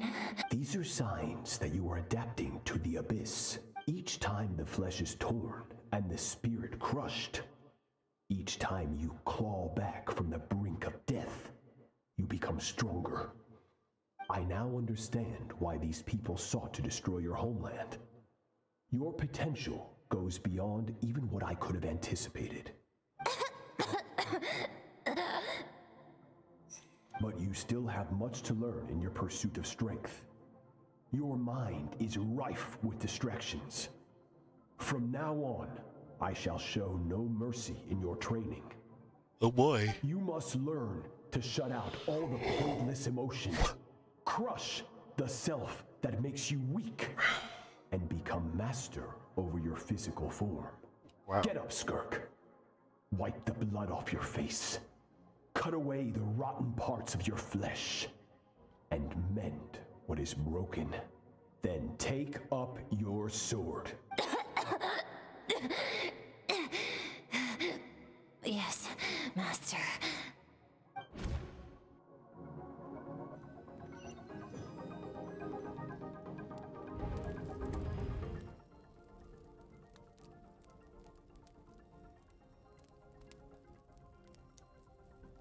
Dream's over, but I can't get over that suffocating feeling in my heart. And so many questions. Hopefully you got some good rest. Skirk said to tell you that she's ready to start the final stage of your training whenever you are. So, want to head over now? Or did you want to wait a little? Really want to answer, but right now it's vital. I continue my training. Once that's done, I'll ask her.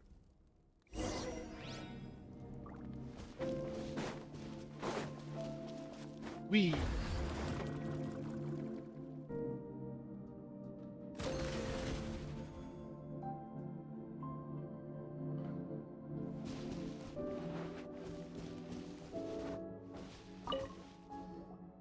From your training so far, you have gained better command of the sword and more control over your elemental abilities. It's all thanks to That's your only guidance. part of it. Experience is the real teacher. Your journey, the friends you have made, the dangers you have faced. These have taught you more than I ever could. Now, it's time to focus on how you react under pressure. You must be able to think rationally, even in unpredictable combat situations. To simulate this, I'm going to attack and you're going to block. Ready? Not bad. That defensive stance looks near unbreakable. Just like your brother. Oh, that reminds me. You still don't know what happened to him, do you? Hey, no fair! That's cheating! You think every opponent has the same moral code as you? You can denounce their deplorable methods all you want, but only if you live to tell the tale. The dead don't get to complain. Strong emotions will always arise in How amusing. Almost sounds like you think you know me. But you don't. You can choose your own path. We are not the same. Let's begin. Try to use reason over emotion. Make the most rational and advantageous decision in any given moment. This is your final training session. Look alive.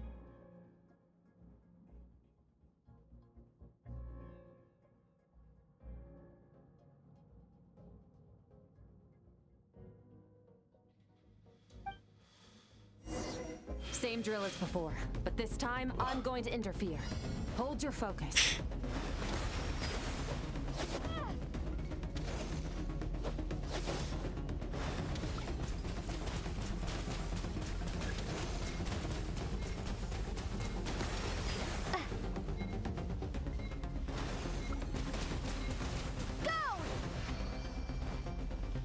Round one. Fight.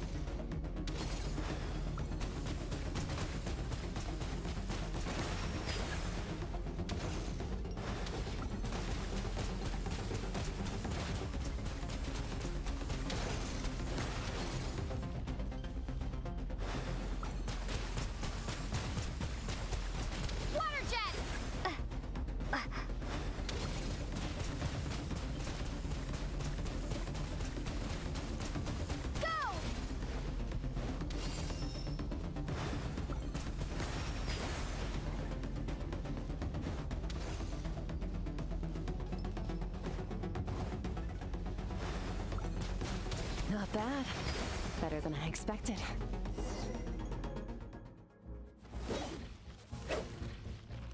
It's not easy to control my emotions. You're getting the hang of it. Gotta just make the emotions take a back seat. The first step to controlling your emotions is controlling your mind. You want a unified train of thought. It all comes down to focus. Focus on the battle. Focus. Focus. That's a funny thing. That's the same thing I tell the little monkey. It needs to focus. It's working. I can choose to tune out anything that isn't relevant to the battle. I think I'm still pretty far from having full control over my emotions. Just breathing pretty heavy, too.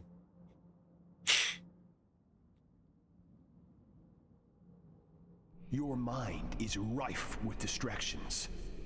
From now on, I shall show no mercy in your training.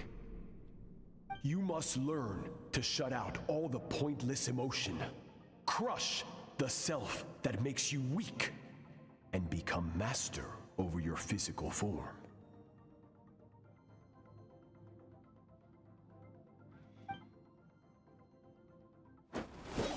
Skirk went through this kind of training too, didn't she? Merciless's training had to be to make someone substitute all emotion for pure reason. Stop. Let's pause here. One look, and I can tell your mind has wandered. That's to be expected. There's a limit to how long a human being can concentrate on one thing. Staying calm and focused sounds simple in theory, but in practice, it's more demanding than sword work or elemental abilities.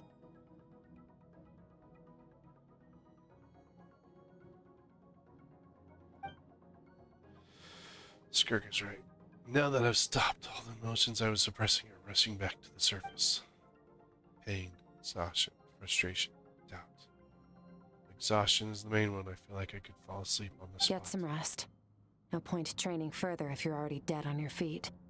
Like I said at the beginning, the only goal of this training is for you to reach a point that you're satisfied with.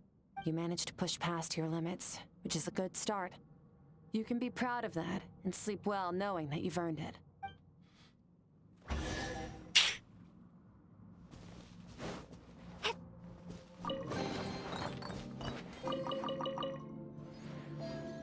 Hydro sigils. It's true that she's a Fontaine. A Fontanian. Technically.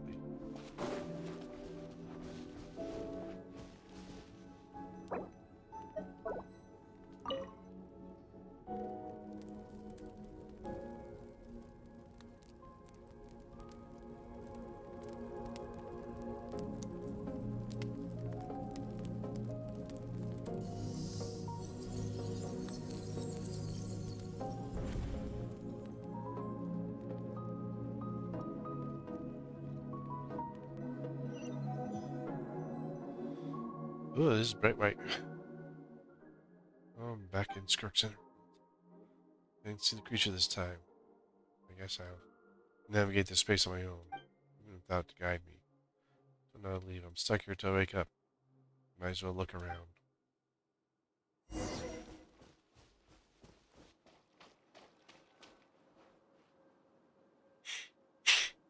Skirk is amazing. She faced down that terrifying giant and cut its head clean off. Oh, she got hurt though, didn't she? I heard it was pretty bad.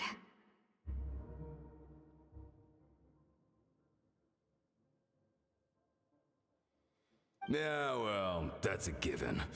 But the moment she was on the mend, she got right back to practicing her sword work. I heard Master suffered a grave injury once too. Lost an arm and a leg and still came back stronger than ever. Skirk's becoming more like him by the day. Incredible. I wonder if I'll ever reach their level. They're always so resolute, so unshakable.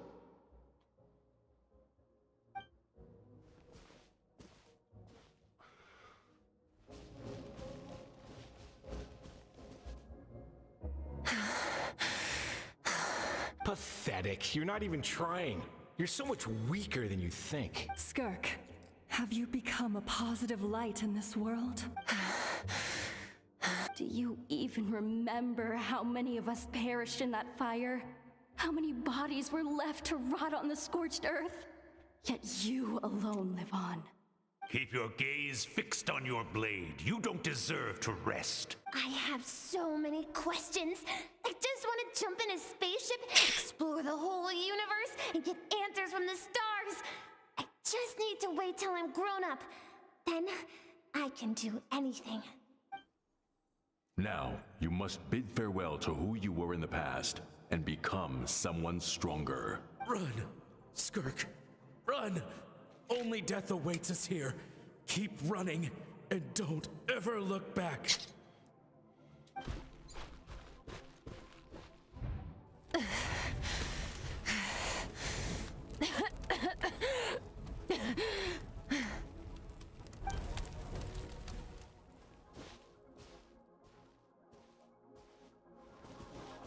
She forsook everything. Be stronger. Let's see here. First things first, you need a new identity. It's Going around telling people you're from somewhere beyond the stars won't do, now will it? How about saying you hail from beneath the earth instead?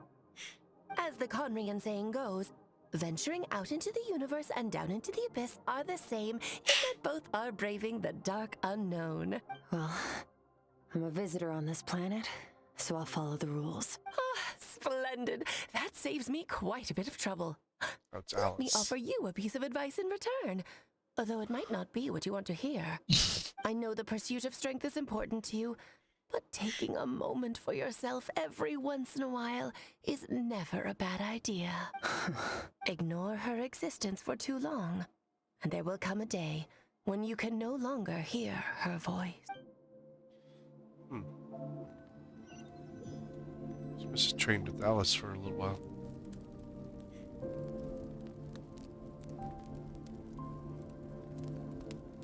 Paimon's gonna eat all that food.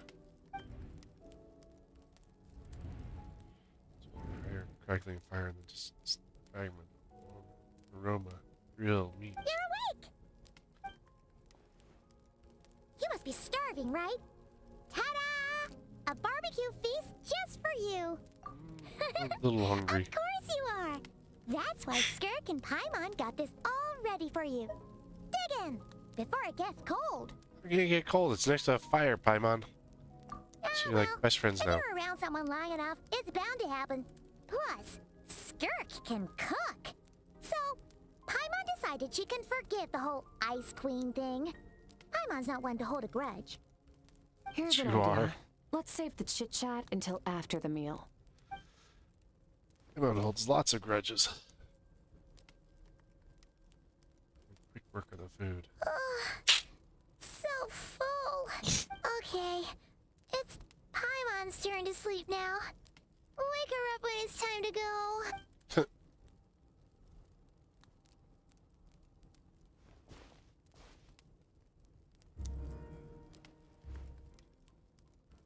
I have good news. First, your training is complete. You have what it takes to wield immense power. Now it's just a matter of putting it into practice.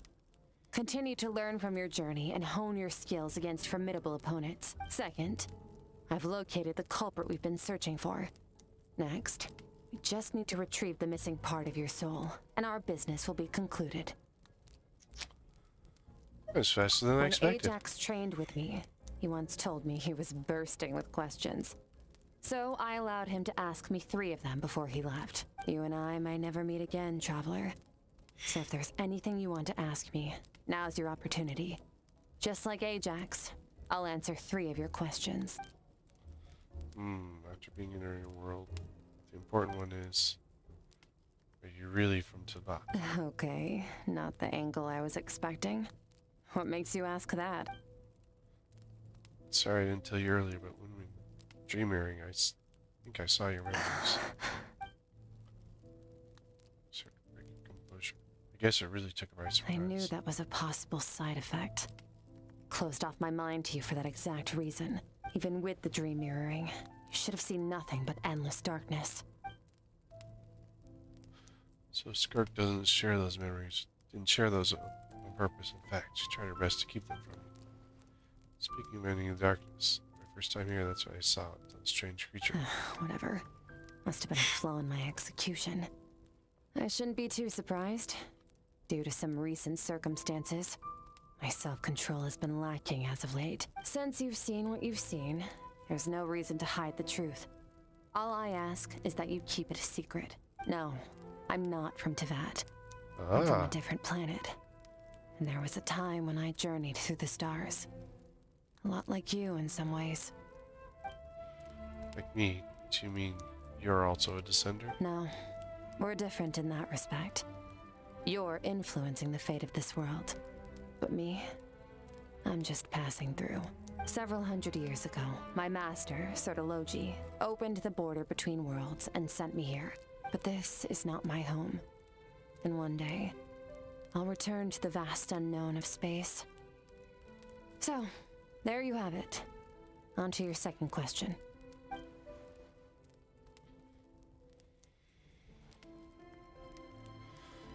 What is your goal in coming here? To become stronger.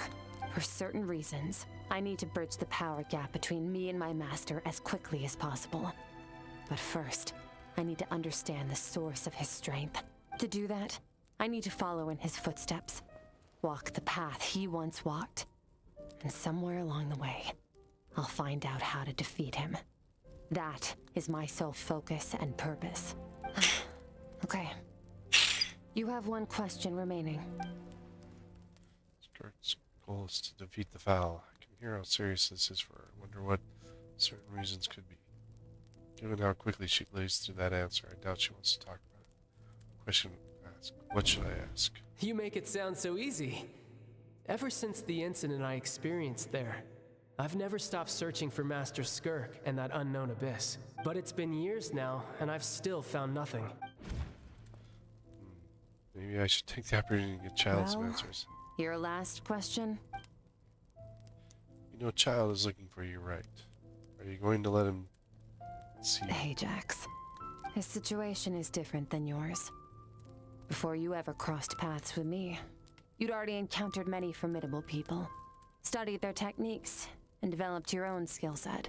So, during your training, all I had to do was build upon that foundation. But Ajax was so young when he came to me. A complete blank canvas. Children can't help but imitate their role models. In the long run, that would only hinder his growth. Once Ajax has enough strength in his own right, I will allow us to meet again. Until then, let that motivate him to reach his full potential. All the calculated answer. It's like she was talking about something entirely mundane. Don't know why. I'm not buying it. She makes it sound like the decision has everything to do with Child and nothing to do with her. What does she actually feel about it? This is completely silenced. This domain must get lonely after a while. Not to mention, she's been here 100 years since she arrived in Teyvat. And ever longer than that, if you count how slowly time passes here. Unlike you, I have no desire to establish a connection with the world. The weak and the lowly have no right to remember me. They're lucky they only have a few missing memories to show for it. All that time, she never established a connection in this world. It's really just because she looked down on the weak. I doubt she'd give me a straight answer if I asked. Besides, I already used up my 3 questions. She was happy to give me cold hard facts, but I still feel like I haven't heard her true voice. Wake up your companion. It's time to go. Oh, and everything I just told you. Best keep it a secret from her as well. I think she's sucking your thumb.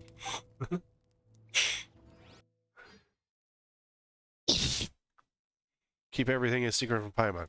You got it. I'm all for that. Time to go. Oh, finally. Where are we headed? Just follow me. Where the culprit I'll inside. open an abyssal rift close to the culprit's location. It will take us to where he's hiding. Looks like it's in Fontaine. Nope. It's near the chasm.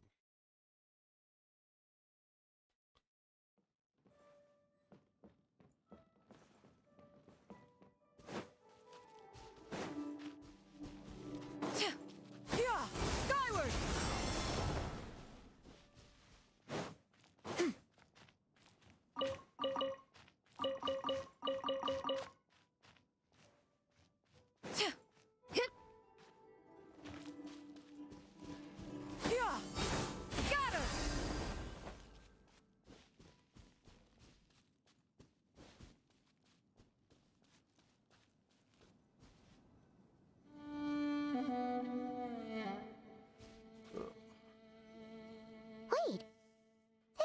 near the chasm, right? Yes. If we enter from here, we'll be able to reach that place from your dream. You have some experience with abyssal domains by now, but still, this is someone else's territory. Best to proceed with caution. Don't worry. Paimon's an expert at hiding behind other people for safety. Yes, we know, Pyro. But, that means you need to stay safe, traveler. Teach the thief a Alright. lesson. Remember your training. Time to put it to use. Before I jump into there, I'm gonna grab me some more water real quick. Then we'll push forward.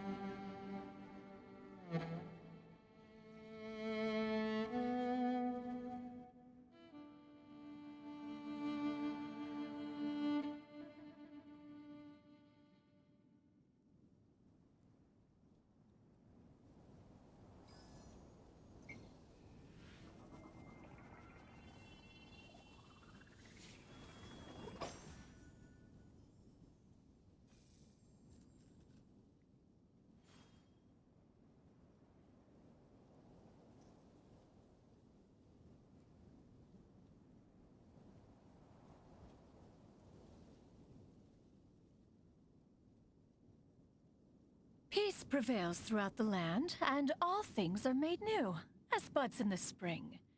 This is an auspicious era for humanity.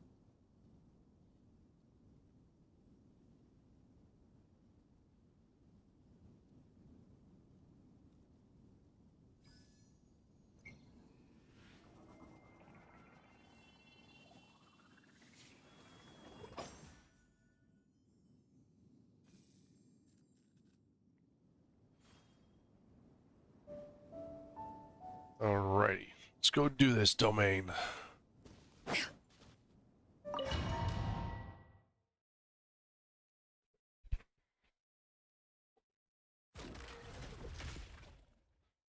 Just the end, the abyssal corridor. Skirk with Hydro Traveler. Extinguished. Power. Wipe out. Go.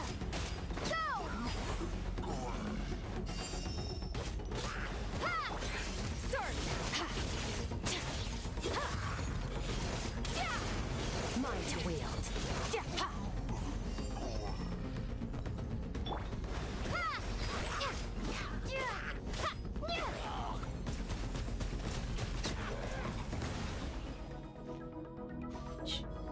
She's building the Rancor. Prototype.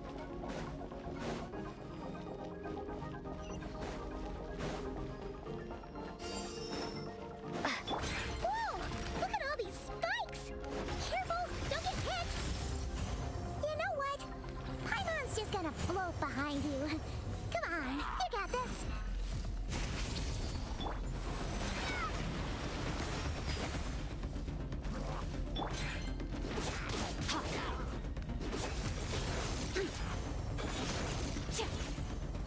Kind of like Skirk, but she's a very niche character. Hey, what are you two doing here?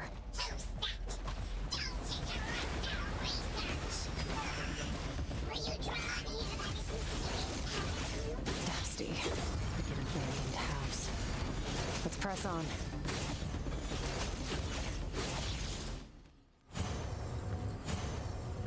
This makes, huh?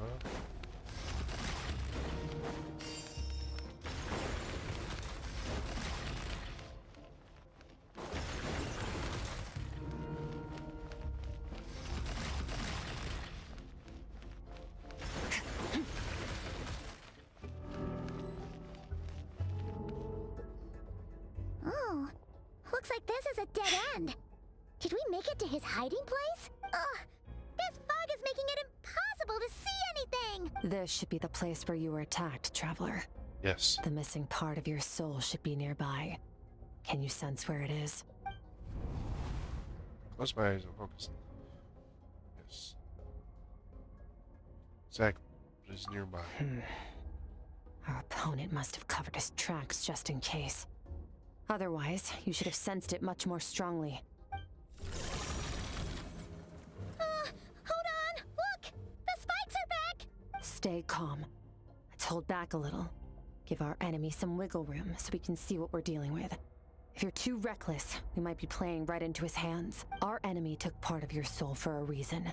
It's likely he integrated it into his attack somehow. If we're smart about this, we can track it down.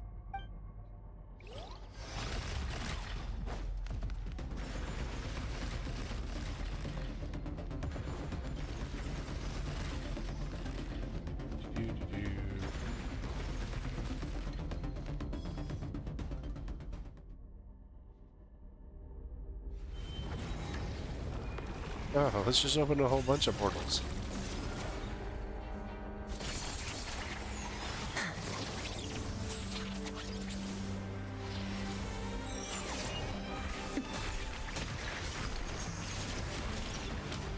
Script can fly. I can't fly. Don't start. The attacks have been focused on me. Trying to break through my defenses? I see.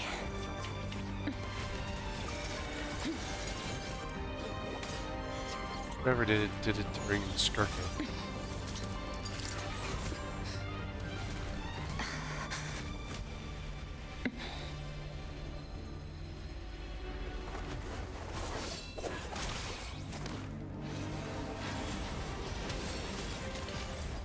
Go, Traveler!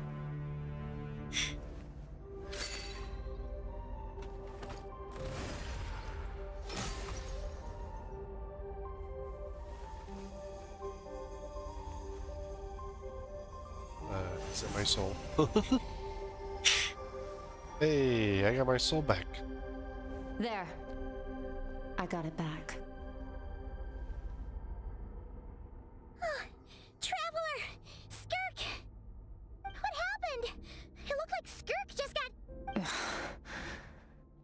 Impaled. In the Guili Plains, you asked me why this enemy chose you as his target. Now, the answer is clear. It's not just the fact that your strength is impressive. It's also because of your ability to, as you put it, purify abyssal power. Whatever that actually means. The fact is, that ability allowed him to do something that should have been completely impossible. Namely, break through my defenses and steal my power. So you were the target. No. He couldn't have known I'd come to his domain. He only stole your soul fragment because he knew the value of its power. I doubt he expected it to come in handy so soon. Call it fate if you want. I believe that's the term they use in this world for arbitrary coincidences like this. In any case, it works to our advantage. Once I realized what he was using that power for, it gave me the chance to get back what you lost. I'll cope. But you got, poked. Well, done gorging. How did you get the power of the all-devouring narwhal? The all-devouring narwhal? Oh, of course! Paimon knew that spike thing looked familiar. It looks just like that narwhal's horn! I highly doubt you acquired that power through your own strength.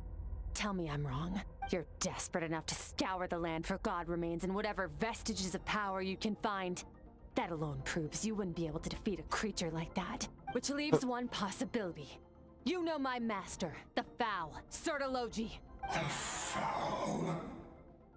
Who dares call him foul?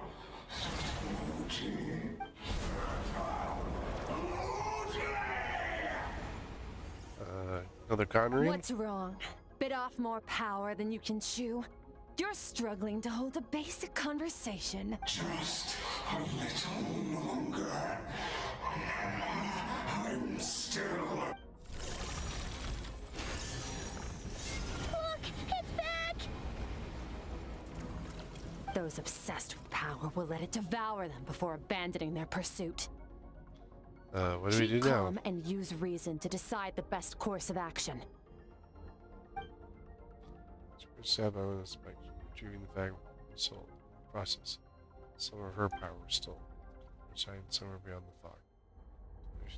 Good understanding his attack pattern in the fight just now. Pursue him, our chances of winning are high. Skirk's breathing is weaker than usual. Attack now, I can't guarantee her or Paimon safety. Decision to make, but run! Wise decision. Final victory doesn't always come after a single battle. You've got your soul fragment back, so we both got what we came for. Let the enemy draw breath while he can. It won't be for long. Get us out of here, Traveler. You'll need to lead the way this time. Oh, we don't have a Skirk in this system. Skirk, is your shoulder gonna be okay? The wound is minor. It'll heal in no time. I got tagged. You should focus on getting out of here alive instead.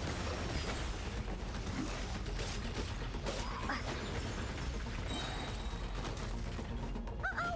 Falling spikes! Run! Go!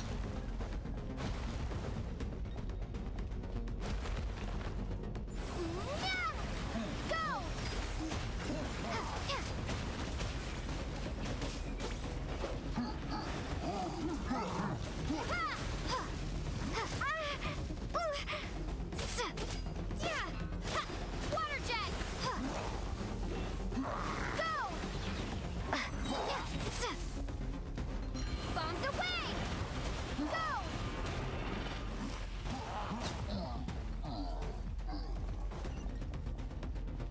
No health bubbles this time. Watch out! Looks like this place is about to collapse!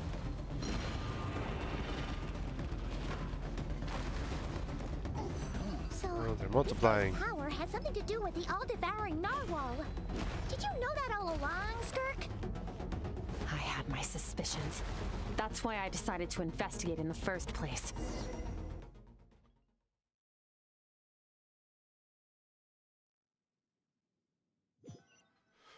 Humana. Oh, we should be safe here, right? I no longer sense his presence. Can't have followed us out of that abyssal domain. Weaklings like him will find that my power is not so easily controlled. He won't be leaving that place until he's managed to digest it. What about the narwhal? Everything else? You seem surprised. I suppose that's fair. You've seen but a fraction of what that whale is capable of. That gaping maw could swallow a planet whole. It's called the all-devouring narwhal for a reason. Devouring is what it does best. It can extract power from anything, dead or alive, as long as it manages to make physical contact. Yeah. When we had our run-in with that thing, Riverlet mentioned that it has an instinct to devour. Your dragon friend recognized the nature of its abilities and used the power of Hydro to protect you. That worked because it was in a satiated state, so it was somewhat less aggressive than usual. It's a different story when it has no more power to feed off of. That's when its true voracious nature kicks in. It could devour everything on the planet in that state, which is why I cast it into that void space, but I hadn't counted on there being anyone left on this planet capable of wielding its power. To me, that says he must have encountered the whale a long time ago. Meaning, he must have known my master. Yeah, he didn't like being the fact that you called the Sarlogi the foul. Exactly. It told me everything I needed to know. Hence why I said we both got what we came for. And I believe that brings our transaction to an end. Now that you're whole again, you can get back to your own journey. I'll handle the rest of this situation myself. No way! We can't leave now! Something was stolen from you because of us! We have to help you get it back! This isn't my first taste of failure or losing power. When you fall, you get back up again and become stronger. That's how it is. But what if that monster finds you before you're all better? Plus, how are you gonna get home? It's not like you can just go swoosh and open a door to the abyss again. Not without your full strength. So, sticking with us for the time being doesn't sound so bad, does it? Well, I don't want to be in your debt. Fair enough. Then take this. A bag of Mora. Nothing in this world is free. I know that much. I'll leave the planning to you. Hurry up and decide where to go. We shouldn't linger. We should take Skirk somewhere she can rest. But where? Boo boo. My mom gets the feeling Skirk would. We can go get our boo boos looked at.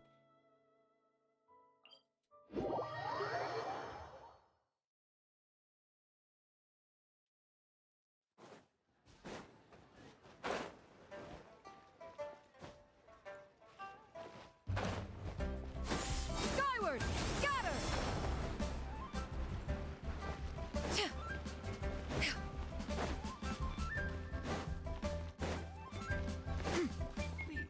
Show me your prescription. Wonder if Baiju's aware of Skirk.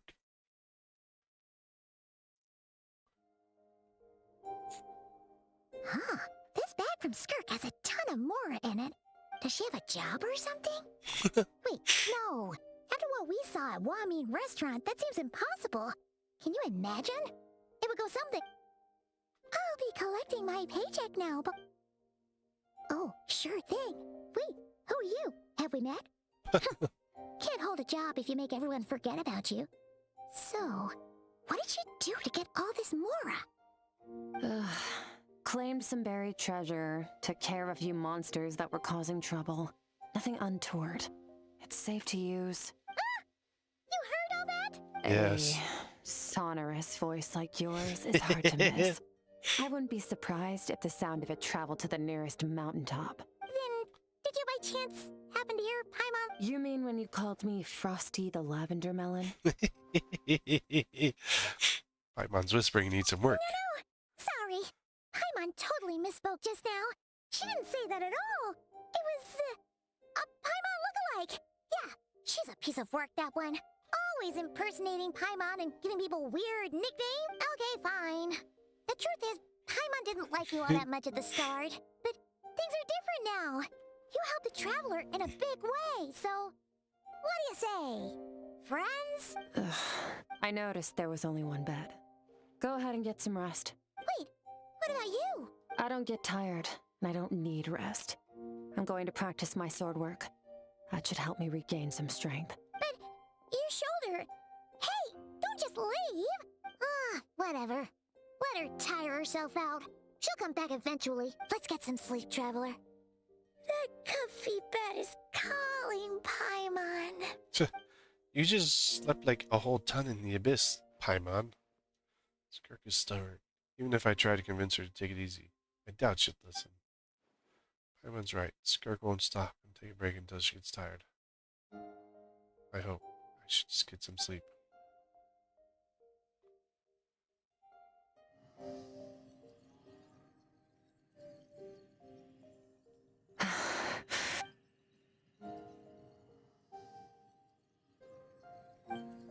Where she's actually, she's stabbing the shoulder. Something seems off with her though. Quiet. She's talking. There's no wrong unless. Do you even remember how many of us perished in that fire? How many bodies were left to rot on the scorched earth? Yet you alone live on. Keep your gaze fixed on your blade. You don't deserve to rest. Run! Skirk, run! Only death awaits us here.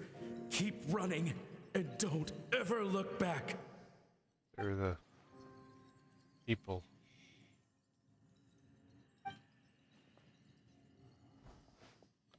She's haunted by her past. Just talk to us.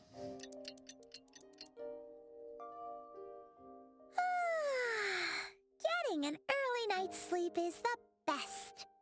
That bed was so comfy. Paimon.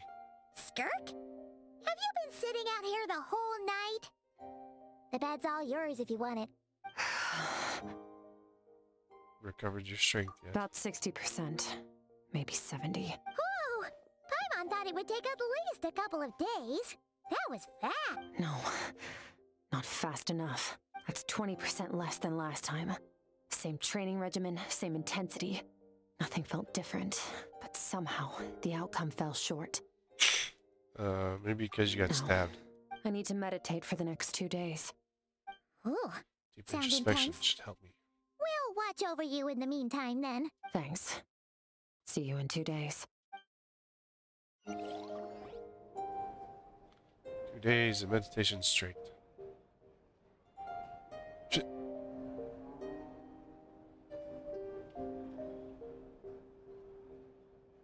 Morning!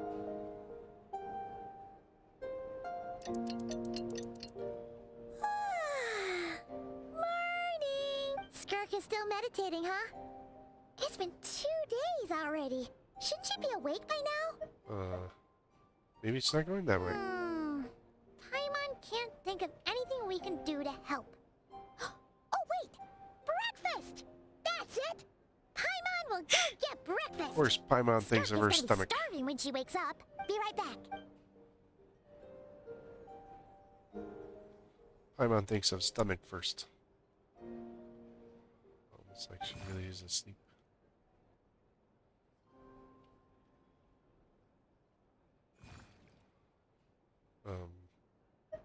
What you doing here?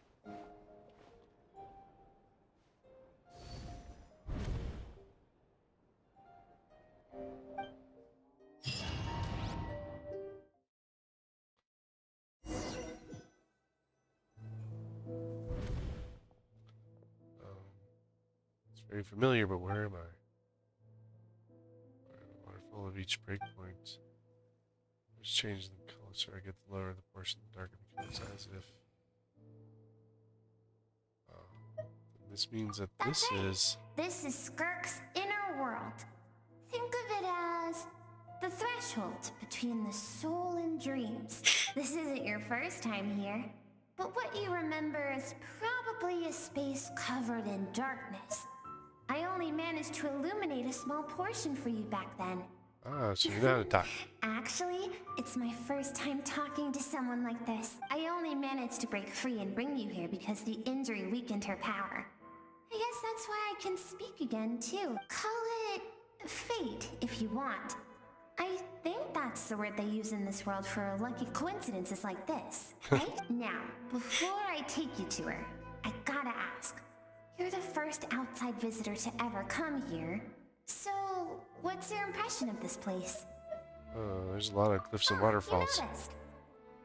This river represents Skirk's strength. Strength accumulates over time. It is the summation of a person's lived experience.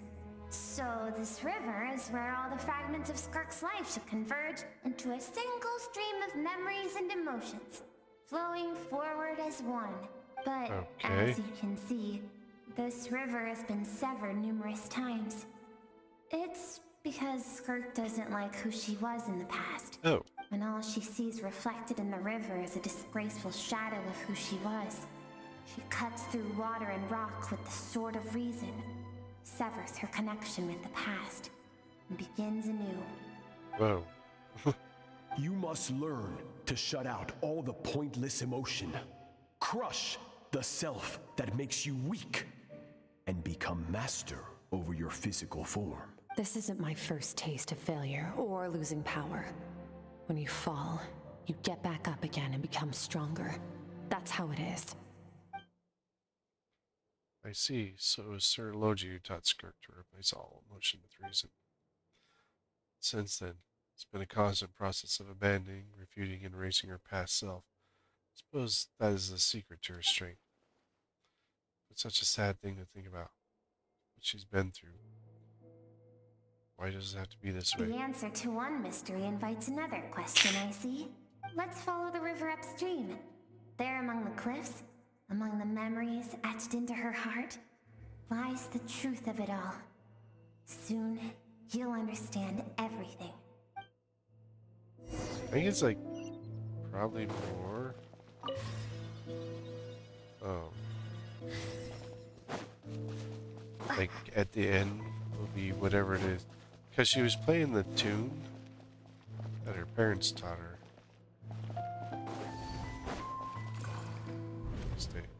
So I think it's all the connection back to there. It's like close up. Recognize the drawing. Same. Which I drew for Paimon. Is it showing up in Skirk's?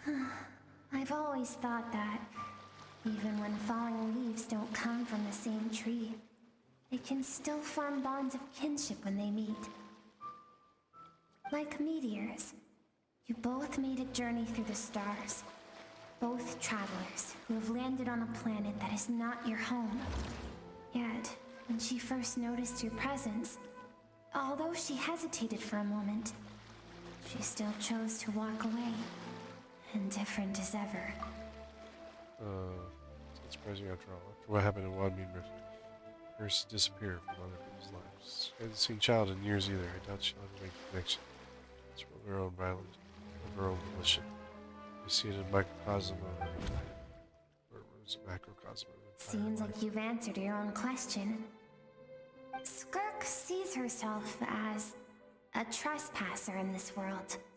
She's made a conscious choice to avoid altering its path. But the reason for that decision stems from events much earlier on in her life. Let's keep going. It's still a long way to the source of the river.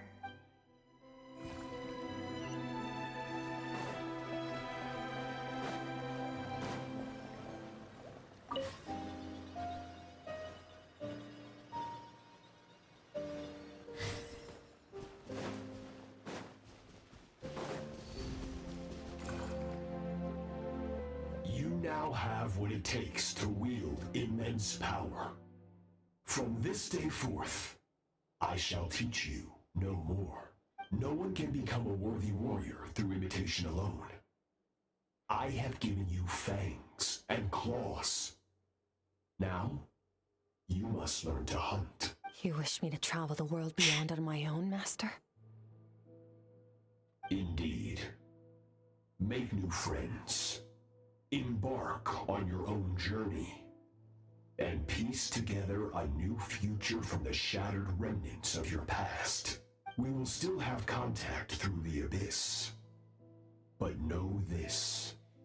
One day, I will take the life you worked so hard to rebuild, and reduce it to ashes. Just like the fire that haunts your mind. Why? I have told you before. Fear is the catalyst for human evolution. You have tasted loss. You have known fear, so deep it can be felt in the bones. But as living beings, we all have an instinct to detach from that which harms us. And thus pain dampens over time, and the acrid taste of fear becomes but a distant memory. Yet now, I have bestowed upon you the gift of fear eternal. It will drown you in the nightmare of your childhood, or it shall drive you to defeat me, whatever the cost. Yeah, your childhood. You like Skirk looks familiar, right? It's the same figure. Let's see all. That is what Skirk's master, the foul Sertologi, looked like at one point in time. He can change his form? Of course. As a higher being, physical form is a triviality to him. He could appear as a beast, a human, or even a monster that defies description. The form you see him in here, clad in abyssal armor, is the one he usually wears when traveling through the stars. I used to think Sir Logi and Skirk were masters and disciples, like Skirk and Child. Now I see why Skirk chose to distance herself from humanity. Sir Logi told her to put down roots here, at the same time threatening to destroy whatever life she managed to create. For certain reasons, I need to bridge the power gap between me and my master as quickly as possible. But first, I need to understand the source of his strength. To do that, I need to follow in his footsteps. Walk the path he once walked. And somewhere along the way, I'll find out how to defeat him. That is my sole focus and purpose. So that's what she meant. I still don't understand why Sir Logi would do that. From what he said, I didn't pick up a conflict between them. I'll let you in on a little secret. The real Sertologi is terrifying. The scope of his power is impossible to understand until you experience it firsthand. It is absolute. The power to crush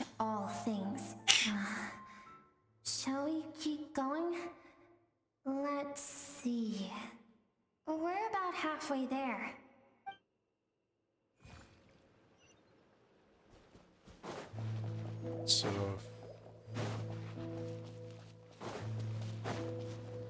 see, I think we're gonna encounter all the 5 at some point.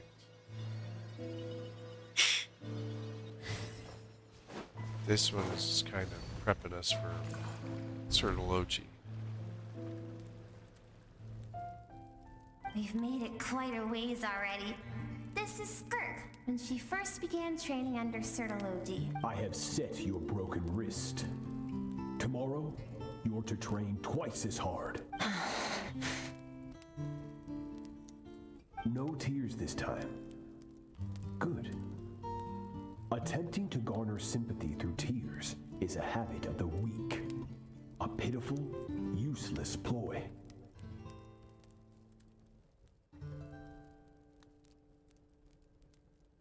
Can I ask a question, Master?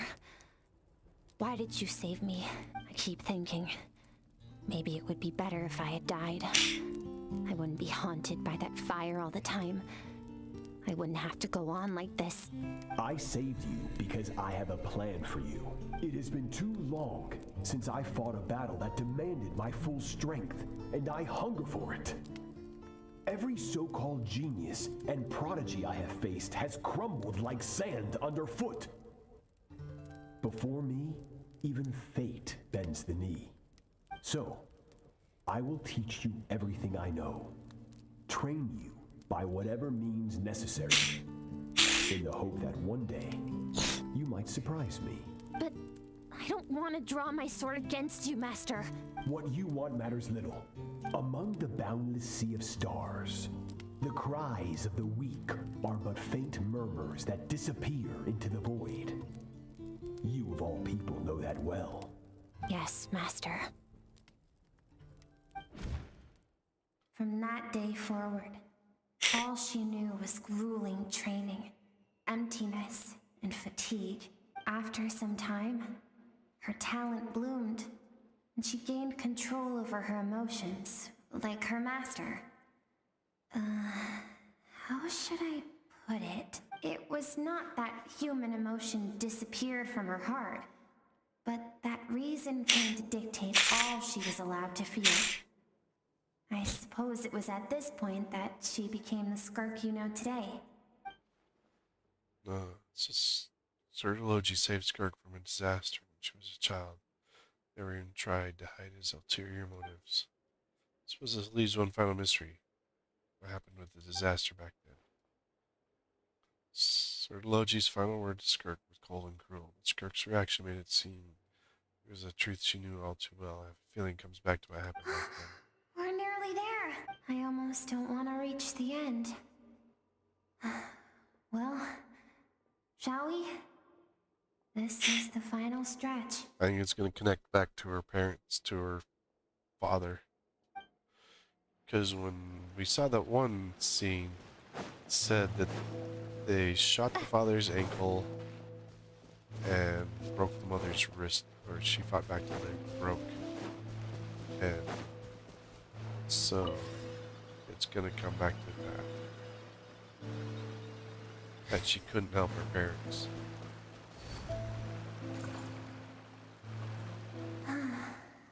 These are Skirk's happiest memories. What a simple and carefree time it was. Wisps of clouds dotted the sky. The sun bathed everything in golden light. And when song filled the air, not even the shyest of flowers could resist swaying along. This is Skirk's homeland. She was so curious about everything as a child.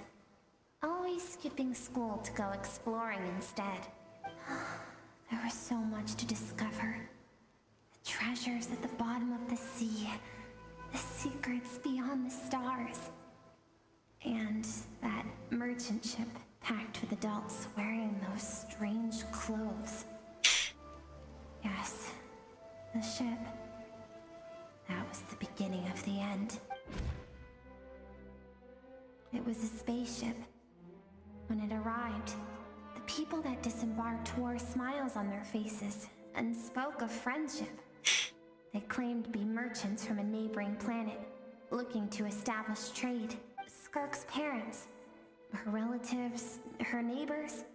Everyone welcomed the newcomers with open arms and allowed them to explore the planet. To them, the visitors were guests and should be treated with hospitality. No one had any idea of what was to come. Several months later, an army of unknown origin arrived without warning and carried out a ruthless campaign to destroy everything and everyone on the planet. Skirk had skipped school that day, like so many times before, so she was not caught in the immediate wave of destruction. But when she came home that day, only fire and ruin awaited her. Countless people cried out to her for help. People she knew and loved. Friends and relatives. The little girl who lived next door. The shop owner with the bad leg. The bad-tempered teacher she had made fun of just that morning. Their lives were discarded like worthless trash as the fire consumed one life after another. Skirk was helpless. All she could do was run. And so she did. She kept running until an unexpected figure crossed her path. That was Sertology. Sertology hadn't been there in that moment. The fire would have claimed her life too.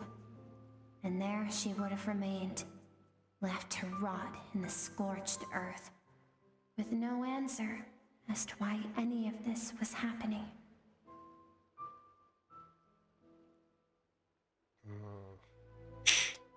Yeah, but why did they want to destroy it? Because she and her people were seen as a threat. Why? As the initial merchant ship explored the planet, they discovered that it hadn't always had the condition to support life. Yet there was evidence of human activity, even during the periods of extreme heat or cold in the past. Further research revealed that, over time, the people of this planet had evolved to the ability to adapt to any type of environment or energy source. I can see why that could have been seen For as that a threat. reason, the outsiders viewed them as a potential threat and decided to eliminate them before the threat could rear its head. And so, the army was called, and the so-called danger was wiped from the face of the planet. Senseless, A lot of isn't it? innocent. Deemed a threat because of a gift they didn't even know they had. Perhaps it was their own innocence and kindness that doomed them. But in the end, that was lost to the blaze as well. If those with power get to decide good and evil, then all you can trust in is the sword in your hand. And so, before death could claim her, she ran. She ran and never stopped. Oh, I understand why No one this wants threat to was so relive their threatening. most painful moments. Well, that brings us to the end of the story. This is as far as we can go. Skirk is waiting over there. For both of us. Let's go to her. It's time to fulfill my purpose. And my greatest wish over all these years.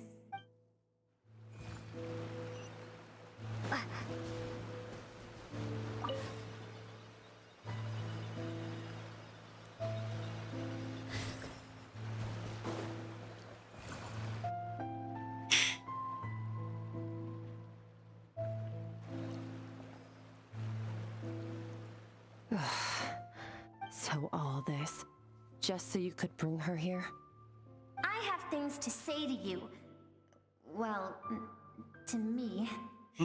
I want someone to witness our reconciliation, even if it takes an argument to get there. And she is the best choice in this moment. Her suppressed emotional self. The version of herself she keeps locked in the recesses of her mind, stifled by reason.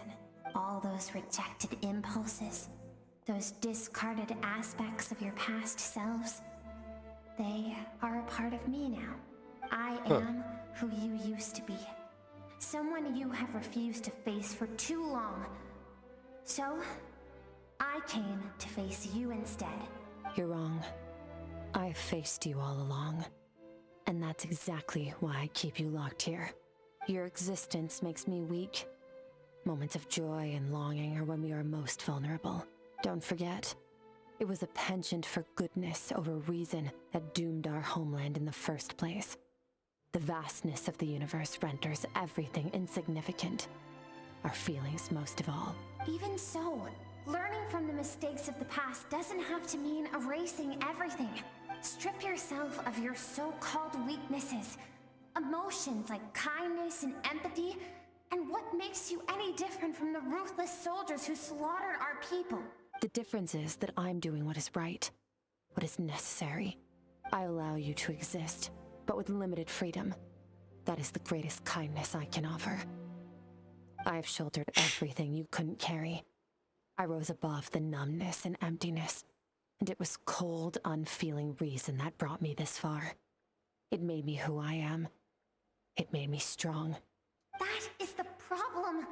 I want to shoulder those things together. On the grand scale of the entire universe, maybe our feelings are vanishingly small, but why should that mean they don't matter? Emotion gives warmth to the cold expanse of space. It gives meaning to the world around us. Think back to those nights of gazing at the stars, those afternoons of exploring the unknown. Think back and let them grant you peace. A brief respite from the pressure you put on yourself. That isn't what we need. It's exactly what we need. Aren't you curious about why recovering your strength has taken longer than normal this time? Finally, you get to the important part. That is the only answer I came here to find. Then look around. Look at your inner world. You cast aside your dreams and curiosity, and in doing so, you lost your original motivation. You severed all connection to who you used to be, so you can no longer draw strength from your past. Now, the only things driving you forward are fear and survivor's guilt. But these cannot take you far enough. And so, this river, the source of your strength, grows more polluted by the day. And do you think that means I should seek help from a weak little thing like you? Your emotion self isn't weak. The fact that she transcended time and broke free from her constraints to come and face you proves it. Thank you for saying that. I knew bringing you here would be the right choice. To be honest, I'm not here to argue with you. This isn't about who's right or wrong. And in fact, I agree that in order to make it through the wake of that tragedy, we had to distance ourselves from the pain through reason over emotion. But what is right at one point in time isn't always right forever. I know you will never forget that fire. I know the fact that you were the sole survivor fills you with guilt.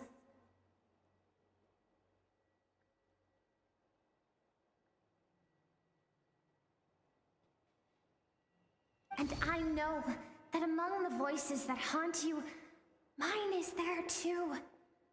Because deep down, you know that you didn't turn out to be the person you wanted to be. All those unfulfilled hopes are like knives to the heart. And I don't want you to hurt anymore. So even if you can't accept me, I hope at least that you can let go. I keep thinking, maybe it would be better if I had died. I wouldn't be haunted by that fire all the time. I wouldn't have to go on like this. Sir Logi saw something in her. Your dad and I, we're not afraid to stare death in the face, but we need you to survive.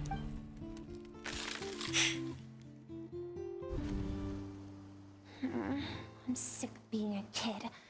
There's so many amazing things out there, and I'm ready to see them all.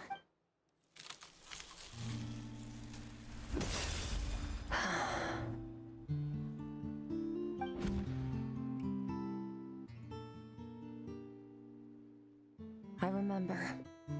There was a song Mom and Dad always sang when we went out to fetch water. Dancing water. The sand along your path is begging for your song and movement. Will you carry this burden with you on your journey? I am not the dancing water, and you are not the burdensome sand. But if this is your wish, then I will carry you with me until the end. Make her stronger. Thank you. I should be thanking you.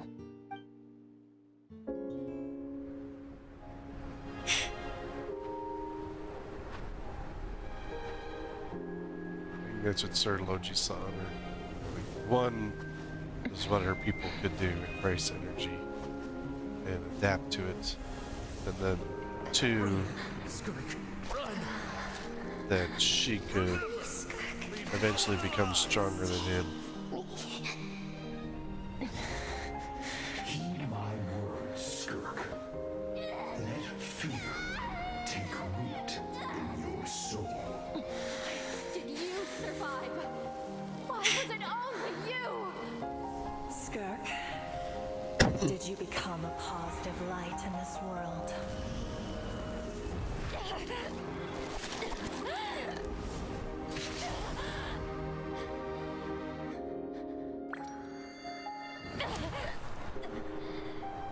Hey, this doesn't have to be the end.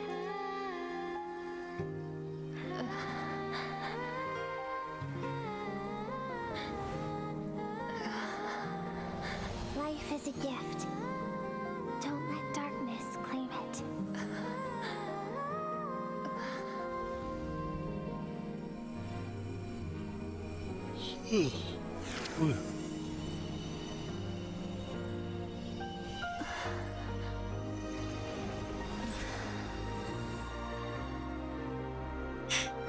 So what her Sir Logi was trying to teach her.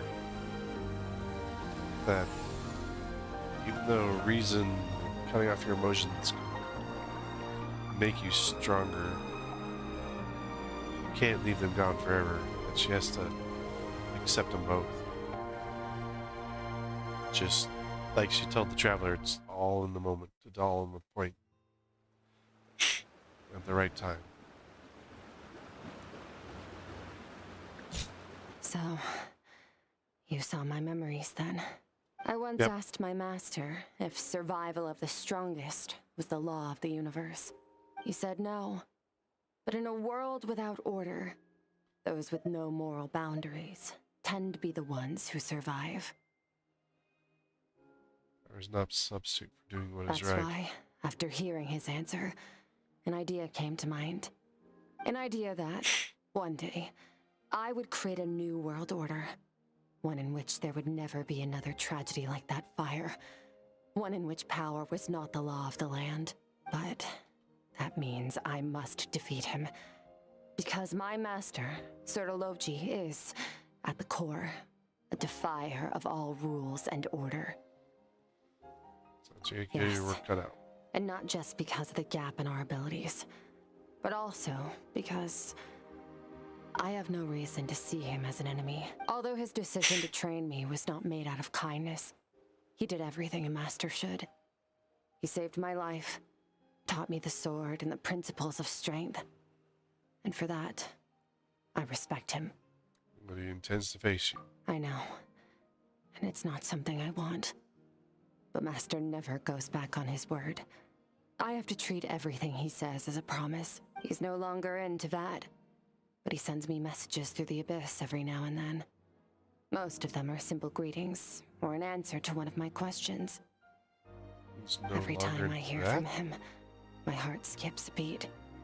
And I wonder if this is the moment where he'll finally appear before me and tear down everything I've built to pieces. Maybe that means I do live in eternal fear, just like he said. Yes, I respect him, but I'm also afraid of him. And for that reason, the pursuit of strength consumes every moment of my life. I don't know what Master has planned, but I have to be ready. Oh, I'll help. Help me? Why? This isn't your fight. Because that's who I am. Because if we want to build the world we both want to see, everyone has to be willing to fight for it. We all do our part. We can make the entire universe a kinder place. I like this one over the some of the other ones.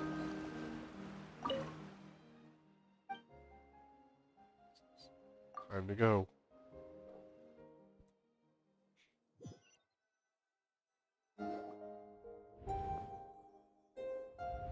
Alright, Paimon's there. Oh, you're finally awake! Honestly, Paimon was gone for like 2 seconds and then she comes back and finds you both unconscious? Oh, you scared Paimon half to death. You're both okay, right? What does it look like?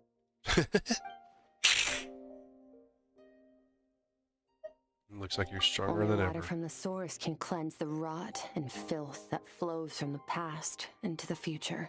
I taught you to incorporate the experiences from your journey into how you fight.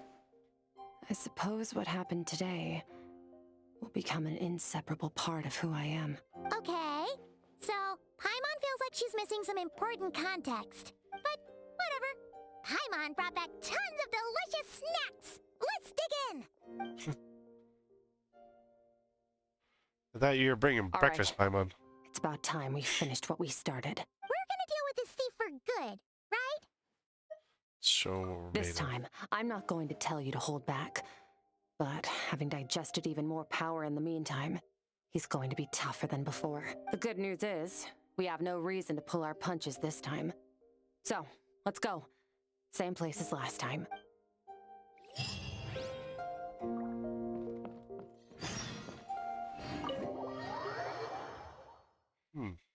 So we're gonna go back up against him.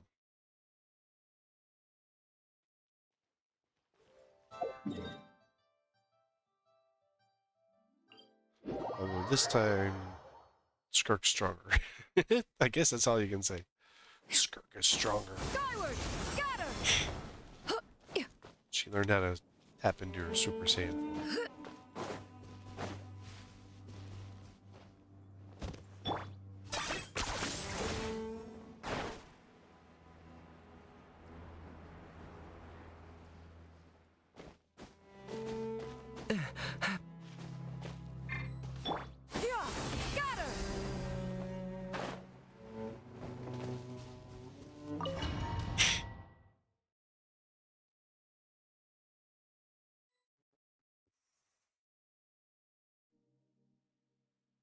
So who is the enemy? The fog is gone! Oh, it's Sertology. Wait, isn't that the form the all-devouring narwhal changed into? How come he knows that, too? Really? Skirk's master. So, you're telling Paimon that giant whale and this guy can both turn into the fowl? How does that work? It's a subconscious instinct. Any intelligent being who longs for his level of strength is bound to mimic his appearance. It's a natural response after encountering someone as powerful as Master. To them, he represents ultimate power. We know the person before us has encountered Master, and we know he stole a portion of my power. So it's not surprising that he would assume this form. Okay. Oh, the closer Paimon looks, the more intimidating it gets. That's pretty cool looking. Nervalette isn't here this time, so it's up to us. He won't have the nerve to steal again after we're done with him. Let's teach this guy a lesson. Paimon, you're not doing anything. Hold on.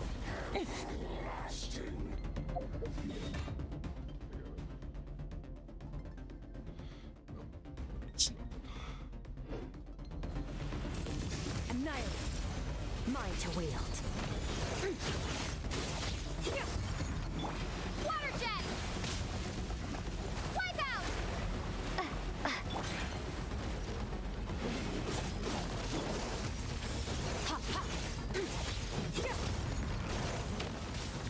Mine to wield. This is the dude who fought inside the narwhal. The version of it, at least. Haven't forgotten your training, I hope.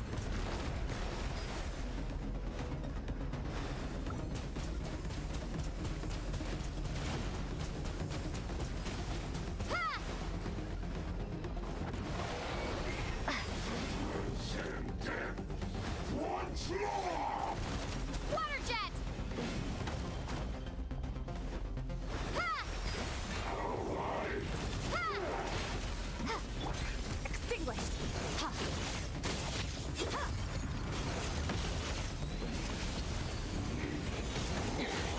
Wasn't expecting this.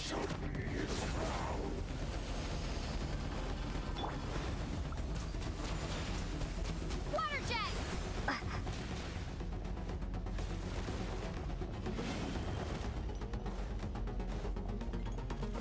Back on his heel.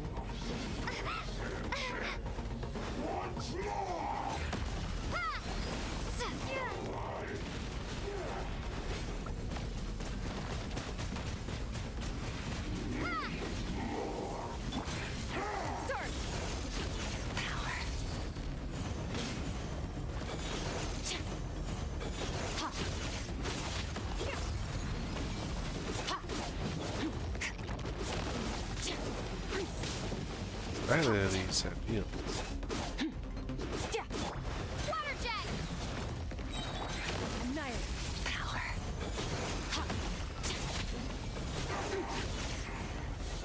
Bombs away!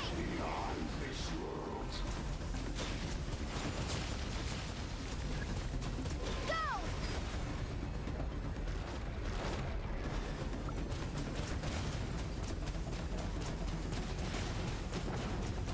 Water jet!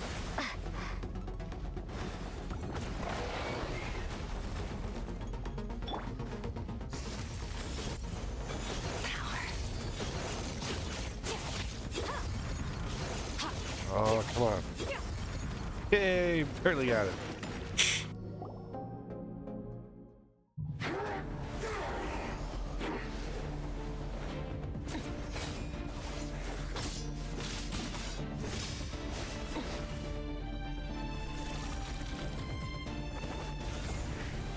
Watch out.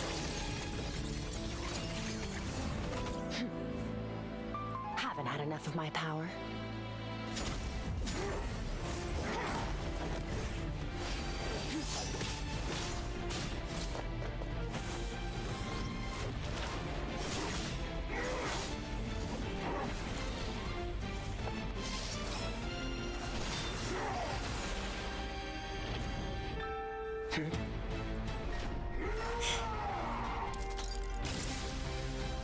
Oh, there's a crack in your armor, Well dude. then, let's see how much more of this power you can handle.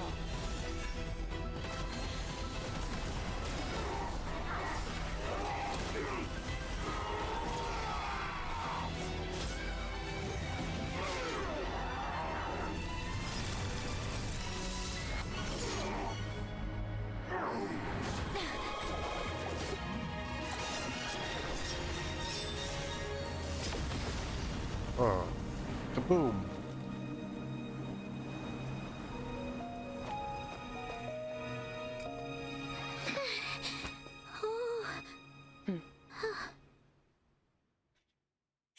Is he dead?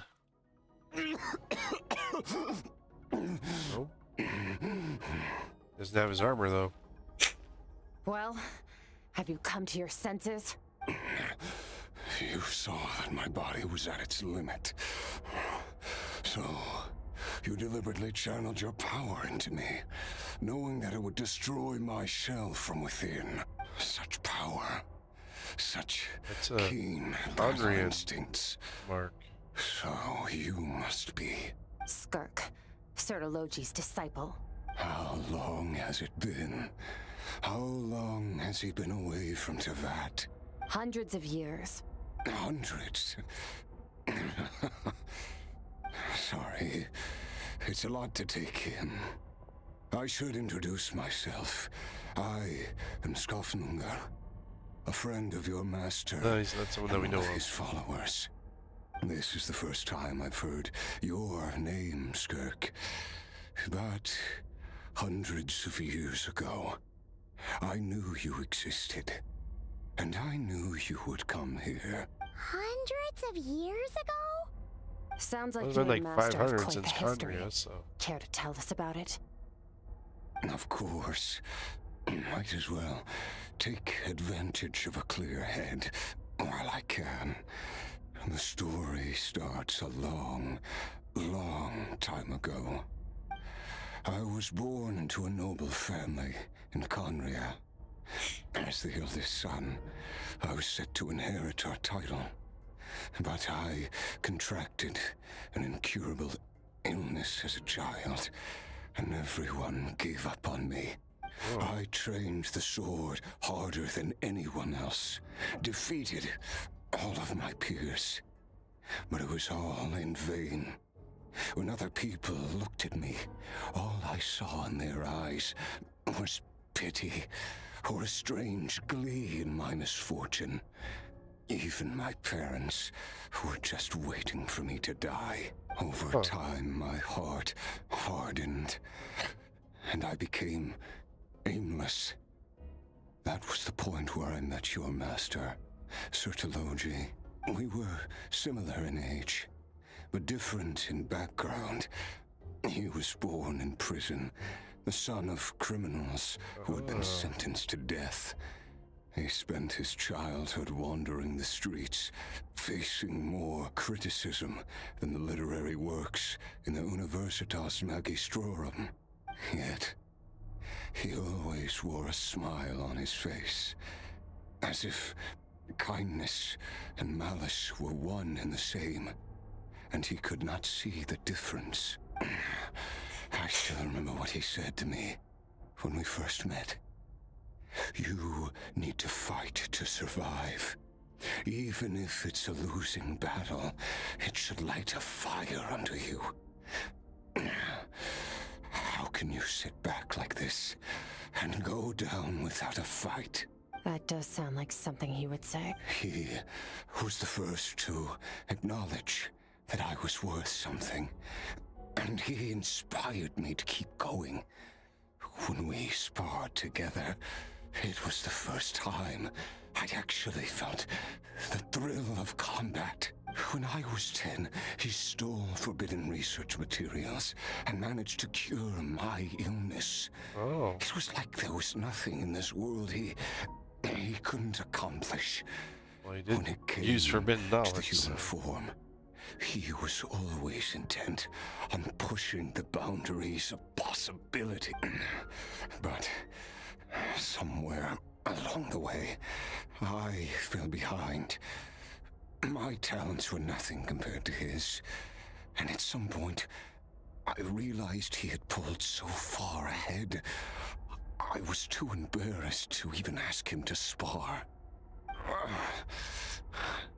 After his grand endeavor was successful, he sought me out and said to me, "This planet no longer holds anything of interest to me, so I'm leaving.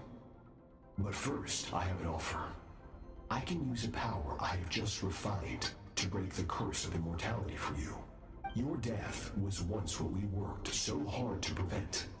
But the immortality you now face is a different kind of pain altogether." I'll pass. Immortality doesn't sound so bad to me. Since I can't die, it means I have an infinite amount of time to get stronger. Maybe I'll finally catch up to you one day, and we can spar like we used to. Are you sure? I cannot say when I will return. Your body, or rather, your soul, might not be able to withstand this curse. All I can do is try. After all, a wise man once told me, people need to fight for their own survival. Wise indeed. Nevertheless, if you grow weary of the pain of immortality and wish to experience a good sparring match before you wither away, seek out my disciple. Disciple? Never thought I'd hear that word coming from you. Nor I. But Vedifenir said I was destined to find a disciple out there in the universe and bring her to Tibet. You know as well as I, Vedifenir's prophecies are never wrong. Well, now I'm curious about who this disciple of yours will be. All Vedifenir said was that one day, the stars shall bow in her honor. Sounds pretty impressive. Of course. Only the most outstanding people would have the right to become my disciple. Still self-assured as ever, I see. But you're not wrong. I'll be leaving them. Oh, and if you are serious about getting stronger, I left you a little gift in the primordial sea. As I've said before, walk whatever path you want. Freedom means even the wicked get to make their own choices. Waiting for me in the primordial sea was the all-devouring narwhal, already beaten into submission by Sertologi. In its weakened state, I was able to cut off part of its flesh and sew it into my own heart. Your heart? What? That sounds like torture. How did you even survive that? Curse of immortality. Because, of course, I bear the curse of immortality. So, you used the curse to turn yourself into a vessel for power. Even with that whale's ability, devouring power like that is not something the human body can withstand. With your body and soul constantly at the breaking point, it was the curse of immortality that sustained you. But that is not the path to strength. You have to pour your heart into it, work for it, dream of it. Instead, you stole something that didn't belong to you, and it backfired. You're right. I should have known better, but I had already pushed myself to my limits, and he was still miles ahead of me. So I had to take a leap of faith. I miss your master. I miss the days when we were all together, troublemakers without a home. I don't regret the choice I made. But if you'll allow it, I do want to apologize. To both of you. After the beating we just gave you, I think we can call it even. You're an interesting one as well. Sertologi's disciple. That's a lot to live up to. It can't have been an easy experience. I know what he's like.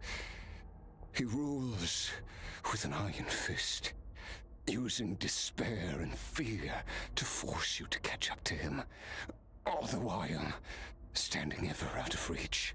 We're like mountain climbers in the dark, never knowing how much higher we have to climb, or when we will see the sun again. True. But I made up my mind long ago. No matter how dark it gets, I will not give in to despair. I will overcome it. Besides, after hearing your story, I suspect what Master really wants is not a battle that demands his full strength, but rather a defeat without regrets. Oh? Since you're his friend, you must have some things in common. The first time we came here, when you stabbed me through the fog and stole my power, I felt no emotion coming from that spike. But when you had to devote all your strength fighting me just now, I could feel joy and passion emanating from your blade. It was the joy of a researcher discovering the truth of the world, the joy of an artist uncovering a temple of wonders. Interesting. I'm certain I didn't express those emotions outright. Yet you were able to read them from my blade, like a glimpse into my inner world. You're right. Because she had also forgotten about him. That battle brought me an unbridled sense of joy, and my defeat brings me no regret whatsoever. Exactly. I think Master also craves a battle like that. One where his opponent forces him to use all his strength, unlock the extent of his potential, and transcend his own limits. A battle to end all battles, after which all can come to an end, including, perhaps, his life. For that very reason, good and evil are meaningless to him. He has one purpose, one goal: to complete himself. It's one of the secrets to his strength. Perhaps you're right. Perhaps that is his goal. What a battle that would be. Oh, to witness such a... Oh, you may not survive. Too many different kinds of power are surging through my body. The curse of immortality allows it all to coexist, but it does not remove the pain. I won't be able to hold on to my sanity for much longer. What a shame. I would have loved to witness that battle. Sertologi once offered to free me from this curse. Now, I must ask that of you, Skirk. Can you release me from the pain? I can, but not through death, if that's what you were hoping for. It's not a suitable punishment for your crime. As an alternative, I can take your consciousness, along with all the power you've consumed, and smash it to pieces. The impurities will dissipate, and under the curse of immortality, your mind and body will regenerate. When that process is complete, you will be back to who you were before, no longer tortured by powers you can't control, but it will be a time-consuming and painful process. The decision is yours to make. I accept. And who knows? Perhaps I'll wake up in time to witness your great battle with Sertologi.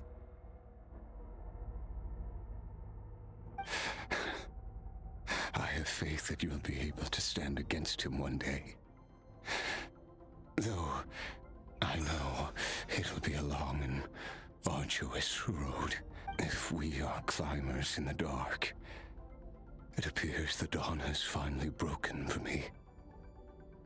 But your ascent continues. At least, it looks like you are not alone on your journey. I will reach the top of this mountain, no matter what it takes. And you, Skofnungur, will be my witness at the end of all things. It's finally over. Let's get out of here. At least we don't have to make a mad dash for the exit like last time.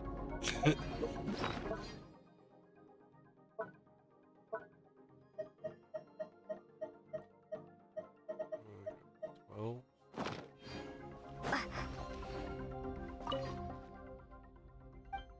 Nothing else to do. Time to leave.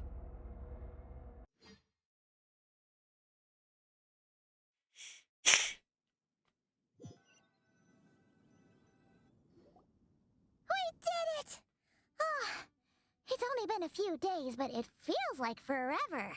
Once again, we've proved there's nothing we can't overcome. We're just that awesome. Didn't even break a sweat. Wow, you sound even more confident than usual.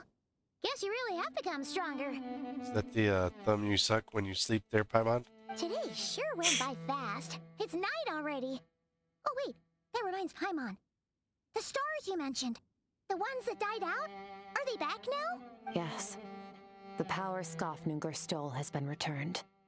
So, the stars have regained their light. Great! Huh, it's crazy that you even noticed their light was gone. There are so many stars in the sky. If a few disappeared, Paimon definitely wouldn't be able to tell. I suppose it's because I have gazed upon this sky for centuries. The false stars, hanging in the meticulously planned sky, glittering with rotten light. It's not real. And yet, it is for that very reason that I can look upon it and enjoy the momentary peace it brings. See what it's like up there. The most beautiful of bubbles has to burst. We will return to the real universe one day, whether of our own volition or not. Time marches ever forward. Even the innocent and naive will taste life's bitterness. Yet through hardship, we grow until we learn to seize the sands of time for ourselves and uncover our true strength. Though we gaze upon a false sky, its vastness and majesty is palpable. One can only wonder, what is it going to take for kindness to reign supreme in the vast expanse of the universe? A lot. This is all going over Paimon's head. But if she knows one thing, it's that the Traveler always finds a way. Ever since we met, she has filled Paimon's days with happiness. No matter how tough things get, she always finds a way to make it better. If it's too big a job for one person, then we'll do it with two. And if two's still not enough, then three. We've met so many amazing friends and accomplished so many amazing things. As long as we don't give up, we can make any wish come true. I suppose when it comes to you, anything is possible. Well, I should be going. Now that my power is no longer isolated from my emotions, I need more practice to get used to it. When are we gonna meet again? I suppose fate will decide. Maybe we'll bump into each other on the street. Or maybe we'll reunite on a different planet entirely. Regardless, reunions and partings are but passing moments. More than anything, I hope that at the end of this journey, wherever it takes us, we stand in a world reborn. One without war, pain, or forced partings. One where new life can bloom. Yeah. Even where there was once nothing but scorched earth. For this, we must all work to become stronger. I don't like that line. Goodbye, traveler. Remember your training. Make sure to put it to use. Bye!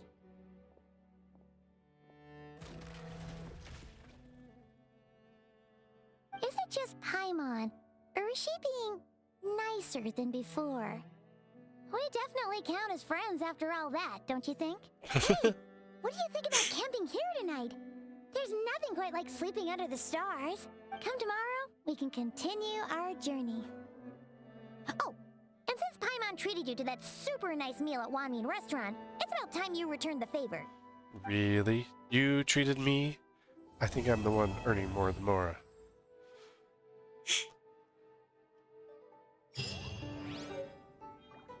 Dream Mirror Remnant. Dream Review.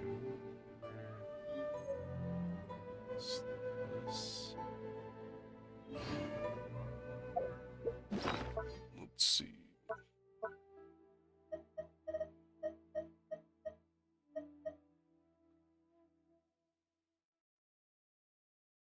Guitar the Skark made based on the instruments of our homeland. The guitar is unique. Charm when played, ancient melody seems history that nobody can recall. Other stuff here. There's the hibernation key. Oh, there's the Dream Mirror Remnant. Skirk's note should be like at the bottom here. Special Fortune Slip, Pucka's note.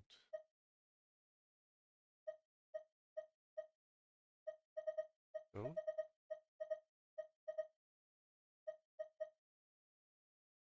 Park commemorative map. Geo Archon. Scenery guide. Ugh.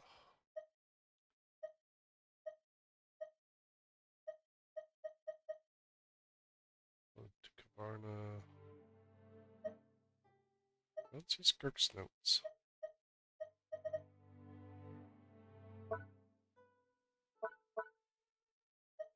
Oh, there they are. Complete Skirk's rigorous training. Like many relatives, through the training is oh, you get talent materials, and then the notes should now be right there. Trials training. Just can't interact with it anymore. Huh, that one was... I like that one's story a little bit more than some of the other ones that they've done. But I definitely have to say, like, when you compare, like, the way that, like, Genshin and Honkai do their stories, like, they're both Hoyo companies, so, or games. They're very different. Like, Honkai's, like multi-story, like, super long, stick as much in it as possible. And Genshin does put a lot into their stories, but it's not like it's like, how long can we draw it out? How long is the MSQ? because like Damage Q was like maybe 3 hours worth of time, 2.5 ish. You know, it was a lot less time than what Honkai puts in. But I mean, it covers quite a bit, and they're able to cover quite a bit. And then they do these, then they do the special stories. Oh, it's for your teapot. But then there's also, go here, you can collect this, which are essential materials for Skirk. But like what they put in, I think, to the story, I think is quite different than what, you know, how they do it. And they do a lot more of, like, I wish you could see them. Like, I wish they did some of these, a few more, like 1 or 2 more of these for the 4-star characters. But, you know, these were okay. Like, the Tribal Chronicles were okay story-wise. Like, they weren't, like, great. They were okay. But they were good for, like, this one, the story quests here. I wish you could actually see, like, what, you know, which ones you've completed and whatnot. If you are presently unoccupied. Like a rundown of ones you've come across here. Perhaps we... I don't know if archive would be a place, but could stop. like if there was somewhere where you could stick it, like a knowledge guide, like what you have in Honkai, but where you could go back and look at the information from the previous quests, that the story quests that you've done in the past. You know, that would actually be pretty cool. I wish they'd include something like that in the game. Just so you, it's like a reflection style mode or something like that. I don't know how to really put it, but you know, something along that lines. But yeah, that's kind of my thoughts there. But I did like the Skirk one. The Skirk one is actually pretty good. But that's where we'll end there for today. We have to say that was pretty good Genshin. I mean, we won't have another story for quite a bit, because we've got how much time left on this? 2 weeks. About 2 weeks left on this one, and then another 3 weeks. So it's about another month or so. 3 weeks. It's about another 5 weeks, 5 to 6 weeks, until the next story comes out for Genshin. Honkai's next one actually does come out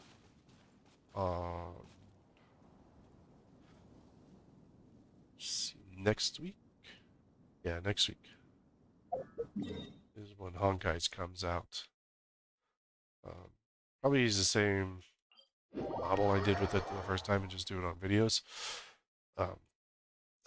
I've got a few other things going on that it's probably gonna where it's gonna mess with my schedule a little bit going for a few weeks, but I'll figure it out. But anyway, thanks everyone for coming along and joining in.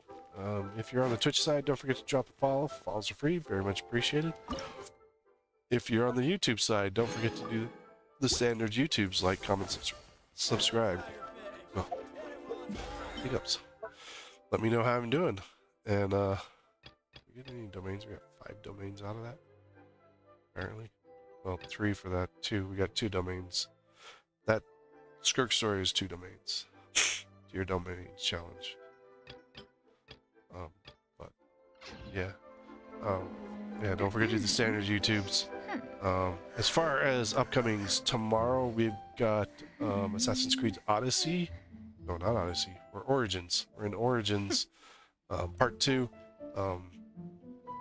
Finishing off the first part of Bayek's story, and then going into the more in-depth part of Bayek's story. Oh, but why must the... Like, too much conversation going on. In the Bayek story.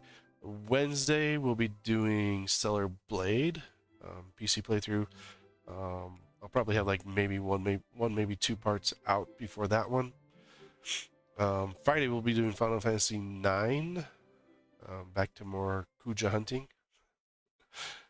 And then Saturday, I haven't decided yet. There's probably several possibilities that I could stick in that slot. And then as far as next week, the next few weeks after this one, I have some IRL things that are coming in, and it's going to kind of mess up, kind of change the way that I do my streaming, at least for a little while, for a certain amount of time. I'm going to try and figure out the schedule. Just keep your eyes on my YouTube. That's where I schedule my live streams. The Tuesdays, Fridays, and Saturdays I'm going to try to do those 3 days. And then Monday, Thursdays, it's going to kind of be variable. I got to look at and see how I can get those scheduled in and around. Not sure, but we'll see what happens. Anyway, thanks everyone for coming along and joining in, and we will see you next time.